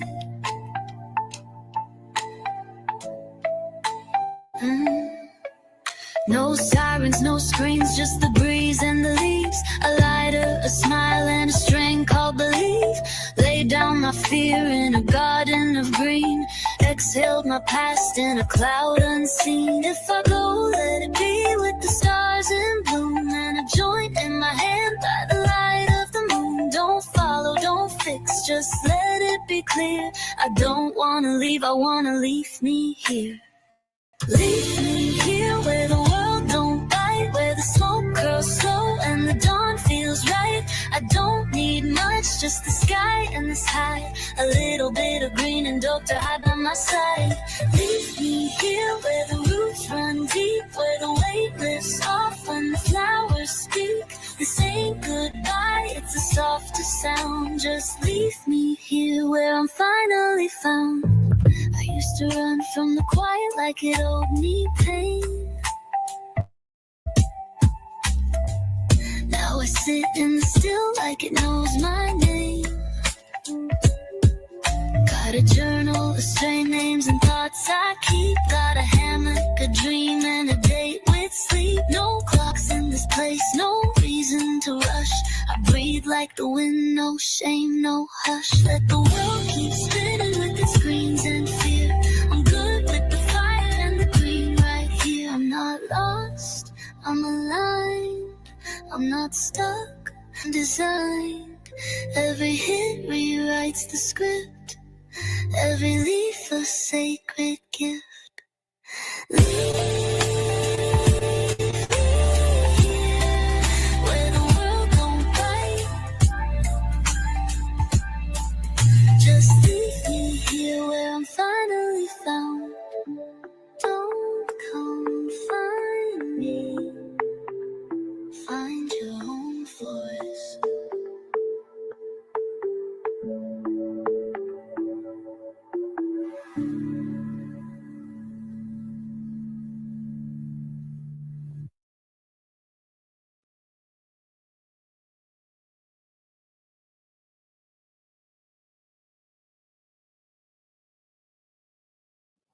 And that was Leave Me Here.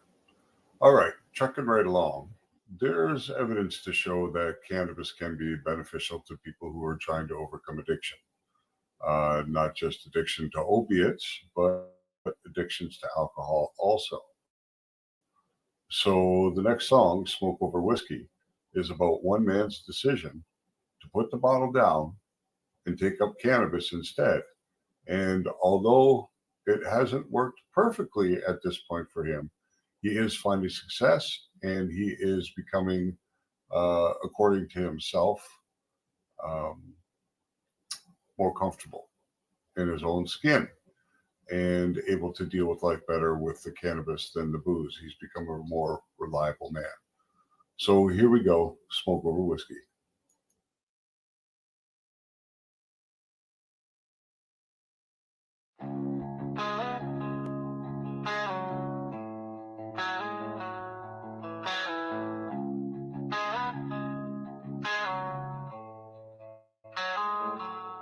Whiskey on the dresser, shoes by the door. I'd lose a day, then chase one more. Called it just stress, blame the grind. But I was fading blind to time. Burned out bridges, broke some trust. Grew cold inside, covered in dust. Laughed too loud, slept too late. Woke up soaked in piss from my escapades. Didn't want to feel, just fade. Till a friend passed me something handmade. Getting off the bottle with smoke in my lungs. Found some silence when the pain got strong. Didn't fix me, didn't lie. But with the help of Dr. High, I learned to try.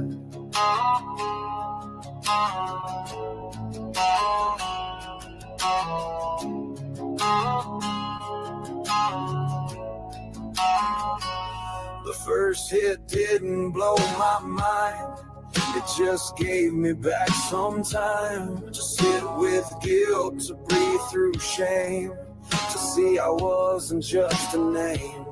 Now the bottle gathers dust while I rebuild something I trust. With joints and a bowl, my worn out shoes, trade regret for something true. Not a saint, not even clean, but I wake up and face the screen. Getting off the bottle with smoke in my lungs. Found some silence when the pain got strong. Didn't fix me, didn't lie, but with the help of doctor, I learned to try. I learned to try.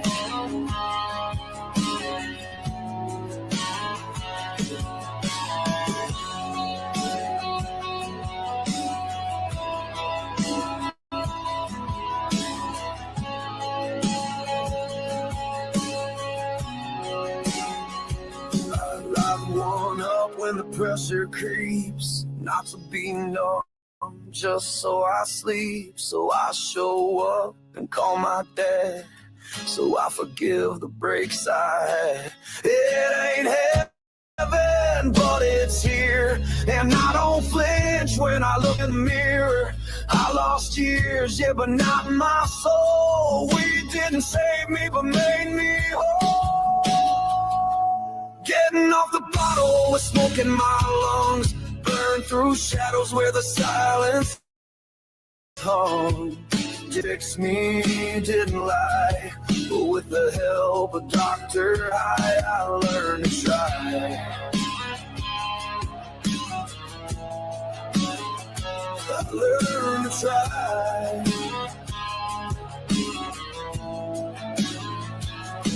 I'm still here.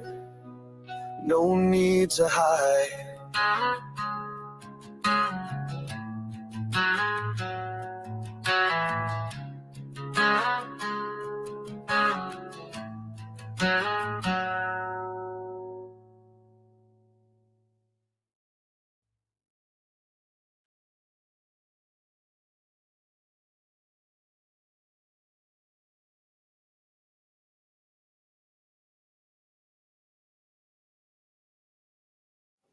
Smoker with definitely something I recommend.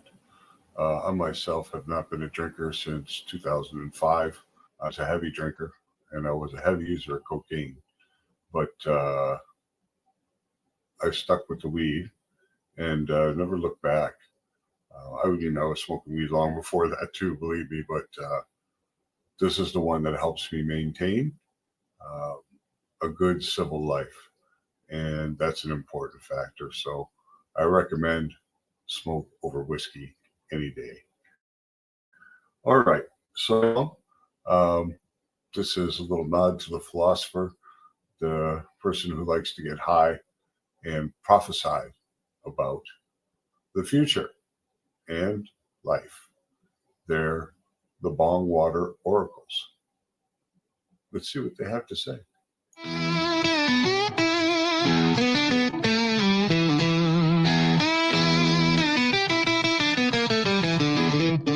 He sat in the corner, eyes half closed, wrapped in smoke like a worn out road. They say he's seen the past, the present, the end, through the bottom of a bong that ain't never been cleaned. I dropped the 20, said, tell me my fate. He took one hit, then made me wait. Stared real deep like a wise old sage, then coughed up a lung and said, bro, you blazed. Bong water vision, secrets untold. Sip it if you dare, but the taste too cold. One puff, two puff, spirits arise. The answers in the bubbles if you open your mind. If you open your mind. But don't ask too much or it might be too late. Too late.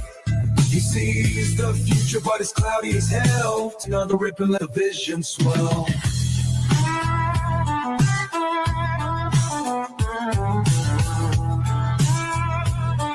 But he still took a hit, now the truth feels near. He looked at the ripples, let out a sigh, said, son, I see tacos falling from the sky. I said that ain't prophecy, man, that's a dream. He just grinned and said, trust the green. He whispered, aliens, they've been here a while. Built the pyramids, then dipped with a smile. I said, that's insane. He just shook his head. It's all in the bong, man, reality's dead. Long water visions, truth dripping slow. Sip it if you dare, but you may not know. One puff, two puff, the answers arrive. But the more you see, the less you survive. The less you survive. Don't ask too much, or it might be too late. He sees the future, but it's cloudy as hell. Take another rip and let the vision swell.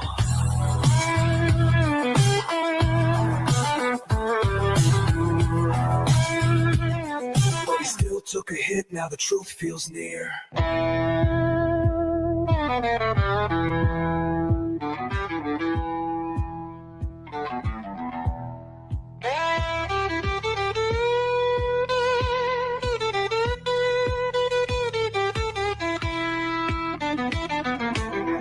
Maybe time ain't real, maybe fate's a game. Maybe the future's just a smoky haze. Maybe I should ask one last thing. But damn, this water got a funky sting.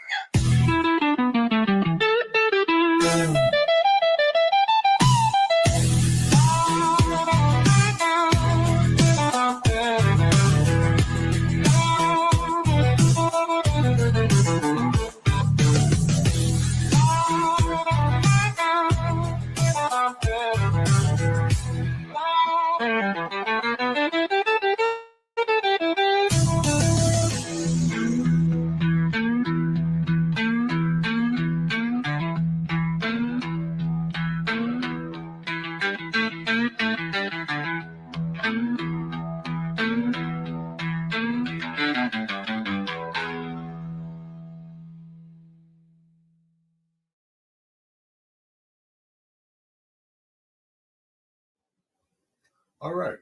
So I want to mention to you guys before we continue Dr. High's 420 Anthems. This is a playlist I've been curating on Spotify. Not only does it contain a lot of Dr. High music, but it contains all of the cannabis music I can find. If a song is about weed, and that's the focus of the music, it's in that playlist. And I continue to add to it every time I find something new. It goes on there, so it's a weed-focused playlist, currently standing at more than 7 hours long.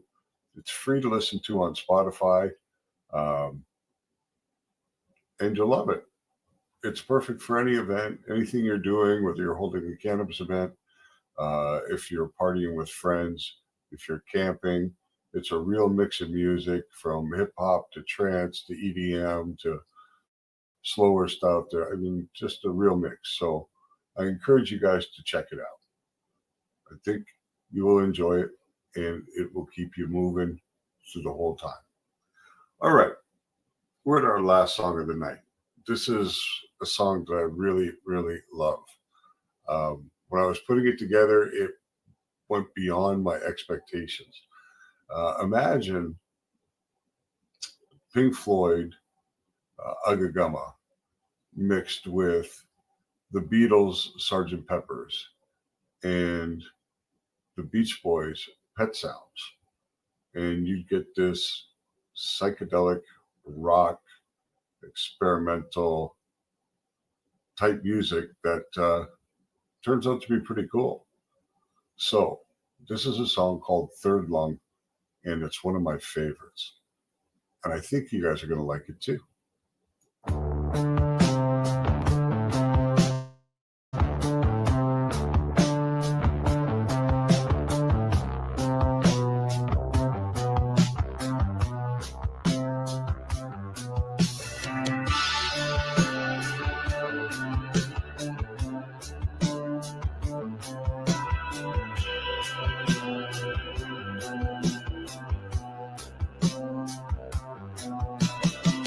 Lit up in a darkened room, Same couch, same beat, same doom, but the smoke curled into shapes I knew, and the ceiling pulsing, breathing good.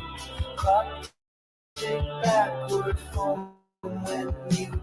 My fingers hummed in chords not truth, and I felt it knock my chest. Something deeper, take the breath. I grew a third lung in my mind, and started breathing thoughts in kind. Third lung, black sun, I can't tell what I've become. Dreams drift down the walls I made, with Dr. High, I'm gonna not fade. I walked through doors that weren't there, held conversations in the air. A fish spoke French from my ashtray. A joint turned into Saturn's ray. I saw myself asleep in bed, while my soul danced with my dread. Everything is true, it said, but none of it is overhead. I wrote a beat, I kissed a scream, and mapped my childhood through a dream. Third line, black sun, I can't tell what I've become. Dreams drip down the walls I made, the doctor high, I will not fade.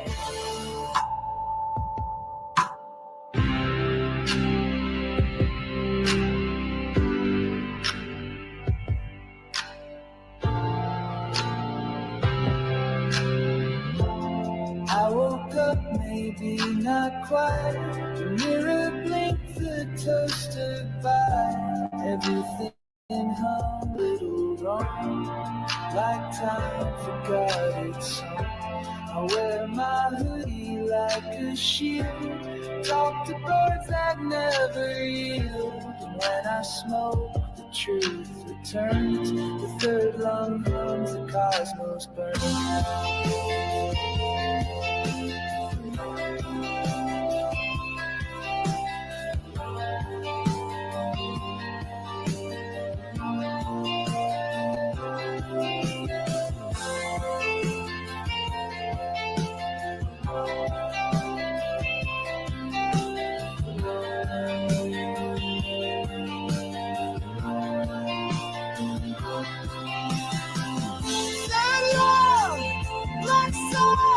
I can't tell what I've become. Dreams drip down the walls I made. With Dr. High, I float my face.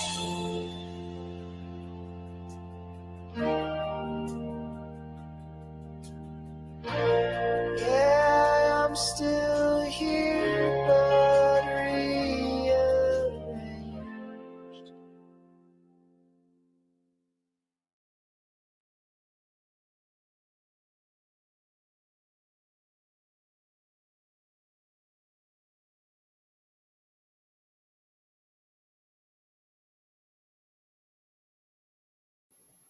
Well, Canada fam, that's going to wrap it up for this episode of High Vibes with Dr. High. I really appreciate the time that you spend with me. I've been noticing that the views have been going up on YouTube, so more of you are checking it out. That's an awesome thing because I'm really just doing this to entertain and help bring information and fight the stigma, and it's all about the community for me. And that's what I love doing. For those of you who'd like to listen to music without having to see my face, you can just go to Dr. High Music. If you want to see the videos, I have, like 90 videos up there now. So you can run for hours on the big screen TV while you're cleaning the house, doing your laundry, whatever it is, working on your car, sitting around the pool. Can enjoy it like that. All major streaming platforms from Spotify, Apple Music, iTunes to Amazon, Deezer, just a lot of them. So you can find the music anywhere. And I appreciate your time. And I hope you have a great week. You stay lit. I want you to enjoy just positivity and keep that cannabis lit and yourself lit. And high vibes, everybody. Peace. We'll see you in a week. Yeah, you feel that? Welcome to the session. Let's vibe. Roll one up, let's take flight. Bass hits deep, ride the night. Smoking sound, it's paradise. High vibes only feeling right. High vibes, let it flow. Deep bass, watch it glow. Dub hits, rock and roll. We light it up and take it slow.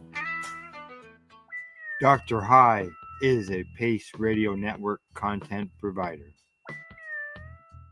You're listening to the Pace Radio Network here at paceradio.net. The opinions of the individuals during this broadcast are their own and may not be the opinions of their group or other organizations they may be involved with. All medical advice during our broadcast is not a medical opinion and should be checked with your medical physician. Enjoy the buzz of legalization with Campbellford Lifestyle Shop. From lights to plant nutrients, books, consumption accessories, and more, we've got all your basics to grow or consume cannabis. Visit our info center or take a look at our piercing services and body jewelry, now available in-store through Campbellford Lifestyle Shop, 17 Bridge Street West, Campbellford. Limestone City Hydroponics is Kingston, Ontario's hydroponic shop. Take your growing to the next level and create the optimal environment with a tent kit, or maximize your yield with an ebb and flow flood table kit. Either way, Limestone City Hydroponics has more than options to fit your needs. Are you looking for the power of the sun that adapts to your budget? Then look no further, as they have professional grow lighting. They have indoor grow systems that are easy and cost effective, with many options to fit your living space and lifestyle. Cultivate your growing potential. We have everything you need to succeed. And if you can't make it to the store, they offer local delivery to the greater Kingston area. Remember, when you're looking for experts to help you grow, then look no further than the locally owned Limestone City Hydroponics, 105 Sunderland Drive in Kingston, Ontario. Call them at 613-548-0420. We are people advocating cannabis education here at Pace Radio. Re-rolled Saturdays. Check it out. Nothing but none. You're watching the 420 Pace, found at 420pace.ca.